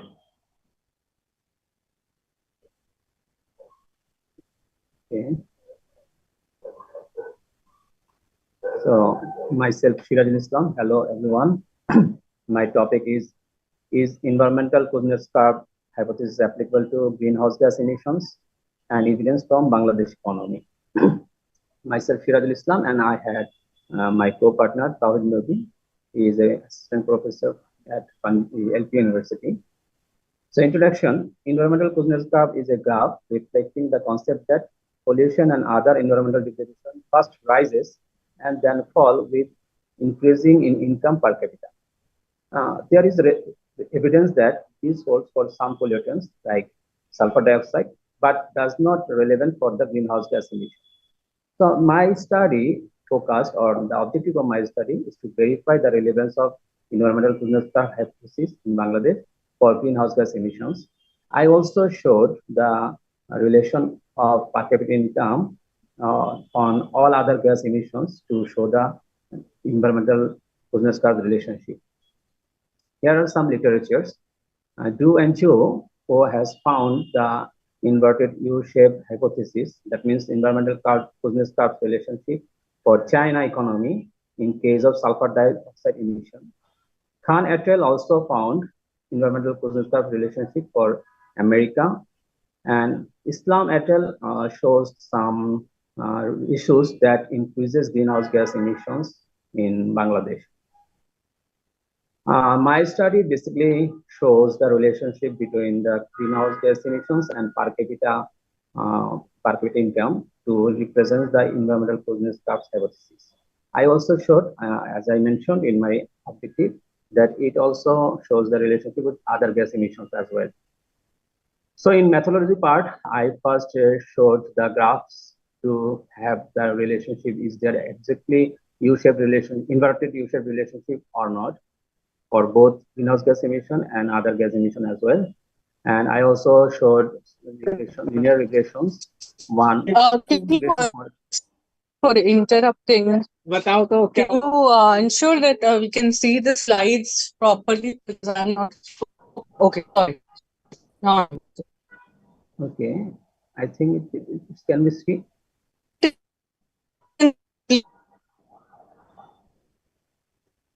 Can I go? Continue.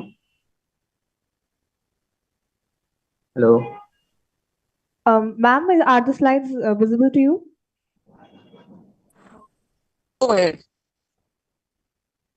Ma'am, your voice is breaking. Okay, I am continuing. don't worry, sir. In graphical method, there are two graphs. First graph shows the relationship between per capita GNI of Bangladesh and total greenhouse gas emissions. And we can see that it shows positive relationships. So there is no symbol of having inverted U-shaped relationships. That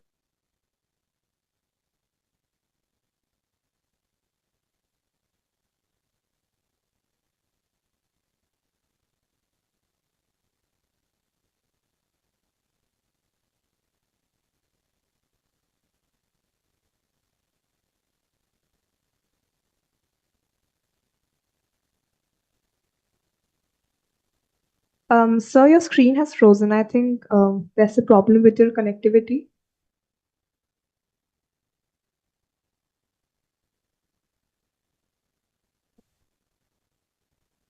Sir, if you like, we can present the PPT from our side. Hello. Yes, sir. Sir, if you would like, we could present the PPT from our side. Yeah, you can Sure. present. Just 2 minutes, sir. You can go to page number 6.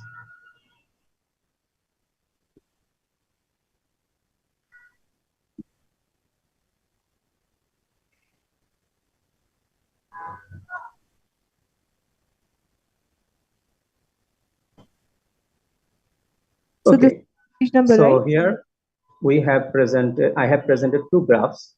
One graph relating the environmental closeness hypothesis for greenhouse gas emission. So here you can see that it shows a positive relationship, not inverted U-shaped hypothesis.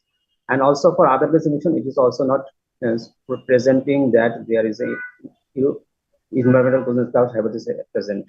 So go to the next slide, please. Please. Next slide, please. Okay. So here we can see the regression results. I have done the regression on level data, also for first difference data and second difference data.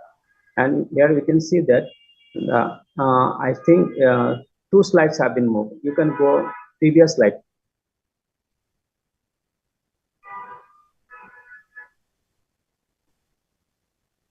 Previous slide number 7. Okay. So here I have taken 3 regression on original data, first difference data, and second difference data. In first difference data, we can see that there is a positive relationship between greenhouse gas emission and per capita GNI, and also for first difference data. But in second difference data, the coefficient represents negative relationship. So it can be said that after the time change, if the economic development continues, the greenhouse gas emission may be reduced. Then go to the slide number 7.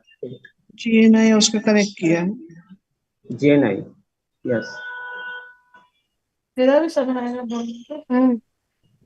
Go to the slide number 8. So in case of other gas emission, we can also see that for level data, there is a positive relationship between GNI and other gas emission, and also it shows positive relationship for first difference data and also for second difference data. So there is no symbol of reducing other gas emission with per capita GNI. So conclusion, go to the next slide, please. So even though we have found no inverted U-shaped relationship for per capita GNI and greenhouse gas emission, but the regression model shows for the second difference data, the regression model shows that there is a negative relationship. That means at the initial level of development, there may be increase of greenhouse gas emission, but after time being, when development reaches the highest level, then the per capita GNI need to reduce the greenhouse gas emission. So there may have inverted U-shaped hypothesis. Thank you. Thank you. Hello. Yeah. Thank you for your presentation. It's a very interesting topic, and how you have, and tried to relate. Generally, Kuznets curve, talks about how when there is economic development, we see a decrease in economic inequality. And over here, you have taken the environment aspect and the greenhouse emissions. But I was not too clear about the end of your study per se. Probably it's a working paper and it's at a very initial stage. So, like, maybe you should, delve more deeply into the literature aspect also, and a lot of people are working on Kuznets curve in terms of greenhouse emissions, and you could also look into a lot of empirical work which is being done to strengthen your research. Yes, ma'am. Yeah, I would like to add on, since you have applied Kuznets curve here. So you can also add on the limitations that you had to face. You can discuss about the limitations that you had while applying Kuznets curve framework to the environmental issues. That can, give more relevance to the study. Okay, ma'am. Yeah. Thank you.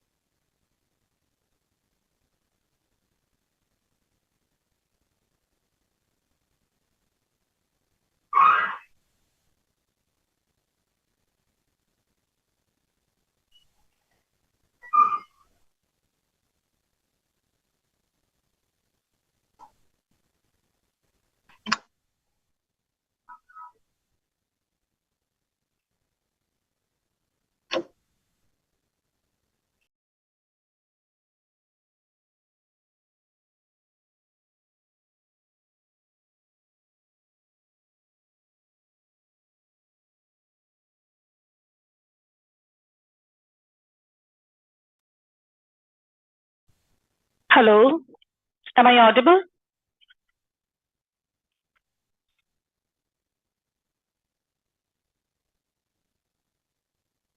May I share my screen on my own? Hello? Hello, ma'am. Am I audible to you? Hello?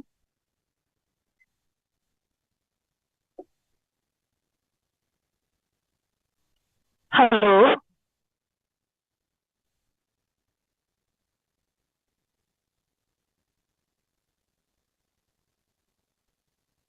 Ma'am, you're audible. Please wait. There is some technical issue. Hello?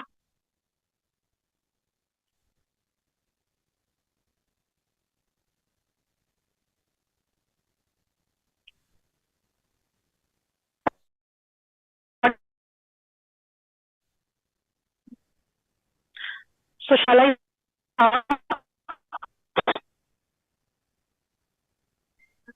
Ma'am, Sarkar, research scholar. Hello? Yes, ma'am, please continue. Please continue. This is Ranjita Sarkar, research scholar, Ravindranath Tagore University of Bhopal.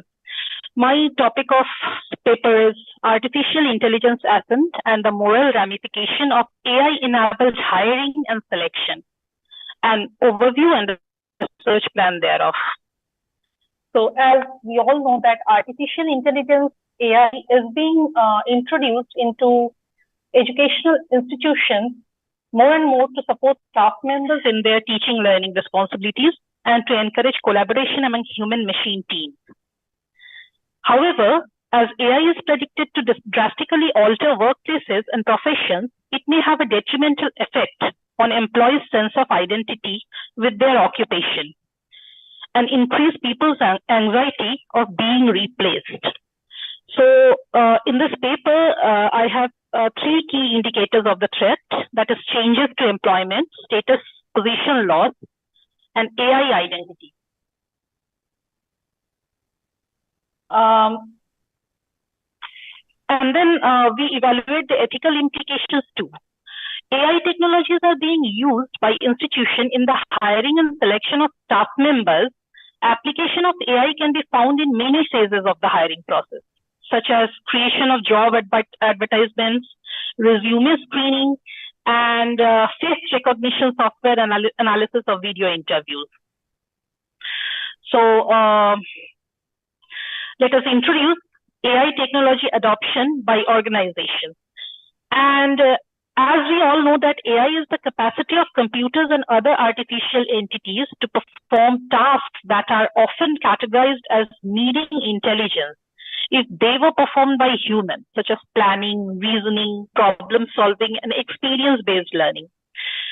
But due to their greater speed and efficiency gains over conventional screening and assessment procedures, AI advanced selection tools are appealing to organizations, like the pricing of goods, criminal justice system, and credit worthiness prediction. So in this paper, we are acknowledging few issues regarding AI recruitment. First, there are not many publications that offer a theoretical framework for the ethical debate. Second, the majority of studies ignore other moral concerns such as responsibility and individual liberty in the context of AI recruiting.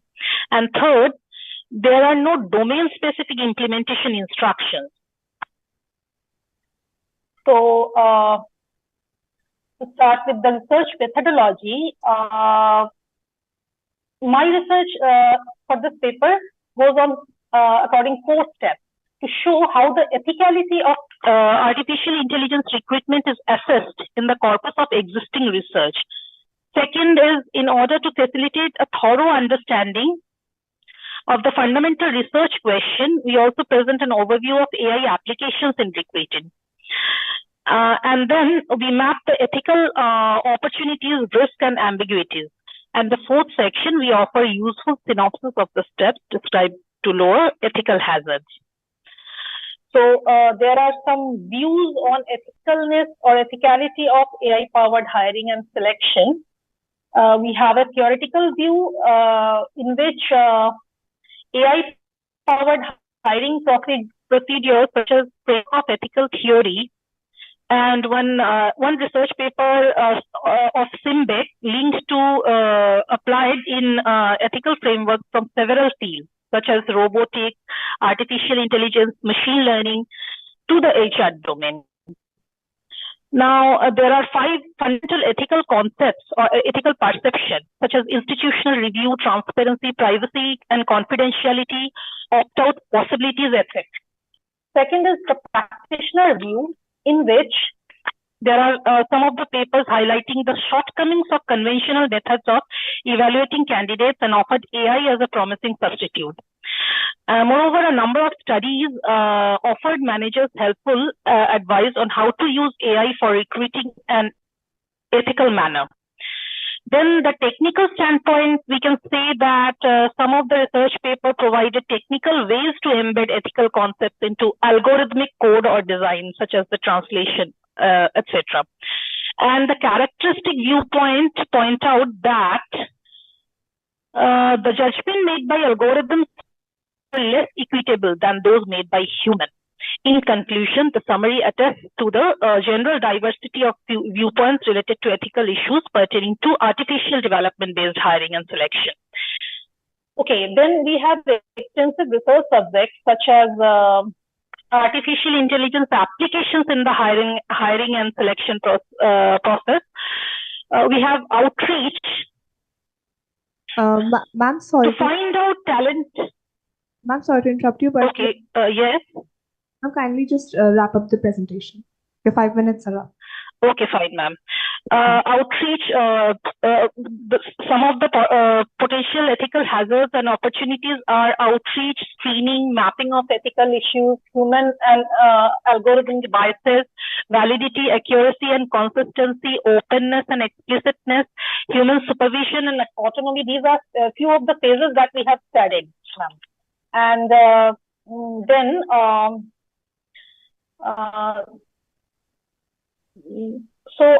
in my paper, we like to discuss regarding ethical theories, some of the ethical theories, artificial intelligence on human autonomy and dignity, strategies, then domain-specific focus, and how to use AI in hiring,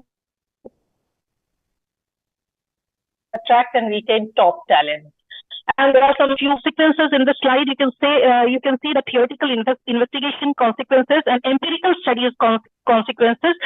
Empirical studies are about to come, and then the consequences for practice are related over here. It is showing in the slide. And the conclusion is that the ethical issues of AI-enabled recruiting, mainly and we have concluded over here the gaps in the current literature and outline potential directions and theoretical and empirical studies to close the gap between business ethics and real-world application of artificial intelligence-based recruiting. That's it. Thank you from my side. Thank you so much, ma'am. I would request our session chairs to kindly give their inputs for this presentation.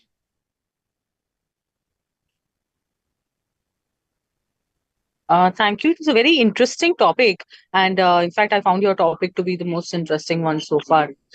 And Thank you, ma'am. there is when AI is really, like a hot topic right now, and I felt that 5 minutes were too less to delve into, the work which has Yes, been actually. uh, yeah, which is, and I probably felt that there is a lot more work which you could do, and also whatever you have done so far, it's more exploratory, and 5 minutes were too less to do justice to even explain that.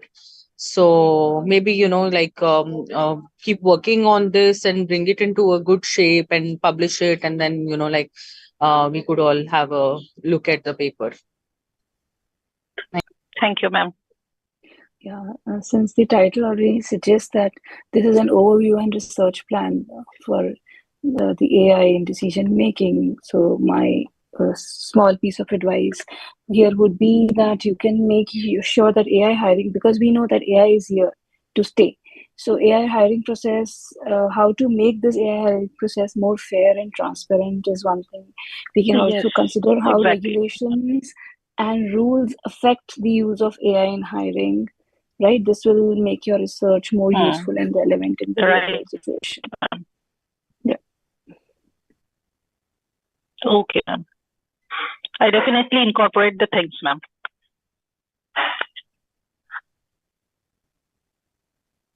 Thank you so much, ma'am. I would now like to welcome Ms. Bharvi Desai to present their paper on digital banking practices and its impact on the competitive scenario of the Indian banking sector.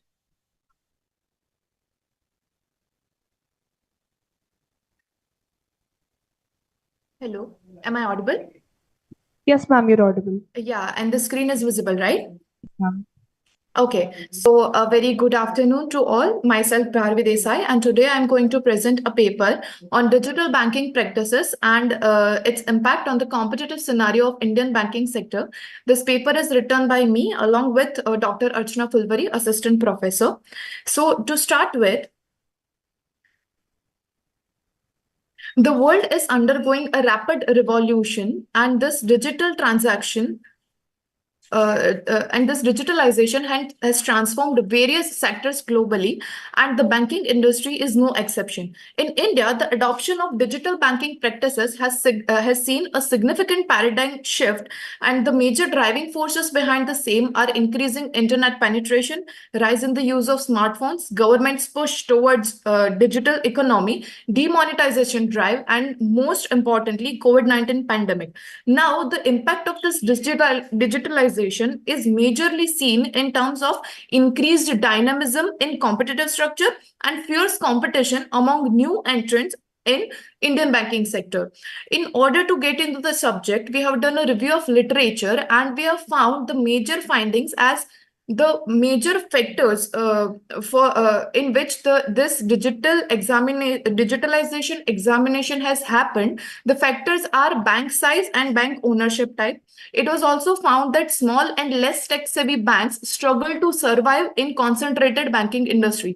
Further, positive linkages were seen between the large banks' adaptability to get into digitalization and their profitability as well as efficiency.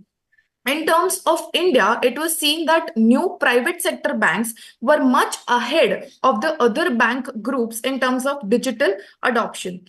Now, in line with the review, we have identified our objectives as first to examine the extent of overall digitalization in Indian banking sector. Second, to explore a competitive structure of Indian banking in terms of digital adoption. The third objective is to measure the depth of digitalization in banking practices of the top ranking banks, which are identified in a second objective. And last, to see whether the bank size and bank ownership type affects the adoption of digital technology or not. So the data research methodology that we have used is we have taken a variable, two variables, volume and value of digital transactions. Digital transaction is summation of ATM, mobile banking, internet banking, NEFT, RTGS, and card transactions. The study period involves the time period of 2050 to 23, and data has been collected from RBI. The statistical tools are graphical presentation, ratio, and simple growth rates. And now, the first objective to see the overall growth of digital transactions, we have seen CAGR of value of digital transaction has increased by 15%, and in terms of volume, it has increased 33%. Further, we have gone into detail and see that the value per digital transaction has come up with the CAGR of negative 14%, which implies that the value per digital transaction has diluted, and this can be analyzed as the deeper penetration of digitalization in routine purchases of people. The next objective was to see the share of banks in total value of digital transactions, and we have compared 2 years, that is 2015 and 2022, and the major findings were coming out as in 2015, 7 banks togetherly held 70% of the total digital transactions. Only one bank was public sector, and the rest were private and foreign banks. In the year 2020, one more public sector bank got added to it. So 8 banks togetherly held 70% of the digital transaction share. It was also highlighted that SBI has seen a decline in its digital adoption by 15%, but ICICI Bank has gained 4.77% greater share, which is 68% of increase in its own share compared to 2015. The third was to see the depth of digitalization in banking practices. In this, we have taken up a ratio of digital transaction to the total asset of the select banks. This ratio indicates the penetration per rupee worth of bank asset. Further, we have compared the depth of digitalization with the rank of that particular bank in terms of asset size. These are the table which in the first data column, it is seen the penetration of that particular bank in terms of digital practices, and the second one shows its share in terms of its asset size and their ranking respectively. In this, we observe that where SBI has held rank 1 in terms of its asset size, no major change has been seen in its digital penetration. In case of HDFC Bank, it was seen that its rank has jumped from 6th to 2nd. So its asset size has increased, but on the contrary, its digital penetration has reduced from 55% to 24%. The same thing has been noticed in case of Axis Bank, where its digital penetration has not kept pace with its size expansion. In case of ICICI Bank, it was seen that it has continued to hold third rank asset-wise, but its penetration has increased 1.5 times, which implies a robust growth in its digital practices. In case of Punjab National Bank, it has improved from 5th rank to 4th rank, and greater digital penetration has been seen, because it was earlier only 0.10%, but now it is 6.4%. So it's a jump of 60 times. And last but not the least, in case of Kotak Mahindra Bank, it has not just increased in terms of its size and held 11th rank from 29th, but it has also done a greater digital penetration by increasing its share from 8.20 to 21.70, which is on an around 164 increased digital penetration of its own.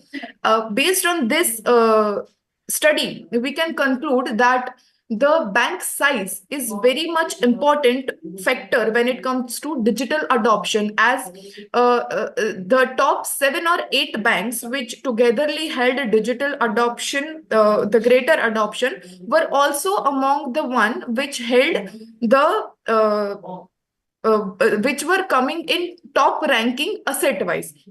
So more and more banks are going to get merged in order to expand their size, and because of this, Indian banking sector may face a greater concentrated Indian banking sector. So that's it from my side, and thank you. Thank you so much, ma'am. Now I would request our session chairs to kindly share their inputs. very well presented, and it's in a very great shape also compared to the other papers presented so far. You have gone into very much depth, and you have adopted very simple tools like growth rate, and you have considered all the factors which could impact your independent variable as well. Yes, So ma'am. it's in a very good shape, I would say. So keep working at it, and I wish you all the best. Thank you very much, ma'am.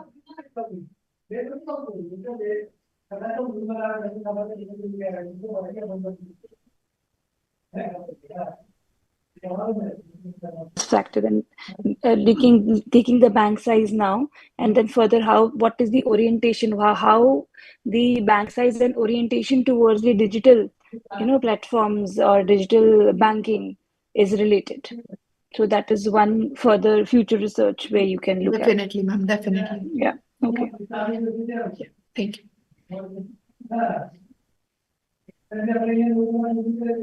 Thanks, ma'am. I would now request Ms. Kirti Sharma to present her paper on a study on impact of financial performance of HDFC Bank by e-banking services. Hello. Yes, ma'am. Hello. Good evening, everyone. Am I audible? Yes, ma'am.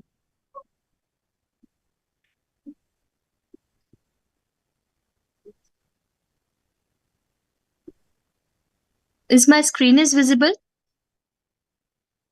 No, ma'am. 1 second.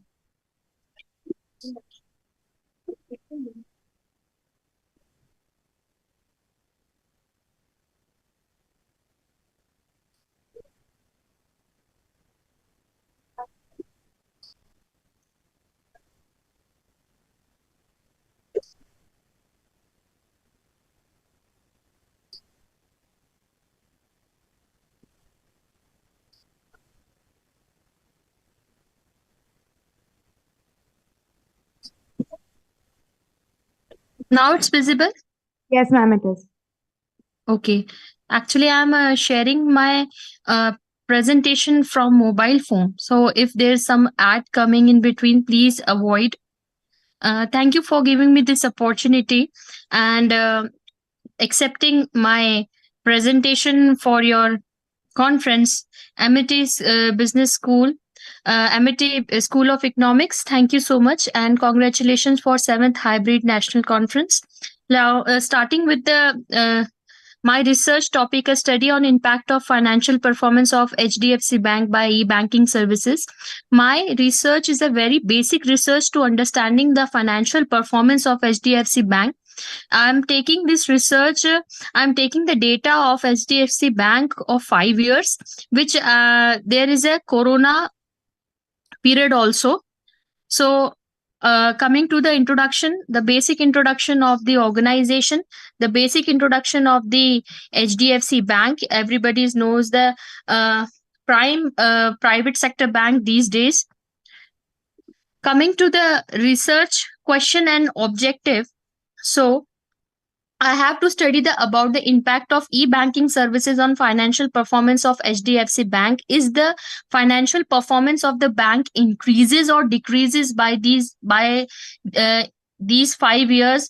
Or second, to the study about the impact of e-banking services on non-performing and assets, that is NPA.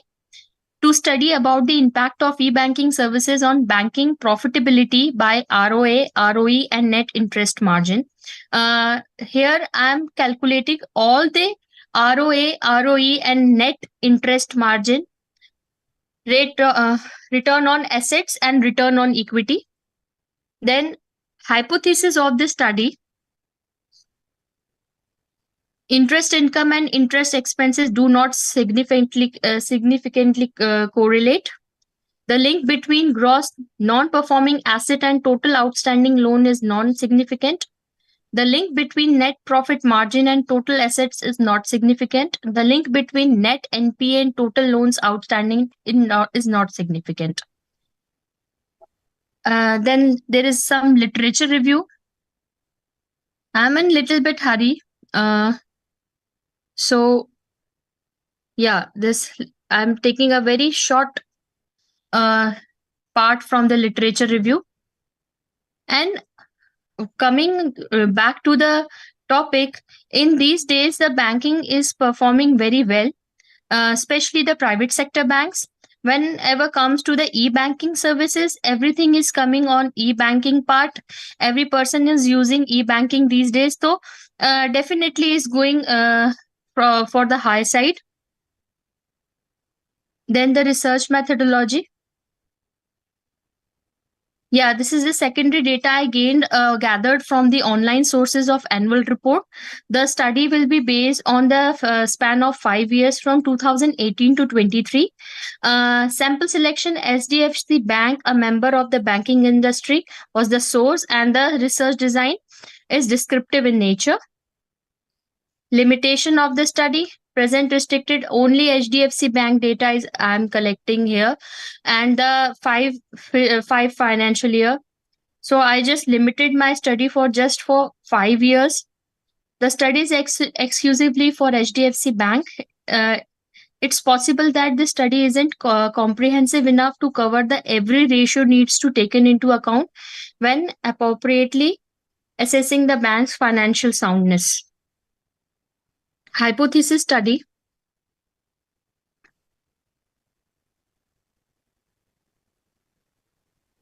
There is a positive correlation between the ATMs and HDFC Bank return on equity. There is no positive correlation between ATMs and HDFC Bank return on assets, and there is no significant correlation between HDFC Bank loan outstanding and gross NPA. There is no significant correlation between HDFC Bank and net interest margin. So here are some data analysis. You can easily see there is a increase. There is a slight increase in the return on asset size as compared to 2018-19 and 2023. Return on equity, which is in 2018, and as compared to 2020-23, this is little bit side, it's an on increase side. Loan on deposits.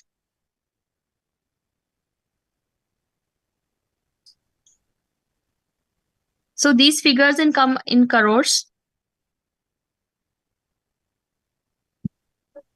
Okay. Because I have a very basic study, let's come to the findings and results.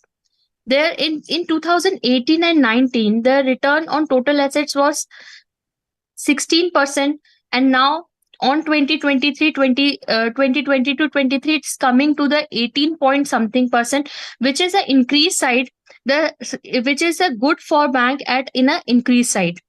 Then there is a descriptive study which make it so much descriptive by its own. All about the finding. Recommendations.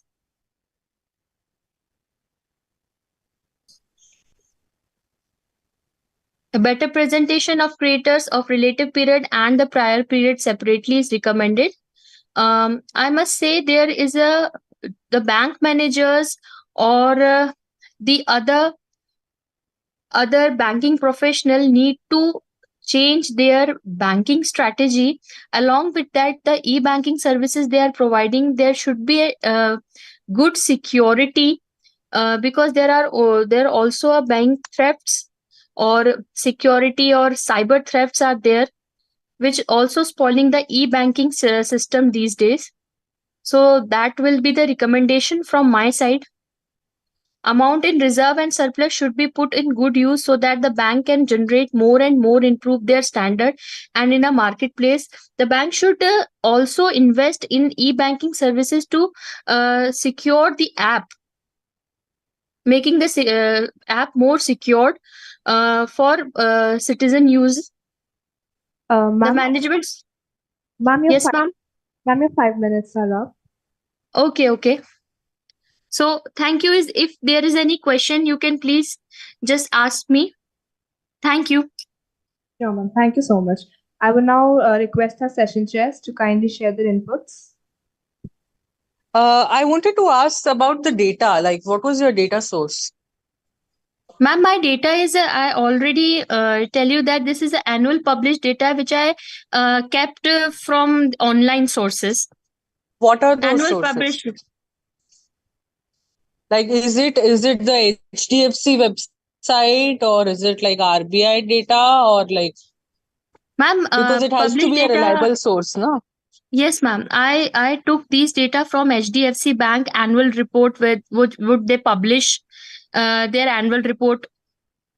I take it from there, ma'am. Okay, so like for all the variables you are saying. Yes, So you yes, have ma'am. only Yes, one ma'am. data. For all variables, you have like one data source. Yes, ma'am. Okay. Nothing from my side. Thank you. Thank you, ma'am. Thank you so much, ma'am. Now I would Thank you. Dr. Shikha Gupta with her presentation on Lag Bangles of Rajasthan, Sustainably Fashionable.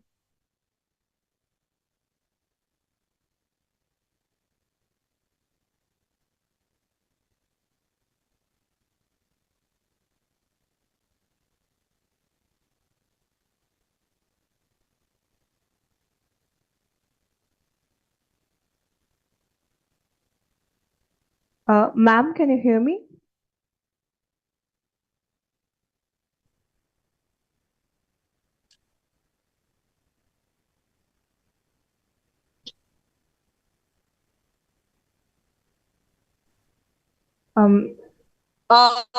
Did you mention my name? Sorry, there's somebody had come to the room. No, ma'am. I was inviting Dr. Shikha Gupta for her presentation. Okay. Shikha, ma'am, can you hear me?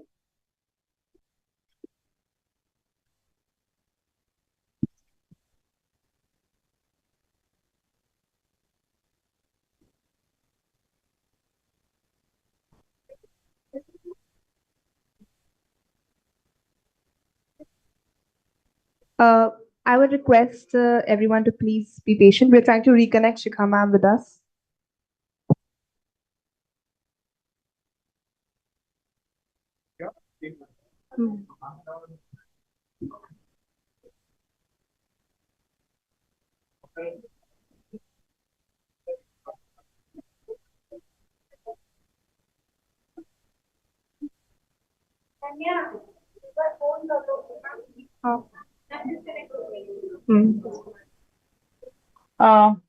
Good evening, everybody. I'm really sorry, but I'm in a very limited connectivity zone. So is it okay if I keep my camera off? Because I tried to switch on my camera and it seemed to just went off. Yes, ma'am. Is my screen visible? Yes, ma'am. Yes, ma'am. Okay. So, good evening, everybody. My name is Shikha Gupta. I'm assistant professor at the Department of Fashion Management Studies, National Institute of Fashion Technology, Jodhpur. I'll be presenting my presentation on Lag Bangles of Rajasthan Sustainably Fashion. So, we have a craft cluster initiative at NIFT, and we do a lot of research on these craft clusters and try to revive these craft clusters if they are dying, and also try to give our inputs in terms of design, technology, management. So, since I'm a management faculty, we try and give our inputs in terms of how managerially we can make these crafts better, in terms of marketing the crafts, in terms of selling them, giving them selling options, in terms of giving them selling platforms also. So the craft that I have chosen is lag bangles. If you go by the history, it was initially practiced in various parts of the country, which included Bihar, Andhra Pradesh, Uttar Pradesh, and Rajasthan. The craftsmen that are involved are called Lakhara and Chiridas. They're still called Lakharas in Jodhpur. Lag craftsmen in Jodhpur are usually belong to the Manihar community. Um, these bangles also have a great significance, at least in Rajasthan, because they are considered auspicious. They are used in auspicious ceremonies, marriages, and various religious events. So they are considered they have a religious importance also. They gain immense popularity as they were highly soothing to wear and do not cause any infections, allergies. So there are a lot of people who are allergic to various things on the skin particularly. but these lakh bangles are a great alternative to them because these are they do not cause any kind of infection or allergy, so they are quite sustainable in their uh, as a material. So lakh is as a material, it is natural, biodegradable, non-toxic, odorless, tasteless, hard resin, which is non-injurious to health. The cultivation is very simple. It is free from high technology and also does not need any large investment, which makes it very easy for these small craftsmen who are working for the craft to actually get the raw material from various sources because it is kind of very inexpensive. So lark insects are cultured on host trees, which are capable of growing in wastelands. The branches coated with lark are cut, and the raw material is thus obtained. Lark is the source of wax, dye, and resin. It is collected from forests of Maharashtra, Madhya Pradesh, Bihar, Odisha, West Bengal, Uttar Pradesh, and Assam. It is not usually grown in Rajasthan. It is also available in different qualities like light golden, brown, and dark black. The light golden one is the best and the most expensive ones out of all the three. Usages is mostly if you talk about Rajasthan and Jodhpur particularly, they use as lakh bangles. That is why the craft is also called the lakh bangle craft. The gulali chuda, the red colored bangles, or the hare bandanukka chuda, which are green colored bangles, are usually purchased during the wedding season, and it is a part of the wedding trousseau that is given to any bride of Rajasthan. It is also, like the Punjabis have the red and white chuda, we have the green and red chuda that is made of lakh. The pink lakh bangles are worn during the festivities of Holi.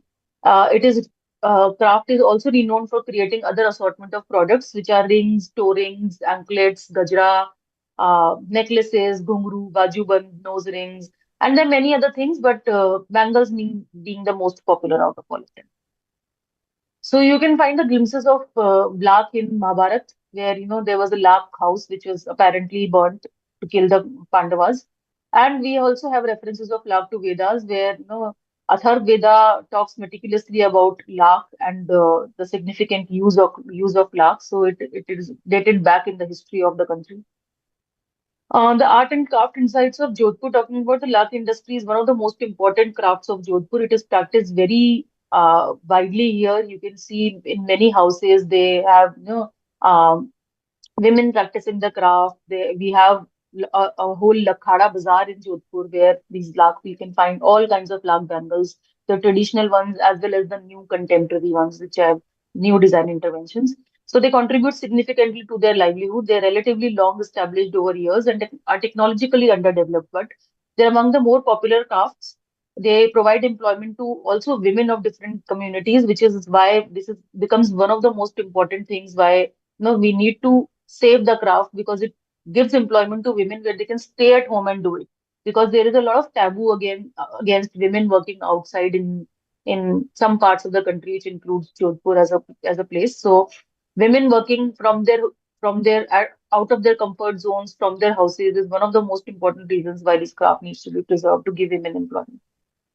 The objective was to study was primarily to study in detail the functioning of Laugh Bangle craft cluster in the city of Jodhpur.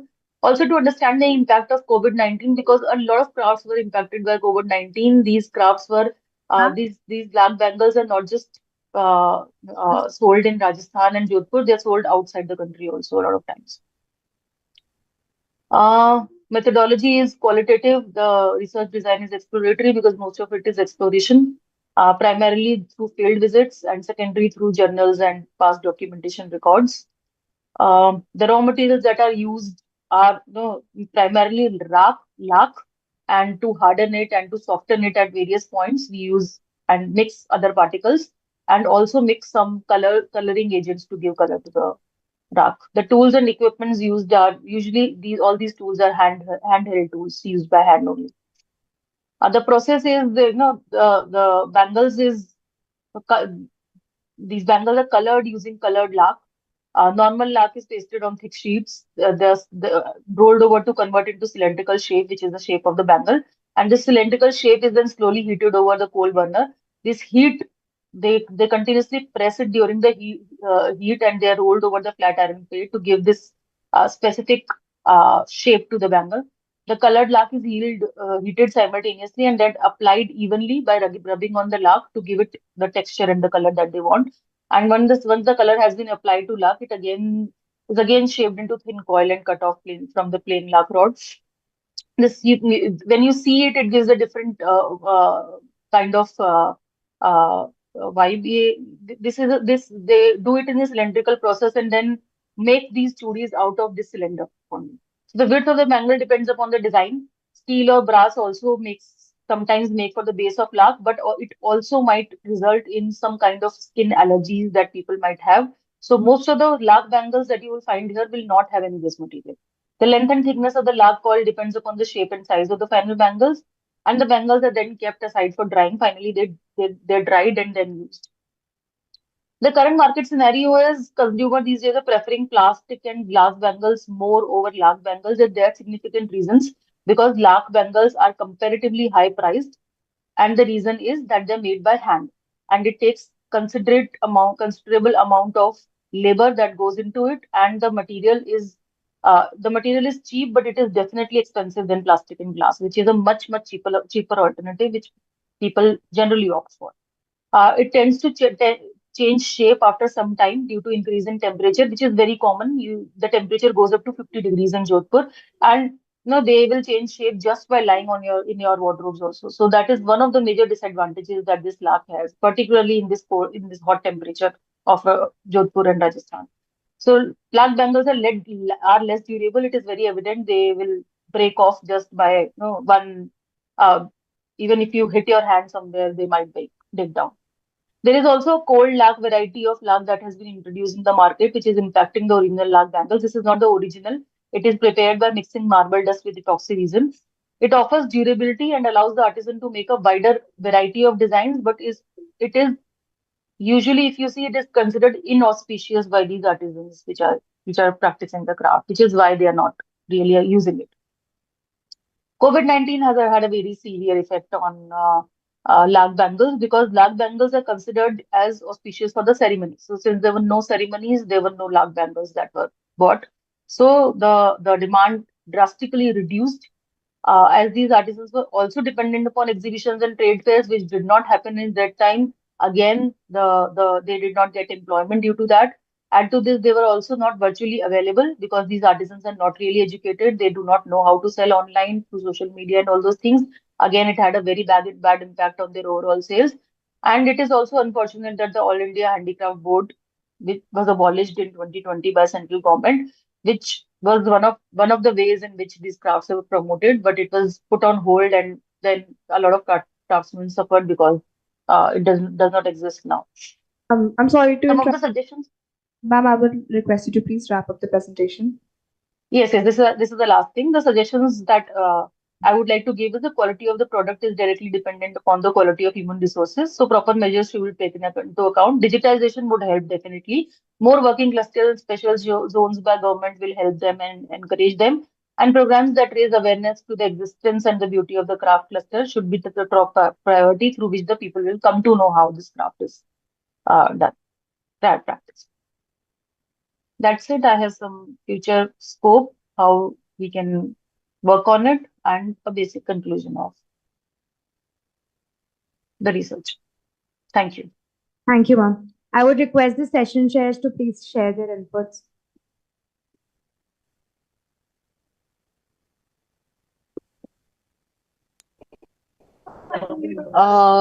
Very nice presentation and a very interesting topic as well. Just that you could, probably I could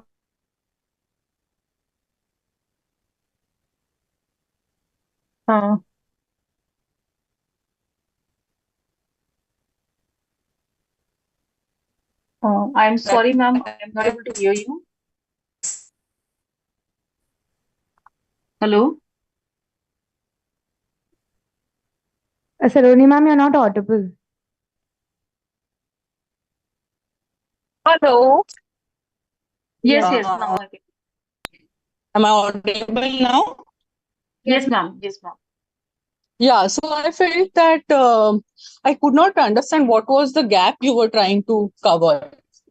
Was there like a certain issue certain challenge that you were trying to, focus on, or what was the main thing which was being addressed? And Ma'am, actually, if you see overall across the country, the craft clusters that we had there are many crafts, particularly in Rajasthan. If you talk about, there are many crafts that have been practiced over years, but these crafts are not really doing well lately. And we, an organization, we take it as a social responsibility, because fashion design, all these aspects have a lot of impact on these crafts also. but did you And we are take trying any to, but did you take any case study? Did you go to Yeah, any I will. field? Did you collect any yes, yes, ma'am, data? this Did is, you? Maybe you can look at if I can come in, you can look at the eco-friendly practices that are employed in Yeah. production of large bangles. And of course, I also wanted to add on. You can look at the different case studies from these artisans, right? And give the first-hand perspective and add depth to the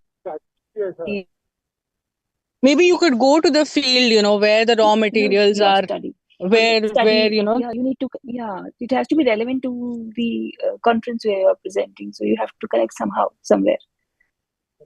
So my point was that, maybe you could go to the field and where the raw materials are actually, prepared, where the intermediary goods are prepared, and then the market as with talk to the makers, make it a good case study yourself, compare, 2, 3 regions, try to understand the challenges of each and every party which is involved in, not just, making of these bangles, but also selling, the shopkeepers as well as the consumers. So a more right. holistic approach, basically. Yes, ma'am. So this is the first-hand information that I'm doing. We went to the field. This is only one part of the study. There is another part of the study of how they are marketing right now and what are the marketing practices that we will be proposing for them.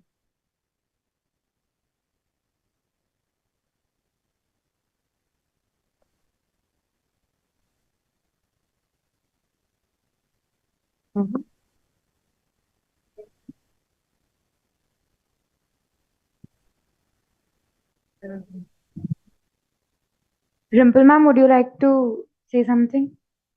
No, I've already given the maybe the how do we connect this study, to the sustainability, eco-friendly practices, adding on the case studies from artisans was my feedback to this, which I've already given.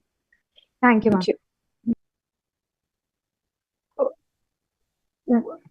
We have now come to the end of the session, and we would like to thank all the presenters today for the incredibly insightful and informative session. I would now like to welcome Dr. Rimple Manchanda to address the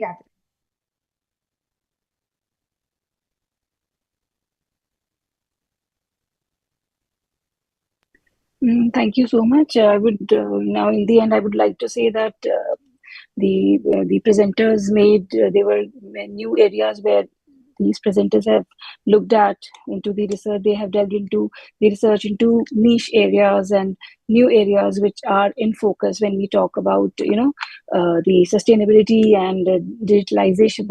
That's the focus nowadays. And good work to, I can say, good presentations by the presenters, and gratitude to the organizers. Thank you so much. Thank you so much, ma'am. We are incredibly grateful to have you here with us today. I would now request Dr. Saloni Bhutani to address the gathering. Thank you, everyone. Thank you for providing me this session and go through wonderful papers which were presented. And I wish all the participants the best in developing them into fledged research papers, and I hope they put them into good papers and receive good guidance, and ensure that the research is quality based and up to the mark for the publications. Thank you. Thank you so much, ma'am. I would like to thank everyone once again for joining us today, and we hope you have a wonderful day. Thank you.